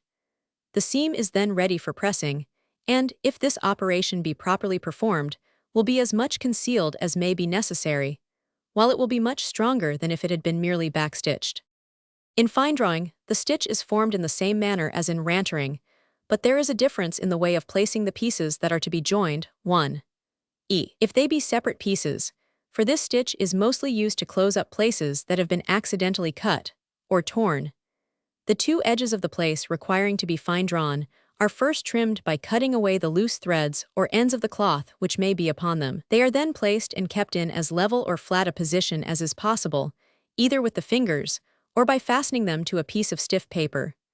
The needle should be both very small and long, and the thread used, whether it be of silk or twist, should be very 221 slender. Greater care is here necessary than in rantering, to avoid taking a deep hold of the cloth. The needle should be passed forwards and backwards, over the opening, and the thread should be drawn no closer or tighter than is quite needful in order to hide it in the wool. The stitches must be placed as near to each other as is possible, so as to prevent the edges of the cloth from being visible between them. If it be needful to make a strong as well as a neat joining, the fine drawing should be repeated on the underside of the cloth, but here it will not be needful to put the stitches so close together. When the fine drawing is done, it must be pressed, but with as light a hand and in as short a time as is practicable, otherwise the sewing, however neatly done, will be visible, and so far as it is so, the design of the fine drawing stitch will not be answered. The stitch called prick drawing is now but seldom used, yet it may be proper to notice it briefly. When this stitch is intended to be employed, the edges of the cloth are first stotted together, after which the needle is passed backwards and forwards in diagonal lines, under the stotting, so as to make the join more strong and durable than it can be made by merely stotting the pieces together. This stitch is used where the cloth is very thick or hard and unyielding, and consequently, where the stotting stitch would quickly give way without this support. It is also better than a backstitch seam for cloths of this description, inasmuch as it can be made to lie more flat, and thus to be more neat in its appearance than a common seam. Overcasting is used merely to secure the edges of thin and loose fabrics from raveling out. In using it, the edges of the cloth, whether it be woolen, linen, or cotton, are first trimmed clear of the loose threads. The needle is 222 then passed through the cloth in a forward direction, at about the distance of 1/8 part of an inch from the edge of the cloth, and when drawn out it is carried from the left to the right and not, as in other stitches, from the right to the left about 1/4 of an inch. It is then again put through, and on being drawn out it is made to pass over the thread leading from the preceding stitch, so as to form a kind of loop on the edge, which loop secures the edge from becoming too much frayed or raveled. All the tools that the apprentice, or even the journeyman requires, may be bought for a few shillings. A yard of linen for a lap cloth, 2 pairs of scissors, 1 pair moderately large for common use and the other small for buttonholes, a thimble, a small piece of beeswax, and 3 pennyworth of needles are all that he will have occasion to buy so long as he is not a master, or a journeyman working at home, when he must procure a sleeve board and an iron. The more expensive part of even these few implements, viz., the scissors, will, with tolerable care, last for a number of years with only the trifling expense of being occasionally sharpened by the cutler. All the implements used by the tailor are so well known as to need no particular description. The sleeve board is used to place in the sleeve of a coat, while the seams are pressed with the heated iron or the goose. In the measure book, the dimensions are written when measurement of a customer is made, and the French chalk marks the direction in which the cloth is cut to the pattern of the various shapes, which are afterwards sewn together to make complete garments. The tanner. The pits. Leather is a substance universally used amongst civilized and very generally amongst barbarous nations. It is made from the skins of animals, which are tanned, or prepared with some substance, having the power of converting the perishable skin, that decays readily when wet or moist, into a lasting and comparatively imperishable leather. The preparation of skins by tanning or other similar processes has been practiced from the earliest times, and although it has engaged the attention of several scientific men, and has been the subject of many curious experiments, it has received less alteration from recent improvements in 224 chemical science than many other manufacturing processes. Several plans, which have been suggested with a view to expediting the process, which on the old system is a very tedious one, have been found to injure the quality of the leather, and have therefore been wholly or partially abandoned. And others, which appear to be more successful, are as yet adopted by a few manufacturers only. The larger and heavier skins operated upon by the tanner, as those of bulls, buffaloes, oxen, and cows, are technically distinguished as hides, while the name skins is applied to those of smaller animals, as calves, sheep, and goats. The process necessary to convert hides into the thick, hard leather used for the soles of boots and shoes, and for similar purposes, will first be noticed. The hides are brought to the tanner either in a fresh state, when from animals recently slaughtered, or, when imported from other countries, dried or salted, and sometimes both, for the sake of preserving them from decomposition. In the former case, the horns are removed, and the hide is scraped to cleanse it from any small portions of flesh or fatty matter that may adhere to the inner skin. But in the latter, it is necessary to soften the hides and bring them as nearly as possible to the fresh state by steeping them in water and repeated rubbing or beating. After this, the hair is removed, sometimes by steeping the hides for several days in a solution of lime and water, which has the effect of loosening the hair and epidermis, or outer skin, and sometimes by suspending them in a close chamber called a smokehouse, heated a little above the ordinary temperature of the atmosphere by means of a smoldering fire, in which case the epidermis is loosened by a very slight putrefaction. In either case, when the hair and epidermis, or cuticle, are sufficiently loosened, 225, they are removed by scraping with a curved knife, the hide being laid upon a convex bench or beam. Unhairing the hides, striking the hides. The hides are prepared for the actual tanning, or immersion in a solution of bark, by steeping them for a few days in a pit containing a sour solution of rye or barley flour, or in a very weak menstruum, consisting of 1 part of sulfuric acid mixed with from 500 to 1,000 parts of water. By this process, which is called raising, the pores of the hides are distended and rendered more susceptible of the action of the tan. Oak bark is the substance most commonly used to supply the astringent principle, and it is crushed or ground to 226 powder in a bark 1099. In the old method of tanning, which is not yet entirely abandoned, the hides and powdered bark were laid in alternate layers in the tan pit, which was then filled with water to the brim. After some months, the pit was emptied and refilled with fresh bark and water, and this process was repeated whenever the strength of the bark was exhausted. In this way, the time required for impregnating the hides varied, according to their thickness and other circumstances, from 1 to 4 years. The process has been greatly expedited by the improvement introduced in consequence of the experiments of 1000. Seguin, a French chemist, of tanning with concentrated solutions of bark, formed by passing water through a mass of powdered bark, until, by successive filtrations, it is completely deprived of its soluble tanning principle. Bark box, barrow. The variations of practice among different tanners extend to the substance used as an astringent, as well as to the manner of applying it. Ground oak bark, which was formerly the only material in common use, and is still the most general, produces good leather of a light fawn color, 227 Valonia, of which considerable quantities are imported for the use of tanners, produces leather of great solidity and weight, the color of which is inclined to gray, and which is more impervious to water than that made with oak bark. Valonia consists of the acorns of the Quercus gylops, and is brought from the Levant and the Mora. Catechu, or Terra japonica, the extract of the acacia catechu, produces leather of a dark reddish fawn color, which is light, spongy, and very pervious to water. Fleshing knife and section, shaving knife and section, striking pin and section, unhairing knife and section. When the process is complete, the hides are hung up in a shed and allowed to dry slowly, and while they are drying, they are compressed by beating or rubbing or by passing them between rollers to give them firmness and density. A yellow deposit is now found upon the surface of the leather, to which the name of bloom or pitching is technically given.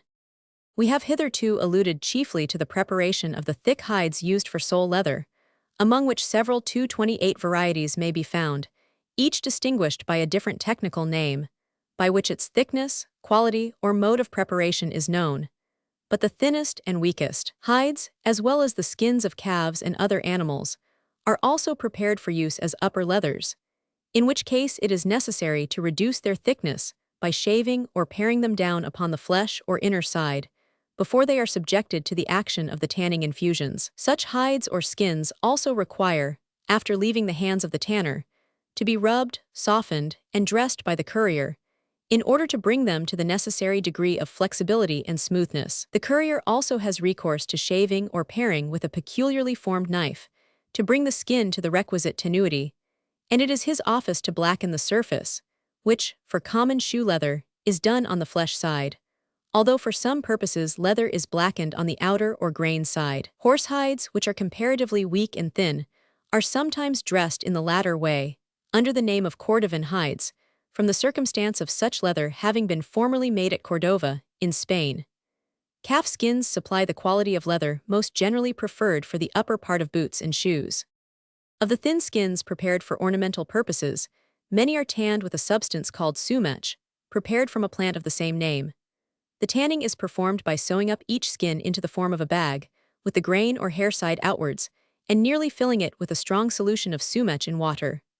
The bag is then fully distended by blowing into it, and the aperture is tied up, after which it is thrown into a large shallow vessel filled with hot water containing a little sumech. The distended 229 bags float in this vessel, and are occasionally moved about with a wooden instrument until the solution which they contain has thoroughly penetrated their substance.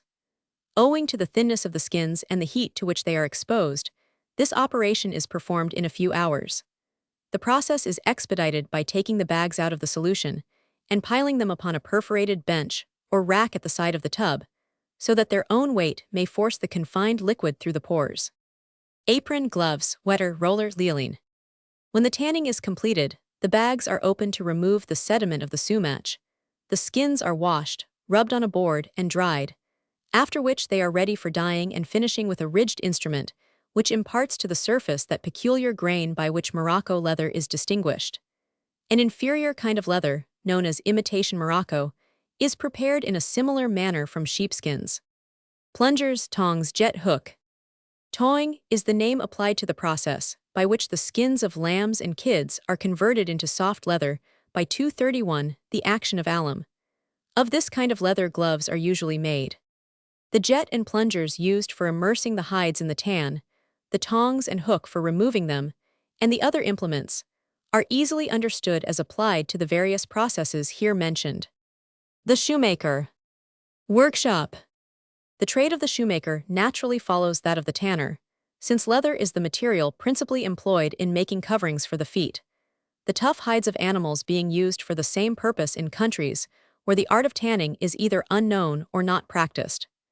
Scarcely 233, any handicraft employment engages the attention of so many persons in this country as boot and shoe making. From the fashionable bootmaker to the poor cobbler, who crouches in a stall under a house in some narrow street, is a wide interval, and this interval is filled up by numerous grades. At Northampton, boots and shoes are made on a very large scale for the London markets. They include chiefly the cheap varieties, but at some of the recent exhibitions of manufactures, the Northampton bootmakers have exhibited specimens of workmanship which are considered to be quite equal to those of London or Paris. At Edinburgh in Kent, and at other places, the strong coarse, hobnailed shoes are made, which are so much worn by wagoners and others. The London makers import from Paris very large quantities of boot fronts, which, when combined with other parts of English manufacture, constitute many of the French boots, which now glisten in the windows.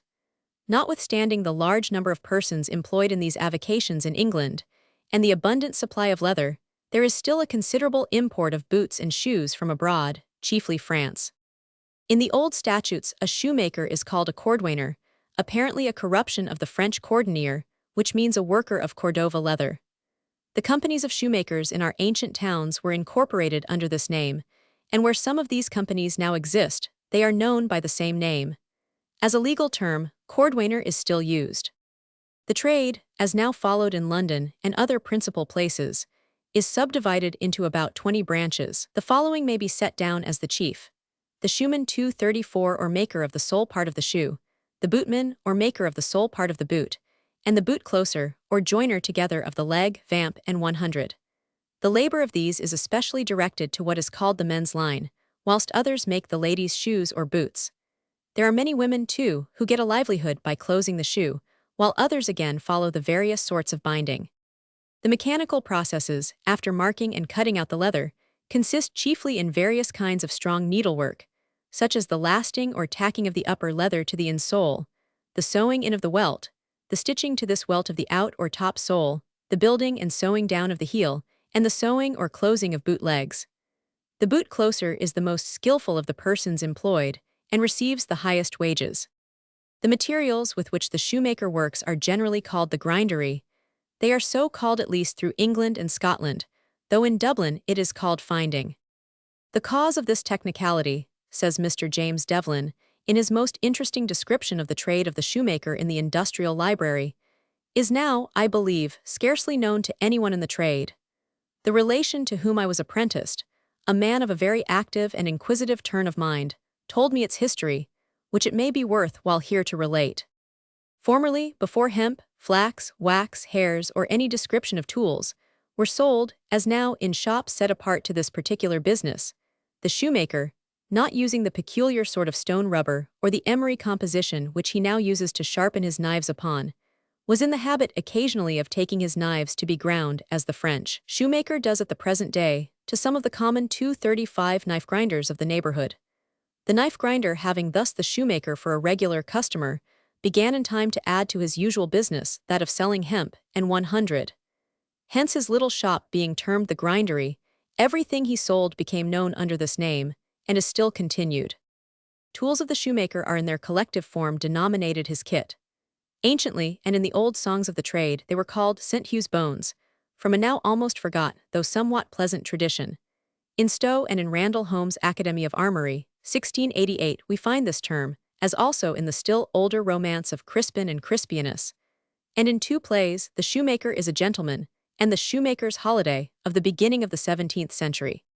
The kit of the shoemaker is, however, no longer now as formerly made up of bones, saint or infidel, human or brute, but principally of good and kindly steel, purchased ready-made at the grinder's or the grindery establishments before spoken of, and kept afterwards, in this country at least, and in America, in repair and proper order by the ingenuity and care of the workman himself, though in France, and generally on the continent, much of this is done by another person, to whom such occupation is the sole means of livelihood. Under the general term kit is comprehended the pincers, nippers, hammer, the various descriptions of awls, of setting irons, and many other articles. It has often been a matter for great surprise that the shoemaker should sit in such a cramped and unhealthy position at his work, crouched over his clamps as he holds the leather in them between his knees while engaged in 236 sewing, or over the block, which he holds fast to his thigh, with the stirrup that passes underneath his foot. Nippers, all stirrup, lapstone, hammer, clamps. Many inventions and improvements have been made for enabling the shoemaker to stand during a great part of his time, and some of these seem well adapted to supersede the old position, but at present they have been only partially adopted. The shoemaker's thread being tipped with bristles, no needle is required for sewing, but the thread itself is passed through the hole made with the awl, quickly goes in the awl, and as quickly is out again, but not before the hair from the fingers of the left hand has found the passage, without being at all directed by the sight, but literally in the dark. And hence the term blind stabbing, the right hand hair immediately following in the opposite course, the closed thumb and forefinger of either hand nipping at the moment the hairs from these different directions, and drawing the same as instantly out, at once completing the stitch. A proficient closer, or closer, boy for here, in general, the boy is even more expert than the man, will in the space of half an hour stab the 4 side rows and the 2 back rows of the counter of a boot, each inch of stitching taking about 20 stitches, and the entire work averaging about 15 inches, 300 stitches being thus put in 30 minutes or 50 every 5 minutes, each stitch requiring in itself 6 distinct operations: the skill of sight or distance, the putting in of the awl and again its withdrawal, the putting in the left-hand hair and again of the right, and lastly, the careful though rapid drawing, or rather twitching, out of the thread itself. The closer needs little kit: a slip of board to fit or prepare the work upon, a pair of clamps, a block, a knife, about 3 awls, 2 differently sized closing awls and 1 stabbing awl, 2 seam sets, or it may be 3, 1 for 238 the stabbed sides, a stirrup, a case of needles, short blunts, and a thimble. 4-part iron, seat file, gigger iron, Jim Crow breaker, glazing iron, bevel iron.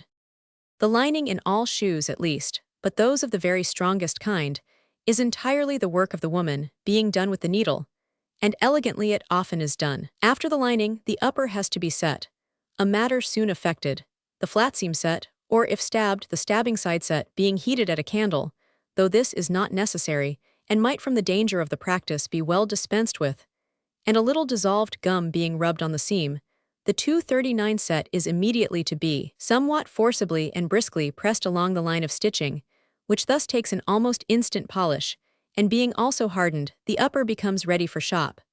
That is, to be sent to the maker, or shoeman, to finish by putting in the welt, soles, and other parts of the shoe, the stitching being effected with a square awl. Knife last, paste horn. The number of tools used by the boot and shoemaker who combines all the branches of the trade is very great, although few of them are remarkably expensive, except some of the patent metal or hardwood lasts, on which the shoes or boots are placed, the lapstone on which the leather is hammered after being damped, and the various kinds of irons used for rubbing, paring, or shaping the soles and other parts of the shoe, are the principal implements, beside the awls, knives, hammers, and rasp. The glazing iron is used for burnishing the heel of the boot or shoe, the paste horn for containing the paste used in the inside lining of the shoe or boot, the irons for setting up the leather beside the stitching, and the Jim Crow 240, which is a small toothed wheel running in a handle for the same purpose. The long stick is used for sleeking, or smoothing and softening the upper part of the boot or shoe, after it has been made and placed on the block, in order to take out any wrinkles that may remain. Long stick, rasp. It would be impossible to give any clear description of all the operations of the trade of the shoemaker in the space devoted here to this particular business, and even were it attempted, no very clear idea could be conveyed of the various portions of his work. Since, like the tailor, he has first to cut out the leather to the proper shape for making the various parts, which have afterwards to be put together. Indeed, beyond mentioning the uses of the various tools, most of which are simple enough, little can be said to explain the operation of the shoemaker that would not require actual inspection of the different processes, although many of them may be understood by looking at a shoe, after having observed the accompanying pictures, and having read what has been said about the tools employed. The saddler and harness maker. Workshop. The manufacture of saddles and harness for horses is one requiring very considerable skill and no little patience, since on the ability of the saddler depends not only the health and comfort of the horse, but the safety of the rider. 242. The beauty and finish of the harness and its appurtenances are so essential to the proper appearance presented by the whole equipage, that a very great deal of attention is now given even to the smallest details, such as buckles, mounts, and ornamental sewing on straps and traces.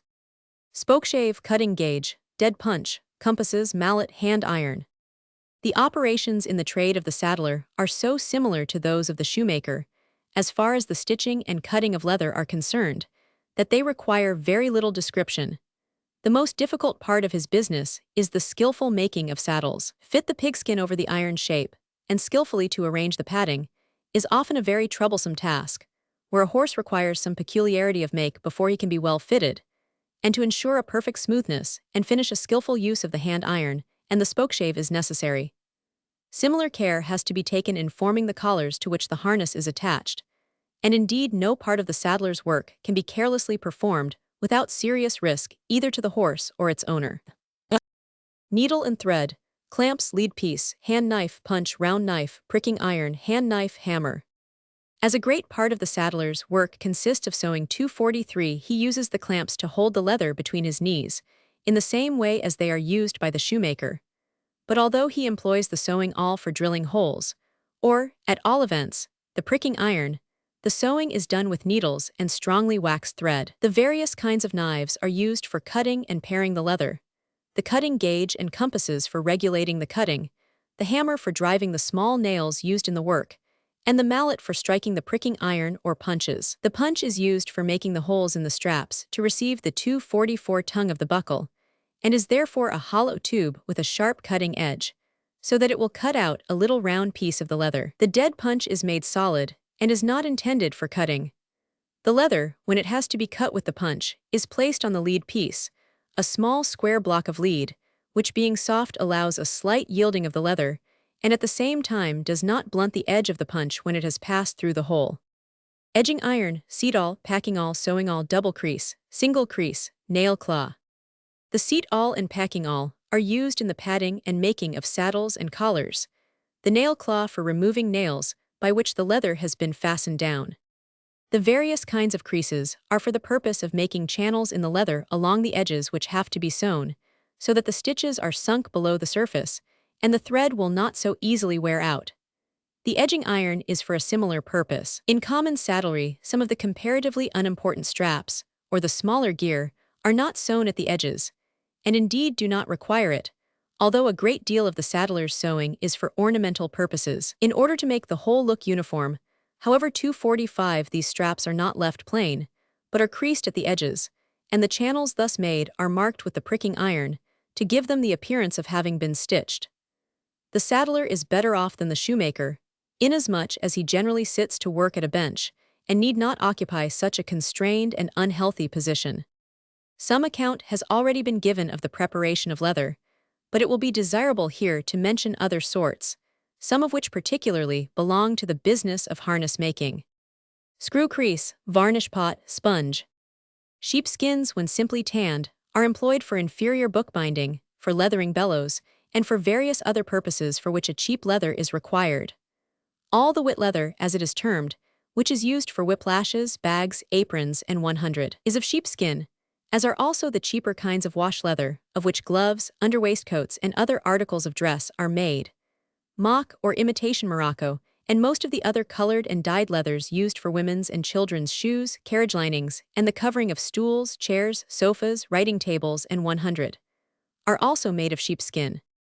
Lambskins are mostly dressed white or colored for gloves, and those of goats and kids supply the best qualities of light leather, the former being the material of 246 the best morocco, while kid leather affords the finest material for gloves and ladies' shoes. Leather from goatskins, ornamented and sometimes gilt, was formerly used as a hanging or covering for walls. Harness. Deer and antelope skins, dressed in oil, are used chiefly for riding breeches. Horse hides, which considering their size are thin, are tanned and curried, and are used by the harness maker especially for collars, and occasionally, when pared thin, for the upper leathers of ladies' walking shoes. Dog skins are thick and rough and make excellent leather. Seal skins produce a leather similar but inferior to that supplied by dog skins, and hog skins afford a thin but dense leather, which is used mostly for covering the seats of saddles. Currying is the general name given to the various operations of dressing leather after the tanning is completed, by which the requisite smoothness, luster, color, and suppleness are imparted. The processes of the currier are various. The first is styled dipping the leather. It 247 consists in moistening with water and beating upon a trelliswork of wooden spars with a mallet or mace. After this beating, by which the stiffness of the hide or skin is destroyed, it is laid over an inclined board and scraped and cleaned, and wherever it is too thick, pared or shaved down on the flesh side by the careful application of various two-handled knives, and then thrown again into water, and well scoured by rubbing the grain or hair side with pumice stone, or with a piece of slaty grit, by which means the bloom, a whitish matter which is found upon the surface in tanning, is removed. Rule, pincers, file, pliers. The leather is then rubbed with the pommel, a rectangular piece of hard wood, about 12 inches long by 5 broad, grooved on the under surface and fastened to the hand. The currier uses several of these instruments, with grooves of various degrees of fineness, and also, for some purposes, pommels of cork, which are not grooved at all. The object of this rubbing is to give grain and pliancy to the leather. The leather is then scraped with tools applied nearly perpendicular to its surface, and worked forcibly with both hands, to reduce such parts as may yet be left too thick, to a uniform substance. After this it is dressed with the 248 round knife, a singular instrument which pares off the coarser fleshy parts of the skin. In addition to these operations, the currier uses occasionally polishers of smooth wood or glass, for rubbing the surface of the leather, and when the leather is intended for the use of the shoemaker, he applies to it some kind of greasy composition called dubbing or stuffing. Leather is occasionally dressed black on the grain, or having the grain side instead of the flesh colored. The currying operations in such a case are similar to those above described, but the finishing processes are rather different. The leather is rubbed with a gritstone to remove any wrinkles and smooth down the coarse grain. The grain is finally raised by repeatedly rubbing over the surface, in different directions, with the pommel or graining board. Japan leather of various kinds is used in coach making, harness making, and for various other purposes. Patent leather is covered with a coat of elastic Japan, which gives a surface like polished glass, impermeable to water, and hides prepared in a more perfectly elastic mode of Japanning, which will permit folding without cracking the surface, are called enameled leather. Such leather has the Japan annealed, something in the same mode as glass. The hides are laid between blankets and subjected to the heat of an oven at a peculiar temperature during several hours. The hatter. Cutting machine. The trade of the hatter is confined to a few countries of Europe, but as the fashion of hats is at present mostly restricted, both here and in most parts of the continent, to those black stiff cylindrical coverings of silk, which custom has ordained we shall wear, greatly to our own discomfort, and at a great expense. The business is of considerable 250 importance, and the making of hats has grown into a large branch of industry. Before the introduction of that kind of silk which bears a long pile, like velvet, and is known as plush, beaver was the material principally used for hat making. But beaver hats are much more expensive, though they are now seldom made of the skin or fur of the beaver, which has grown remarkably scarce, in consequence of the land which the animals formerly occupied having become inhabited. Cutting out, bowing. Beaver hats of the finest quality are made with lamb's wool and the fur of English rabbits. To form the body of the hat, the wool and rabbit's fur are separately bowed by bringing a set of strings attached to a bow in contact with a heap of the material, and then striking the strings so as to cause violent vibrations, and thus separate the filaments 251.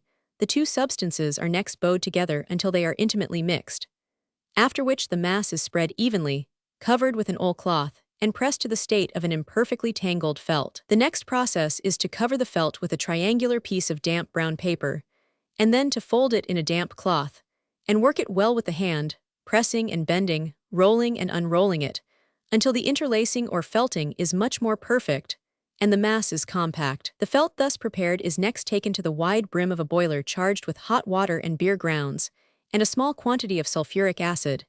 It is well rubbed and rolled until it no longer contracts.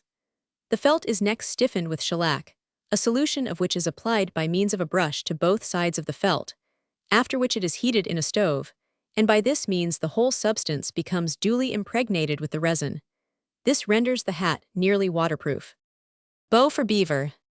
To form the nap of a hat, 1/2 or 3/4 of an ounce of beaver, and some other less costly fur, are bowed together and imperfectly felted in the manner already described, and shaped the same as the body to which it is to be applied.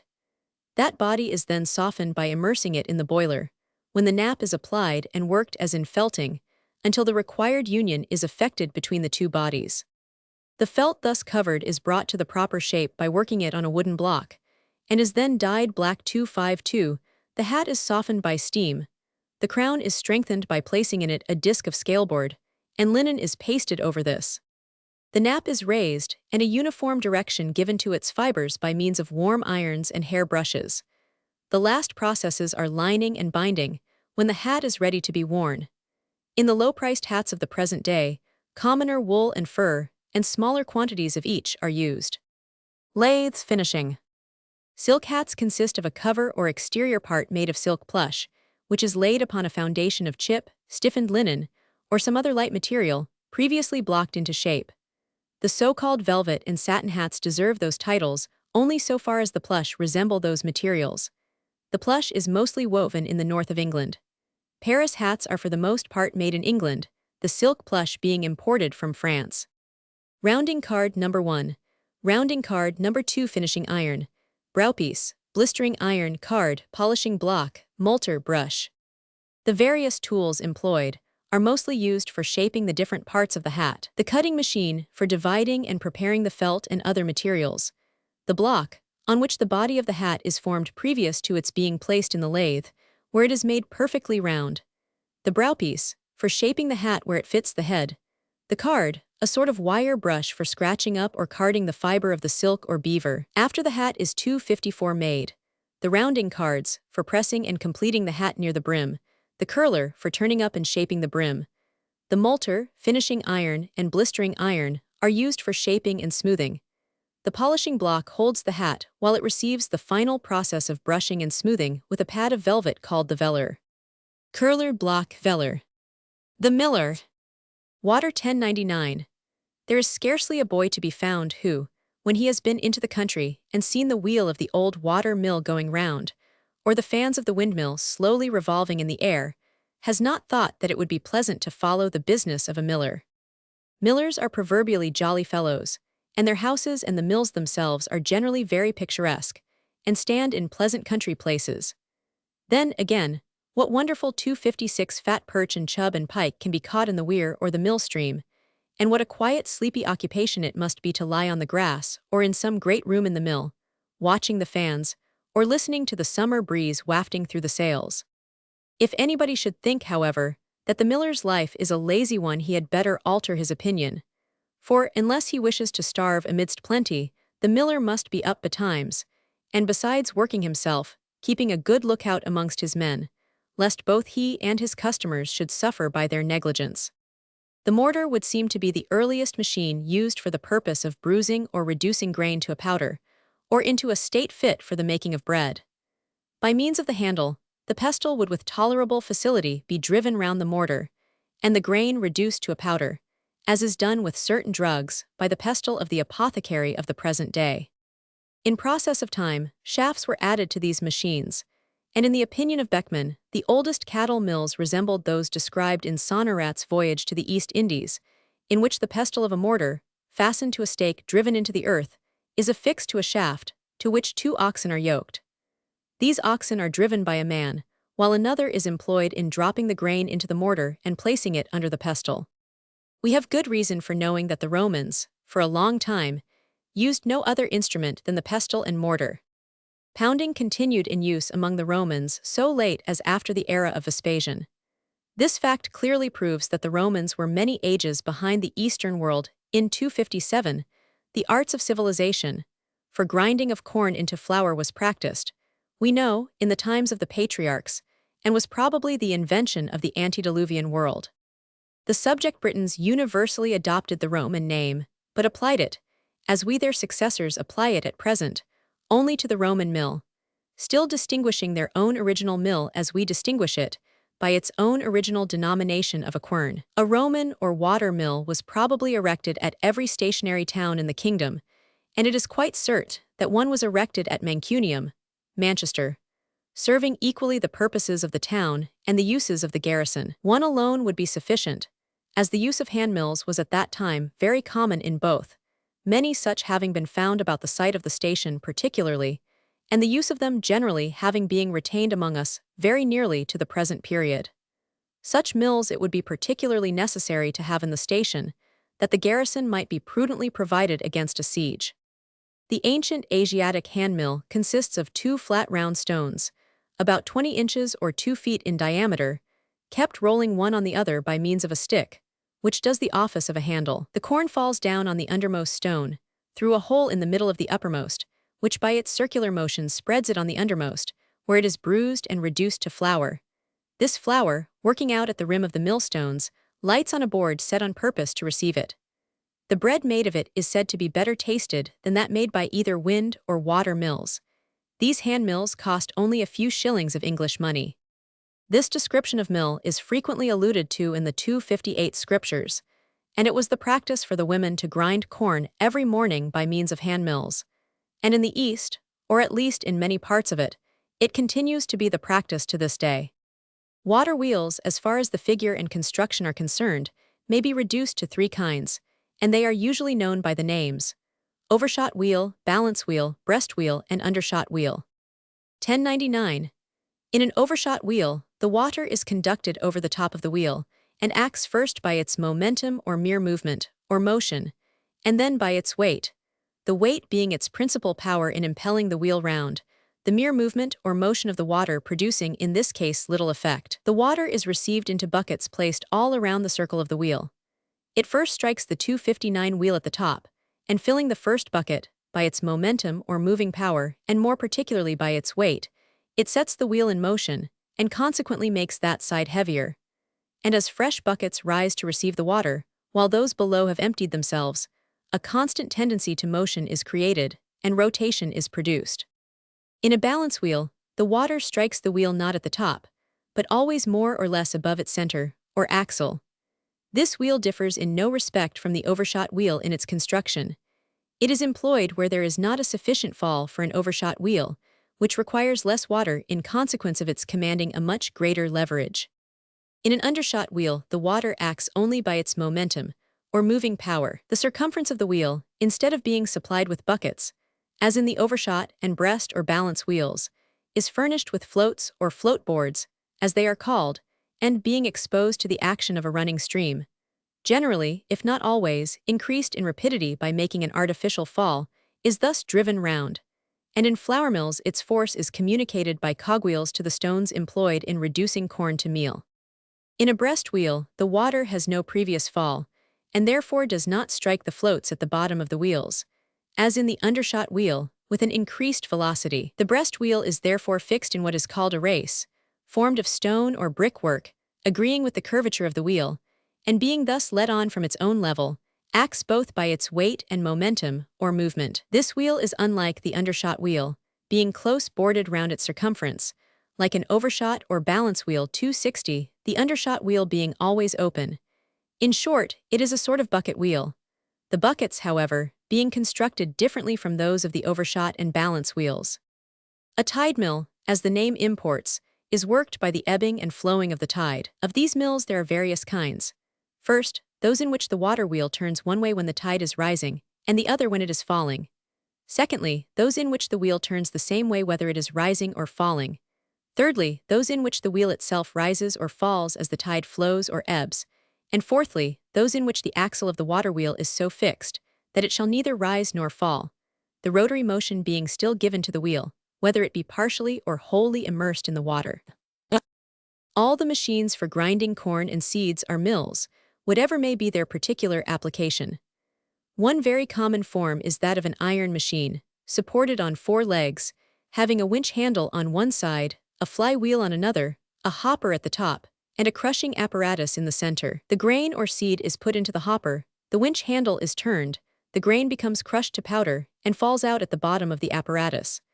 Sometimes the mill is made chiefly of wood, but with iron wheel and crushing apparatus. One kind of wheat mill, in addition to the usual mill apparatus, has a chest which acts as a flour dressing machine. Some mills are adapted for crushing beans rather than seeds.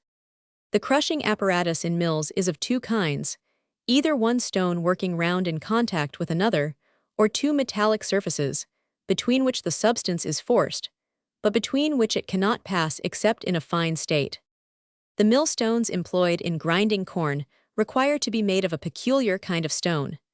The greater proportion of our millstones are procured from a particular spot in western Germany. At about 10 miles from Koblenz is a small town called Andernach, the chief trade of which is in millstones, procured from the neighboring quarries of Niedermendig.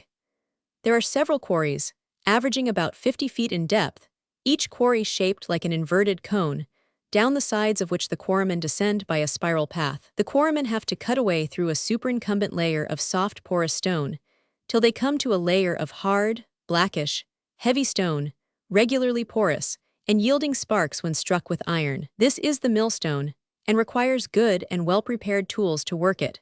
It is supposed to be a compact lava from some extinct volcano, and as there are fissures or gaps at intervals, these facilitate the separation of the stone into blocks suitable for millstones. All round the bottom of the conical cavities, the stone has been excavated in galleries or horizontal passages. The stones are brought to shape by means of hammers and chisels.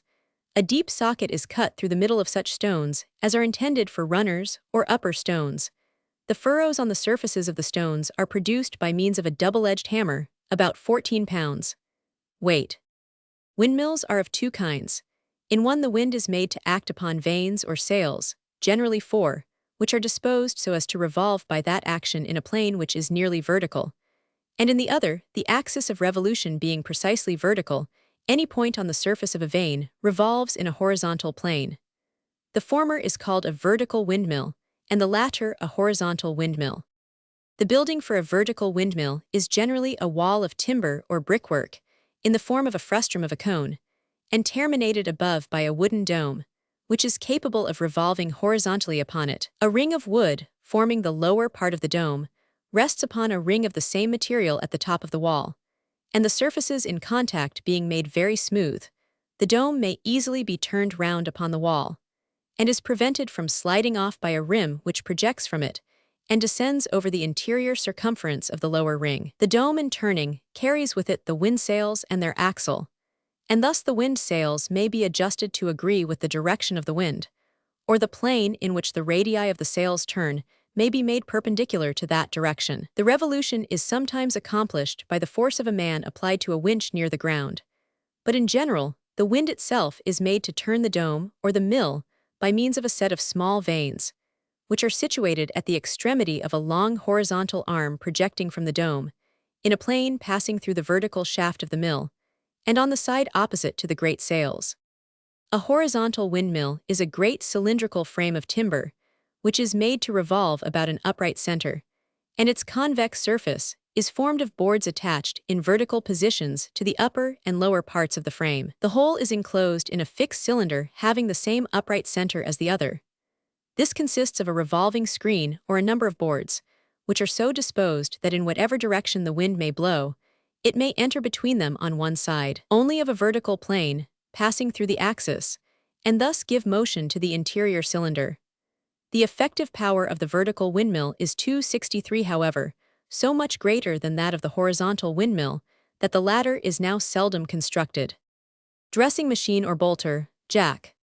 The dressing machine consists of a hollow cylinder, or frame, covered with wire cloth of different degrees of fineness, the finest being at the elevated, or upper end of the cylinder, which is inclined in the same way as the bolting 1099. Within the cylinder, which may be made of pieces of wood rendered circular, and like the ribs of an animal, placed at certain distances from each other, a reel is placed with its axle in the center of the cylinder, which is fixed or stationary. To the rails of this reel are attached hair brushes, which, when made to revolve or turn round, brush against the interior cloth wire surface of the cylinder. The machine is provided with a shoe or jigger, very similar to that of the millstones, to cause a regular supply of flour or meal in the same state in which it came from the millstones through a spout from the floor above, to which it is elevated by the sack tackle, or elevator, after being ground. The meal by this means being gradually let, or fed into the cylinder, is 264 by the motion of the brushes of the reel, sifted or rubbed through the cloth wire with which the cylinder is covered. The finest of the flour will go through the upper end, where the finest wire cloth is placed, the next finest through the next division of the wire cloth, which is coarser, the middlings through the following division, the pollard or sharps through the last, and the bran, not being able to get through the wire cloth at all, on account of its coarseness, is thrown out at the end of the cylinder. The cylinder is enclosed in a large and close box, to prevent the waste of flour by its going off in dust. This box is divided into several compartments, or partitions, by means of movable 265 boards. Some millers have more partitions than others, and indeed they all vary the number to suit the nature or sort of flour which they are manufacturing. In a dressing machine of 3 divisions, the flour deposited in the first is called household, or seconds, that in the second middlings, and in the third pollard, which is not flour, but a fine description of bran. Revolving screen, Jacob's ladder. When wheat arrives at a mill to be ground, the sacks are received in the lower part of the mill, and hoisted by means of the sack tackle to the upper stories, generally the uppermost.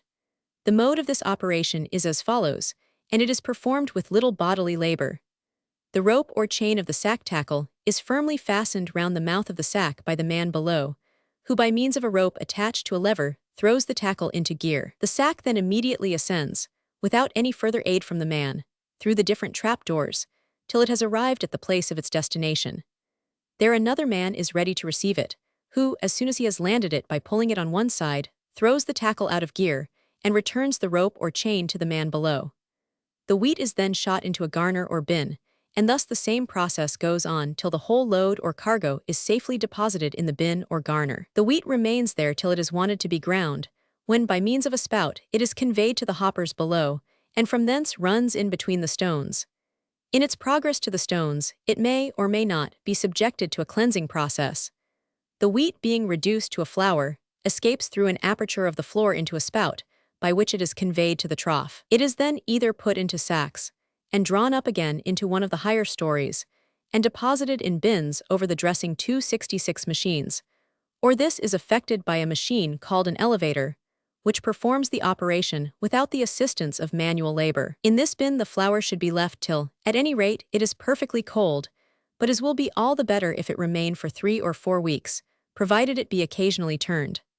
From this bin it is passed, by means of a spout, to the hopper of the bolting mill or dressing machine, by which it is separated from the bran or pollard, and is then fit for use. Smudder, scoop, claw. The screening machine consists of a roller-shaped sieve, so divided, that the corn which is placed at one end passes over a large surface of wire as the sieve revolves, and this operation removes from it external impurities, such as sand and dirt. When it arrives at the end of the screw, the 267 wheat falls into a hopper, by which it is conveyed by spouts into small hoppers, placed over one side of each pair of millstones. From these hoppers there are spouts placed in nearly a horizontal line, which spouts conduct the corn from the hoppers to the eye of the millstone.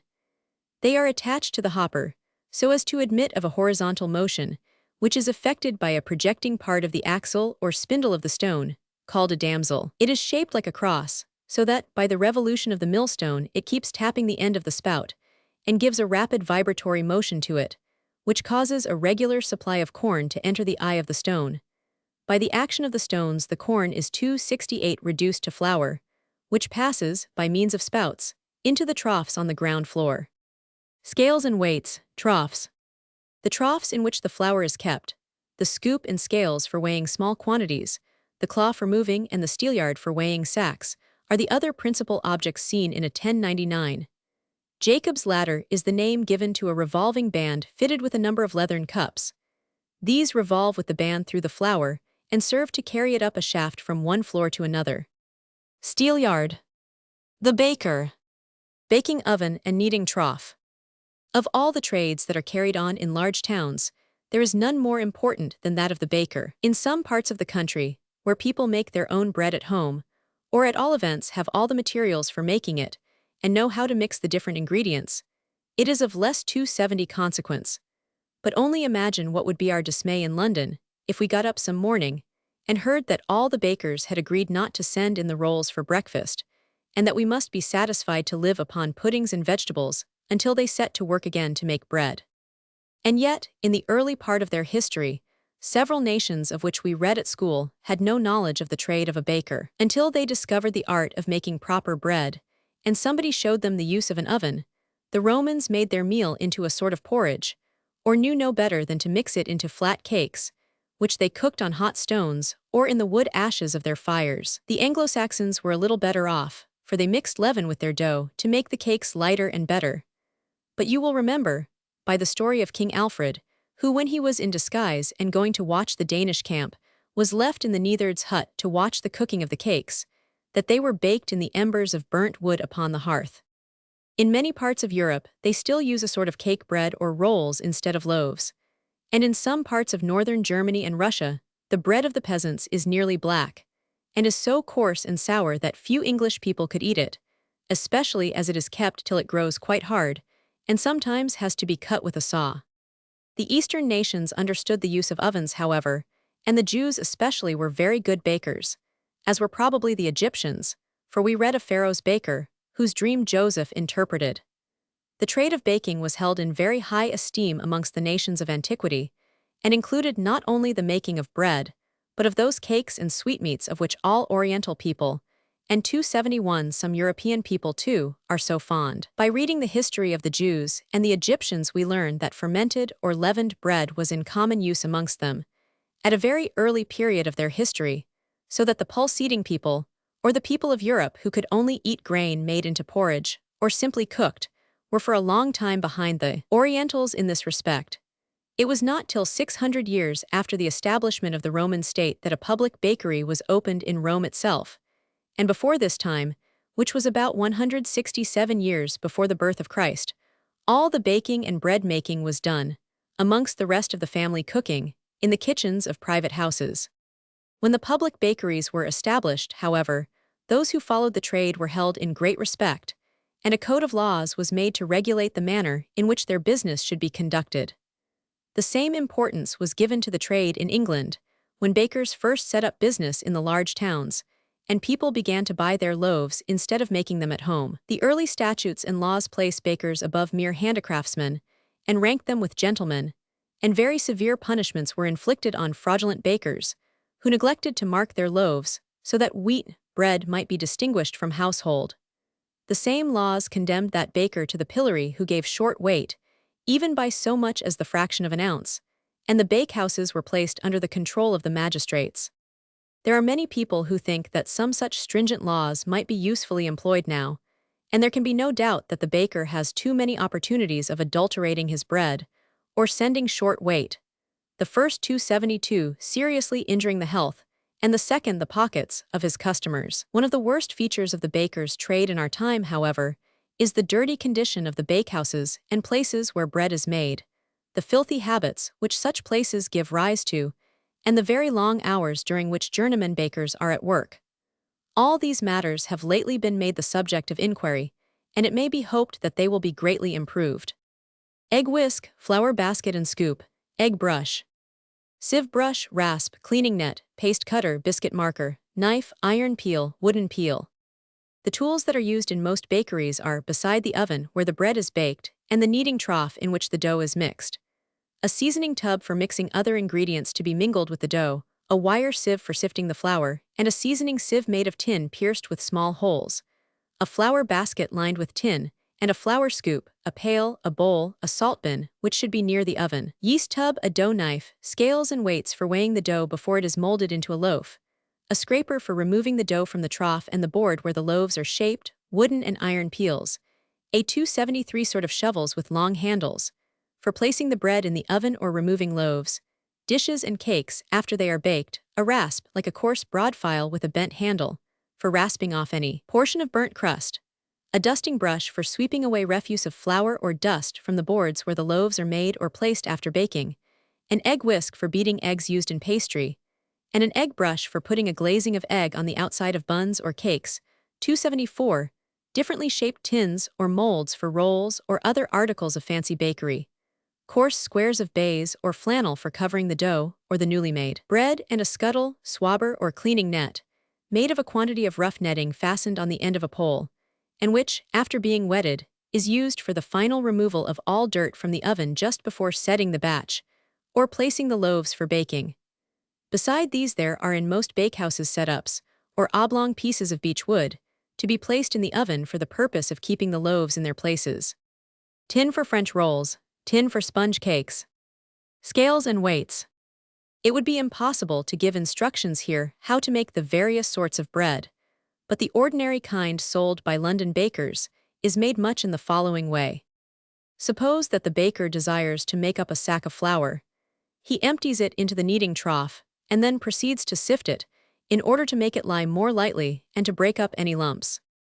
He then takes from 8 to 10 pounds of potatoes and boils them, without removing the skins, afterwards mashing them in the seasoning tub, with about half the quantity of flour, and adding a couple of pails of water. To this mixture he pours about 2 quarts of yeast, made from the liquor of boiled hops, malt and patent yeast already made and sold for the purpose. This is the leaven, which makes the difference between bread and meal cake, or the English loaf and the Australian damper, which is made only of flour and water, and baked at a bush fire. The yeast or leaven is, in fact, meal in its early state of decomposition.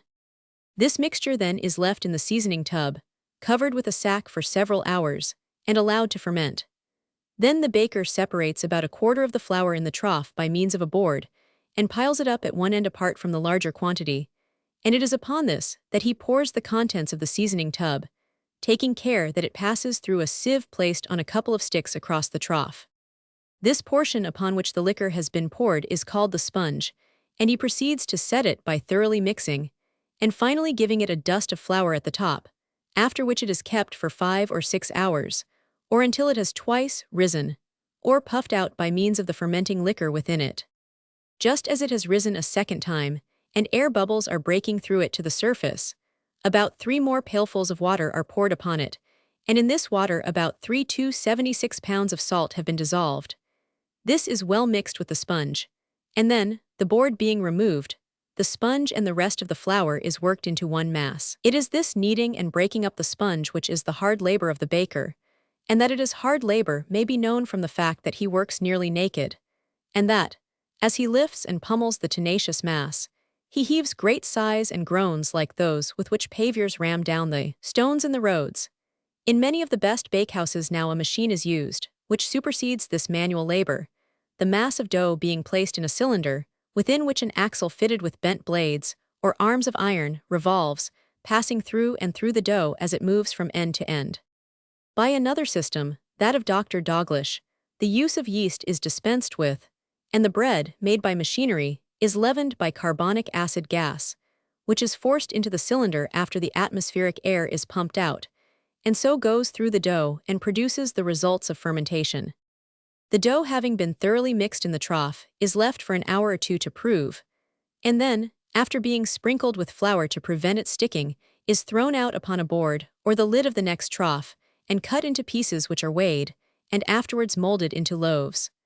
The molding is only learnt by practice. The piece of dough is cut in half and shaped according to the kind of loaf required, one piece forming the top of the loaf, being laid in a hollow of that which is to be the bottom, and the joint made by a skillful turn of the knuckles. The loaves are placed in the oven by means of the peel, and are packed at the back and sides as closely as possible, the cottage 277 bread only being separate, that it may be crusted all round. The batch takes about 2 hours to bake. Biscuits are now mostly made by machinery, which in large establishments turns them out ready for the oven. But when they are wholly or partially made by hand, the dough is prepared and afterwards molded into shapes, and each shape pricked with the docker, before being placed in the oven. Cornfield. The sugar refiner. Boiling house.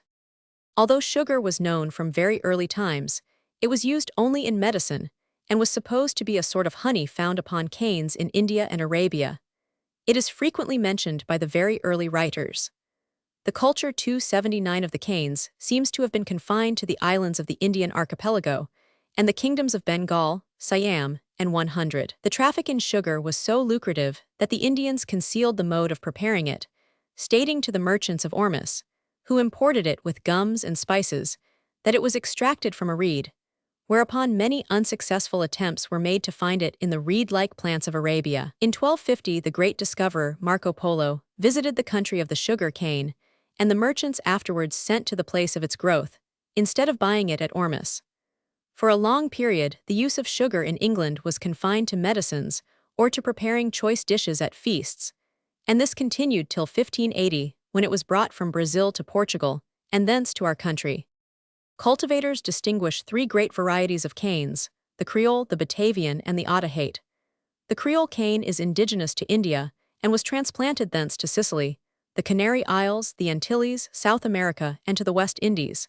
It has dark green leaves, and a thin but very knotty stem. The Batavian or striped cane, which has a dense foliage and is covered with purpled stripes, is a native of Java, where it is chiefly cultivated for the manufacture of rum. It is also met with in some parts of the New World and the West Indies. The Audiobook variety grows most luxuriantly, is the most juicy, and yields the largest product. It is cultivated chiefly in the West Indies and South America. It ripens in 10 months, and is hardier than the other varieties. The sugar cane, being originally a bog plant, requires a moist, nutritive soil, and a hot tropical or subtropical climate. It is propagated by slips or pieces of the stem, with buds on them, and about 2 feet long. It arrives at 280 maturity in 12 or 16 months, according to the temperature. The leaves fall off towards the following season, and the stem acquires a straw-yellow color. The cane is cut by some planters before the flowering season, but it is more usual to cut it some weeks after. The plantations are so arranged that the various divisions of the fields may ripen in succession. The land should be supplied with manure rich in nitrogen, but not containing much saline matter. After the harvest, the roots strike again and produce a fresh crop of canes, but in about 6 years they require to be removed. The time for cutting the canes varies with the soil and season, and the different varieties of cane. In a state of maturity, the canes are from 6 feet to 15 feet in length, and from 1.5 inch to 2 inches in diameter. The usual signs of maturity are a dry, smooth, brittle skin, a heavy cane, a gray pith, and sweet and glutinous juice. Canes should be cut in dry weather, or the juice will be found diluted with an excess of water. When cut, they are tied up in bundles and conveyed to the crushing mill, particular attention being paid that the supply should not exceed the demand, otherwise the cut canes would ferment and spoil. The sugar cane grows from pieces or slips of itself, containing germs, and these develop rootlets at the joints, which draw sustenance to the young shoot as it increases. In the course of time, the buds in the radicle, or root joints of the first cane, throw out roots and form a radicle for a second stem, and in this way, under favorable circumstances, several canes are produced from the parent stock for a period of about 6 years, and sometimes for several more. They, however, diminish every year in length of joint and 281 circumference, and are inferior in appearance to the original plant, but they yield richer juice and produce finer sugar. Filtering bag. The sugar exists in the cells of the cane in a state of solution, and is extracted therefrom by pressure. With this, as with other branches of industry, science has of late years stepped in and has greatly facilitated the process of extraction and manufacture. It may be as well to give here a summary of the processes employed in the preparation of raw sugar. The canes are passed through the mill, and the juice thus extracted from them runs from the mill into a tank, whence it is pumped to cisterns for supplying the clarifiers, heated by steam, where it is purified. From thence it is run into bag filters, by which the mechanical impurities are removed. It is then run into charcoal filters to remove the coloring matter of the juice. The filtered juice is then run off into tanks and is drawn thence by vacuum into the vacuum pan, where it is granulated, and from whence it is finally discharged for packing. When the steam clarifiers are not employed, the cane juice is run into a series of pans or teaches over open fires. This apparatus is also known as a battery and forms another method of purification. Stirring rod, ladle, scraper, crowbar, wrench. The original crushing apparatus of India was a kind of squeezing mortar, made out of the hollow trunk of a tamarind 282 tree, and worked by a yoke of oxen, the pestle or stamper being a strong beam 18 feet long, and rounded at the bottom so as to squeeze or crush the canes in the mortar. Mills similar to those used for crushing oil seeds were used, as were also several other forms of apparatus, before rollers were introduced. Stone and iron rollers were first used, with the axes in a vertical position, but the 283 horizontal was soon found to be the more convenient and economical. The importance of a systematic mechanical arrangement appears to have awakened attention during the reign of Charles II, for in 1663, Lord Willoughby and Lawrence Hyde, second son of Edward, Earl of Clarendon, High Chancellor of England, associated themselves with one David de Marcato, an inventor, and obtained a patent for 21 years for making and framing sugar mills. In 1691, John Tisack patented an engine for milling sugar canes, and 100. But in this, as in the previous case, it is not specified how the mill should be made. Later on in 1721, William Harding, a smith of London, who had been many years in Jamaica, and was skilled in the manufacture of sugar mills, having observed their imperfections, how that they were chiefly made with large wooden cogs cased with iron, endeavored while abroad to improve their construction, but failed for want of competent workmen. On his return to London, he made models of sugar mills which were approved by the Royal Society. These mills were fitted with cast iron rollers and cog-wheel gearing, and were worked by water power. From description, they appear to be the type of mills of the present day. Some 45 years later, Yonge and Barclay, iron founders, of Allhallows Lane, City, applied friction wheels to sugar mills. In 1773, John Fleming, a mill carpenter, proposed an arrangement of windmill sails which turned a vertical timber shaft shod with iron, and which gave motion to two hard wooden rollers, between which the cane was guided and squeezed. In 1807, H. 100. Newman, of St. Christopher, West Indies, designed a mill to be worked by horsepower. He used cog and crown wheels to give motion to 3 upright rollers, and the arrangement was considered one which greatly augmented 280 for the power and execution of this class of machinery. In 1821, John Collinge of Lambeth improved cast iron sugar mills by casting the rollers on wrought iron shafts, instead of keying them on, as previously done. In 1840, James Robinson patented improvements in sugar mills, which consisted in using 4 rollers, 1 large one and 3 smaller ones beneath, placed horizontally, and gearing by cogs into each other. Up to that time, 3 rollers, only 285 appear to have been used. He also proposed to use 6 rollers, which are fed from an endless band passing over the rollers. He cast the rollers and shafts in one piece, cored out to admit steam, to facilitate the extraction of the juice from the cane during crushing.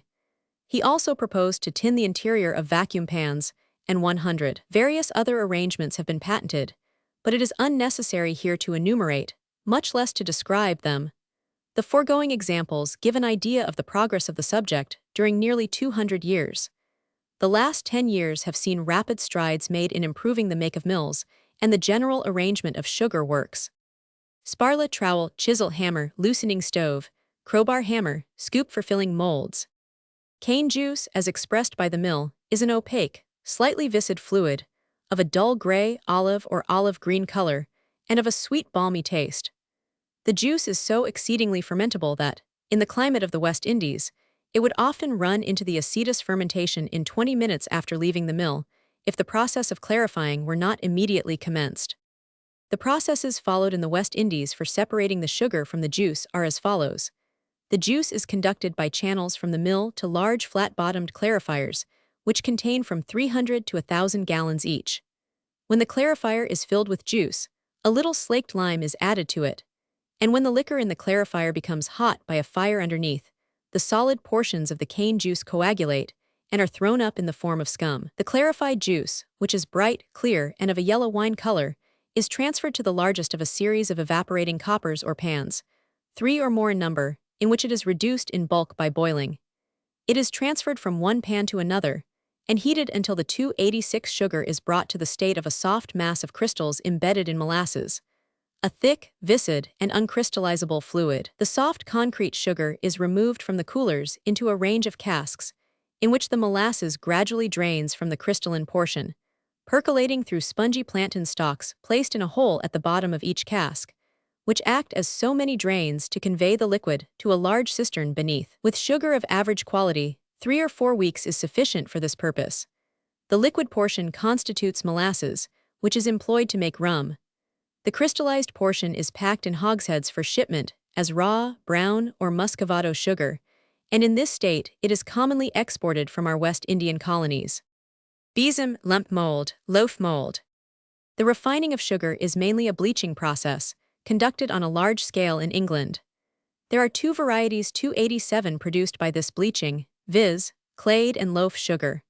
For clayed sugar, the sugar is removed from the coolers into conical earthen molds called forms, each of which has a small hole at the apex. These holes being stopped up, the forms are placed apex downwards in other earthen vessels.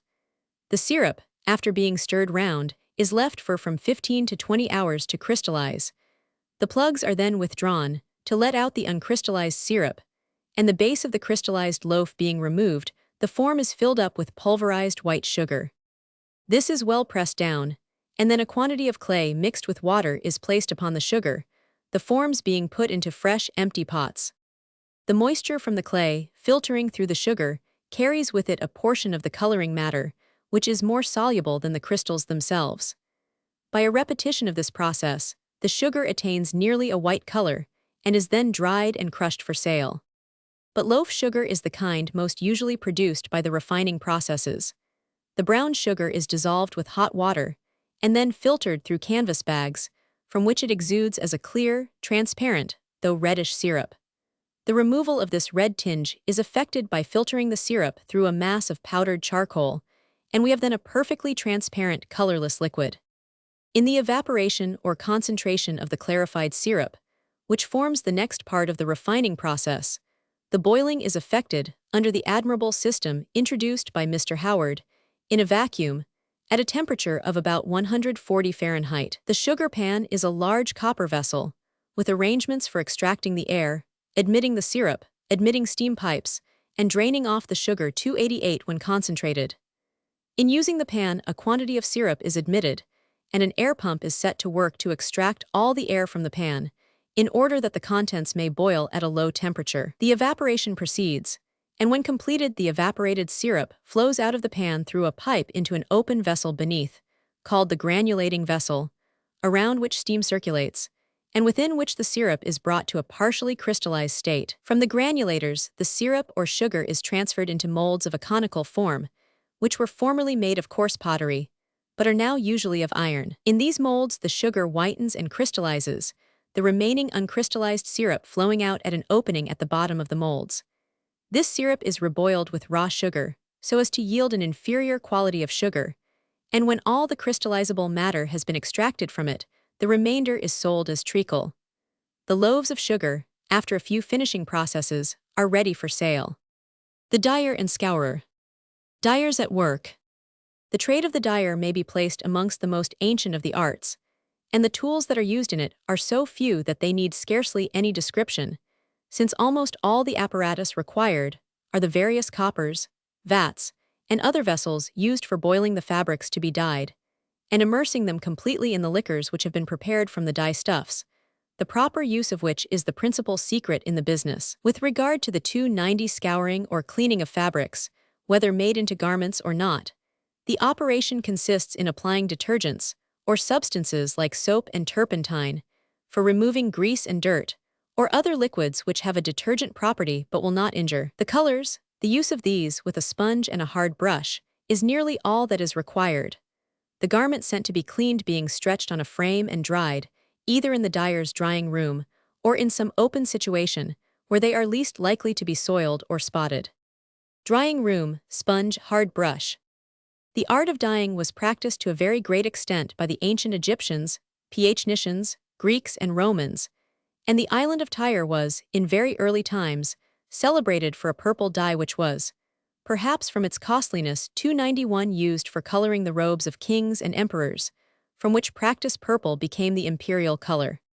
Garment frame. The art of modern dyeing very greatly consists in the proper use of what are called mordants, that is, substances which, although they do not of themselves produce color, so act upon the dyes as to cause them to give an intenser hue to the fabric, and also serve to make the color permanent. The modern dyers have obtained several dye drugs unknown to the ancients, such as cochineal, quercitron, Brazil and logwood, arnots and indigo, which was only known to the Romans as a paint. But the vast superiority of our dyes must be principally ascribed to the employment of alum and solution of tin mixed with other substances as mordants, which give depth, durability, and luster to the colors. Another improvement in dyeing is the application of metallic compounds, such as Prussian blue, chrome yellow, and manganese brown, to textile or woven fabrics. Our readers will see from what has been said of mordants how what are called fast colors are obtained. Fast colors meaning colors which will not be affected even by the liquor of the dye bath. Another very necessary subject of information in relation to dyeing is the fact that different substances, such as silk and wool, will not be equally affected by the dye in which they are placed, since the particles contained in the composition of these substances have different degrees of what is called affinity, that is, they combine in a greater or less degree with the component matter of the dye stuff. Vats and copper pan wringing machine. We have already said something of the preparation of cotton. The operations to which silk and wool are subjected before being dyed are intended to separate superfluous substances 293 from the animal fiber, and to make that fiber more easily unite with the coloring particles. Silk is scoured by means of being boiled in water and soap, whereby the animal varnish is removed from the surface. If intended to be very white, it is bleached by humid sulfurous acid. Wool is first washed in running water to separate its coarse impurities, and is then freed from the greasy animal matter secreted from the skin of the sheep by means of ammoniacal liquor, soap and water, or a solution of soda. It is finally bleached by the fumes of burning sulfur, or by aqueous sulfuric acid. Dipping copper, winch, punching, and 100. What are called tinctorial colors, as distinguished from mordants, are either simple or compound. The simple are 294 black, brown or dun, blue, yellow, and red. The compounds are gray, purple, green, orange, and others. Gallnuts, pyrolignite of iron, logwood, copperas, and verdigris are the chief materials for producing black. Walnuts, sumac, madder, cochineal, cudbear, acetate of iron, catechu, Brazil wood arnots are all employed in producing brown. Indigo, Prussian blue, and woad for blue. Fustic, Persian berries, quercitron, turmeric, and weld for yellow. Cudbear, Brazil wood, cochineal, kermes, lac, logwood, madder, safflower for red, and various compounds for purple, green, orange, and 100. Carboy for spirits. Siphon. Punch-in, pole for stirring. The dye materials imported from foreign countries are principally cochineal, fustic, gum arabic, gum Senegal, gum anemone, gum copal, gum tragacanth, indigo, lac dye, shellac, logwood, madder, smalts, valonia, yellow berries, and zafir. 295. The tools shown in the engravings explain themselves, and, as has been already said, principally consist of the various coppers and vats, the siphons or tubes by which liquor will flow from one vessel to another, and the puncheons, for stirring and thoroughly immersing the articles in the dye stuff. Rail, thermometer, and measure. The coppersmith's workshop. The very great variety of purposes for which the metal called copper is used renders it one of the most valuable productions of this country, and several very important manufactures would be incomplete without it, since it is the principal material of which many large vessels are formed, and is also largely employed as an alloy for other metals. Although the metal is sometimes found in a pure or native state, its most abundant ore is that known as copper pyrites, of which there are many kinds. The most 297 common yellow copper ore is a very abundant mineral, found in large quantities in Cornwall, Devon, and the Isle of Anglesea, and is a compound of about equal parts of copper, iron, and sulfur. The mines of Devon and Cornwall yield more than 3/4 of the copper obtained in England, or about 190,000 tons of ore in a year, the value of which is above £1,000,000. The amount of copper annually obtained in the United Kingdom is about 15,000 tons, worth more than £1.5 million of money. About the same quantity is imported into this country from Chile and Cuba, and a very valuable copper ore is also found at the Burra Burra mines in Australia. The copper ores of Cornwall and other parts of the country are generally shipped to Swansea, where coal is abundant, in order to be separated from the metal. For this purpose, the ore is heated to redness, or roasted in an open furnace, in order to burn away the sulfur, and the fumes given out by this process are most pernicious. The ore is afterwards melted several times to separate the other impurities, which, when fused, float like scum on the surface of the liquid metal, and are then easily removed. Copper has a peculiar reddish color and will bear a brilliant polish. Its smell and taste are both disagreeable. It is one of the most malleable of metals, and can be so readily worked by the hammer that it is beaten out into thin leaves, which, under the name of Dutch metal, are employed in ornamenting toys and 100. In imitation of gilding. It is also so ductile that it can be drawn out into finer wires than any ordinary metal, except gold, silver, and iron, and its tenacity is so great that a wire 1/10 of an inch in diameter will bear a weight of 175 pounds. This wire is very flexible, and not very elastic, but when rolled into 298 sheets copper, is one of the most elastic, and when struck one of the most vibratory and loud-sounding metals. If taken into the animal system, all preparations of copper are violent poisons, and, as this metal is directly acted upon by vinegar and other acids, it should not be employed for making vessels used in cooking or preparing food.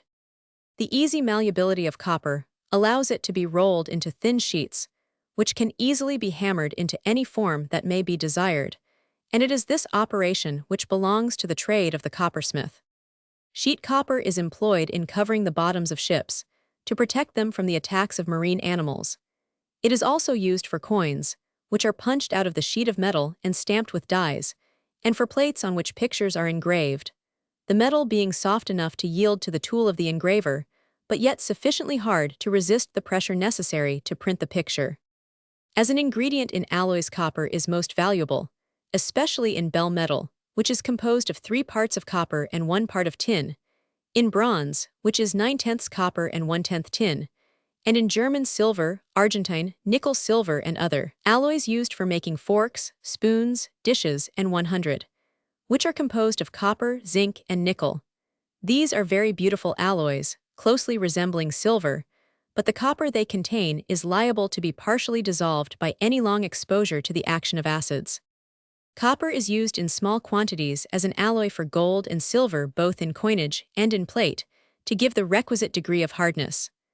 Gold used for coins, or what is called standard gold, is formed of 11 parts of pure gold and 1 part of copper. Being a better conductor of electricity than any other metal, it is largely employed in the formation 299 of telegraphic wires, and, as it is not hard enough to strike fire with flint or grit, it is used in gunpowder mills and magazines instead of iron. The processes of casting and rolling copper into sheets are so much like those already described in the manufacture of iron that they need not be repeated.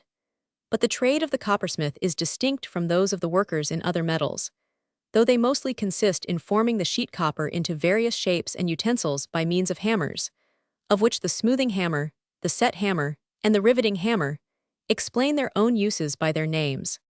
Copper bit, oval wedge, riveting hammer, smoothing hammer, cob hammer, set hammer. In manufacturing the large vessels with circular bottoms which are so frequently made of copper, the metal is first cast in a shape resembling a round spectacle glass, that is to say, a flat cake, thick in the middle and gradually diminishing in thickness towards the edge. It is then 300 subjected to the powerful blows of a tilt hammer, the beating being principally confined to the center. The effect of this is not only to reduce the thickness of the copper, but to cause the disc to turn up at the edges and assume the form of a hollow dish. Punches, hand vise, cutting punch, spanner, anvil, shears for sheet copper, hand shears.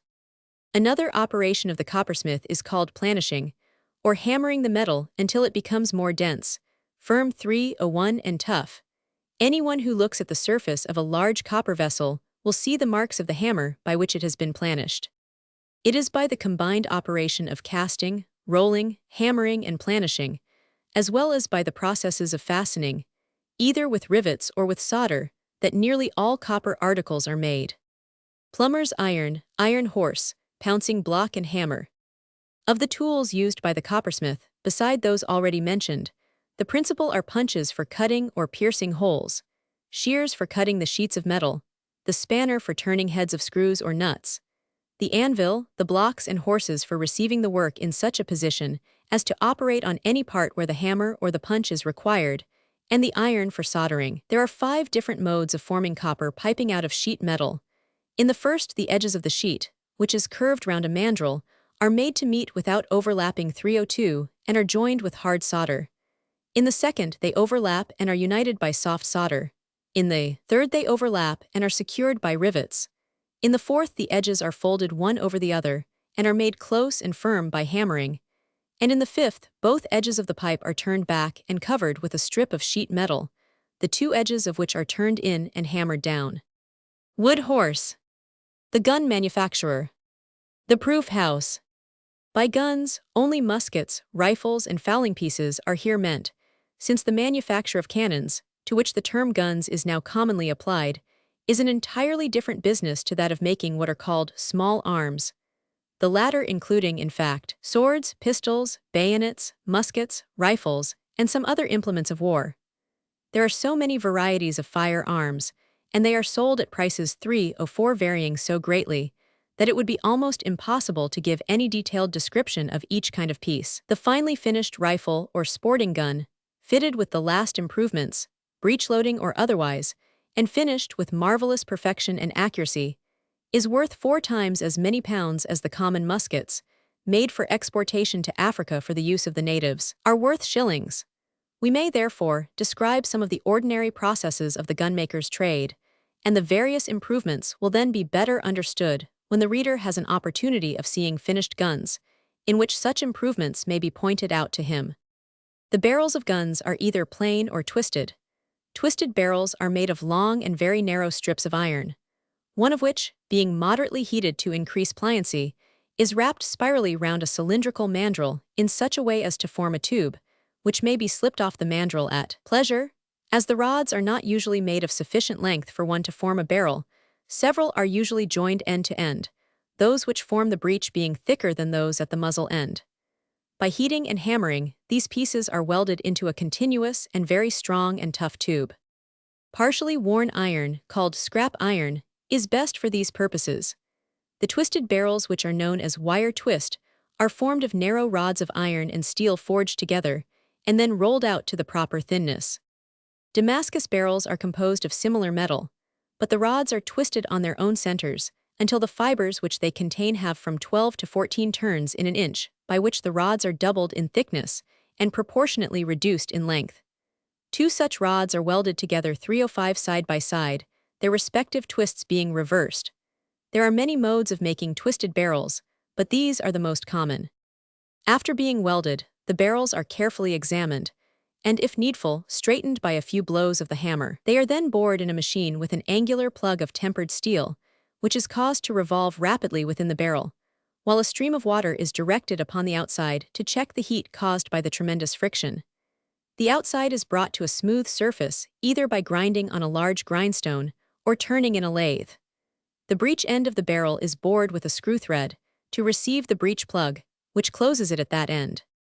Mandrel with Damascus barrel in progress, tool for boring barrel, testing barrel. The barrels are then proved by being fired at the proof house, a large building where they are loaded with a charge 5 times as great as they will have to bear when in use. A great number of barrels are fired at once by laying them upon a strong framework of wood with their touch holes downwards, and connected with a train of gunpowder, which is ignited outside the building. A heap of sand is piled inside the building, opposite the muzzles of the barrels to 306 receive the bullets. Those which bear this test without injury are marked as perfect. Guns used in field sports are often made with two barrels fixed side by side upon one stock. The barrels are made separately, and each with one flat side, that they may lie close together. They are secured together by ribs running between them from end to end. The wooden stock upon which the barrel is fixed is generally made of walnut tree wood. It is first shaped, and afterwards shod with brass or steel. The trigger guard and other fittings are let into the wood, and every part is furnished with the proper screws and fastenings. With regard to the manufacture of rifles and other small arms in general, the author of the present work some time ago wrote a description of a visit to the factory at Birmingham known as the Toledo Works, and it may be useful to give an extract from that account of what he saw there. The steel from which the swords are made is supplied in long pieces somewhat tapering at the ends, and having a square portion in the middle, which, being cut through, leaves material for two blades, the bisection of the square leaving a shoulder at one end to receive the iron tang, by which the blade is afterwards fixed into the handle. The manufacture of these blades is almost entirely effected by the forgers, who hammer them into the required shape upon the anvil, a mold running down the center of which secures the hollow which in swords extends for about 2/3 of the length from hilt to point. In a little street of smithies, the musical clink is being sounded by a score of stalwart arms, either forging the rough steel into form, or hammering the formed blade into perfect shape and symmetry, an operation which requires it to be kept at 307, a certain heat, lest the embryo blade should be injured in the process. Once perfected as to proportion, the hardening commences, and the blade is thrust backwards and forwards into the furnace until it has acquired a proper and uniform heat, at which point it is removed and instantly plunged into cold water. This process, which has obviously suggested the Turkish bath, renders it hard indeed, but at the same time so extremely brittle that we whisperingly suggest the propriety of contracting to supply our enemies with weapons, and neglecting to carry them beyond that particular stage of preparation, when they may be snapped with the fingers. Carefully supported, however, the blade is again subjected to the fiery ordeal until it attains a slaty blue color, and a beautiful and elastic temper, which has been partially secured by the previous hammering. By the process of forging, it has become about 6 inches longer than the pristine steel shape, and by the tempering it has attained a springy strength, which enables it to be bent in a curve sufficient to bring the hand 5 inches nearer to the point than when the blade is straight. Many of the best bayonets are forged in the same way as the sword blades, and as in almost every manufacturing process, human intelligence has an unmistakable advantage over mere mechanical force. These possess some superior qualities. The greater number of bayonets, however, are made from a square bar of drawn steel, 5 inches and a half long by 9/16 square. This bar is passed between a series of about 16 pairs of rollers, which are worked by steam power, and so grooved as gradually to mold the blade to the required shape. 16 times the short steel bar undergoes the merciless pressure of a progressively increased power, until its length is increased 308 from 5.5 to 26 inches, when some portion is cut off from the point to leave it the regulation length. The matchets, which are made from bevel-edged steel, pass twice through the rollers, are cut into the requisite shape by means of powerful shears. Steam hammer.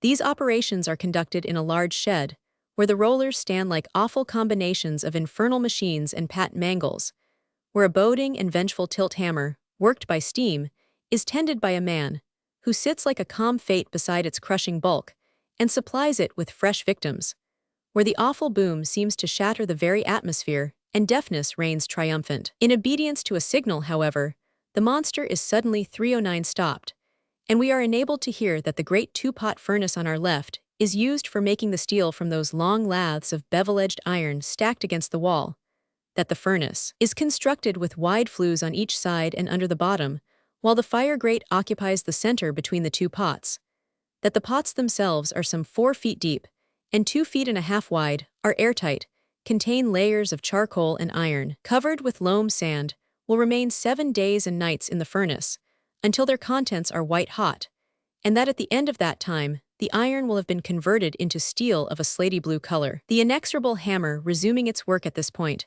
we follow the bayonet to its completion, and once more visit the forges, to witness the shutting on or welding the blade to a piece of iron, which ultimately forms the socket by which the bayonet itself is fixed on to the barrel of the rifle or musket. There is yet another operation before the blades are taken to the finishing shop, one of the most important, too, since it is no other than grinding, a process which secures an exact and uniform thickness and increases their elasticity. We are standing at the open end of a long, vast, and gloomy shed-like building, supported by iron pillars. On each side through the entire length, a series of enormous grindstones spin round amidst sand and water, and the mud from both. Seated astride the bodies of wooden horses, whose heads seem to have been transformed into these wheels, the grinders seize upon the blades, and each fearless rider rising in his stirrups, or, what looks much the same, standing tiptoe till he no longer touches his saddle, throws himself forward, and presses the sword, matchet, or bayonet on the wheel, at the same time 310 guiding it deftly with its left hand, till its whole surface has been smoothly ground. Along the whole line of whirling stones fly the lurid red sparks, and the grinders, with squared elbows, seem to curb the struggling and impetuous wheels.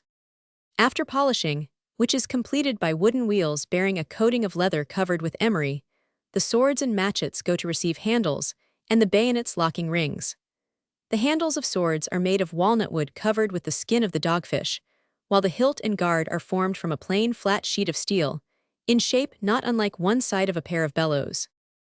The solid socket of the bayonet is hammered into form and afterwards stamped into shape with the rim complete, from which process it is conveyed to a shop where it is drilled by steam power. It then only remains to secure a smooth surface, by means of a revolving barrel, containing an instrument with a number of flanged blades, against which the socket of the bayonet is pressed. It is not a little remarkable to see the solid steel pared and shaved like wax, and no less wonderful to notice the simple machinery by which it is accomplished.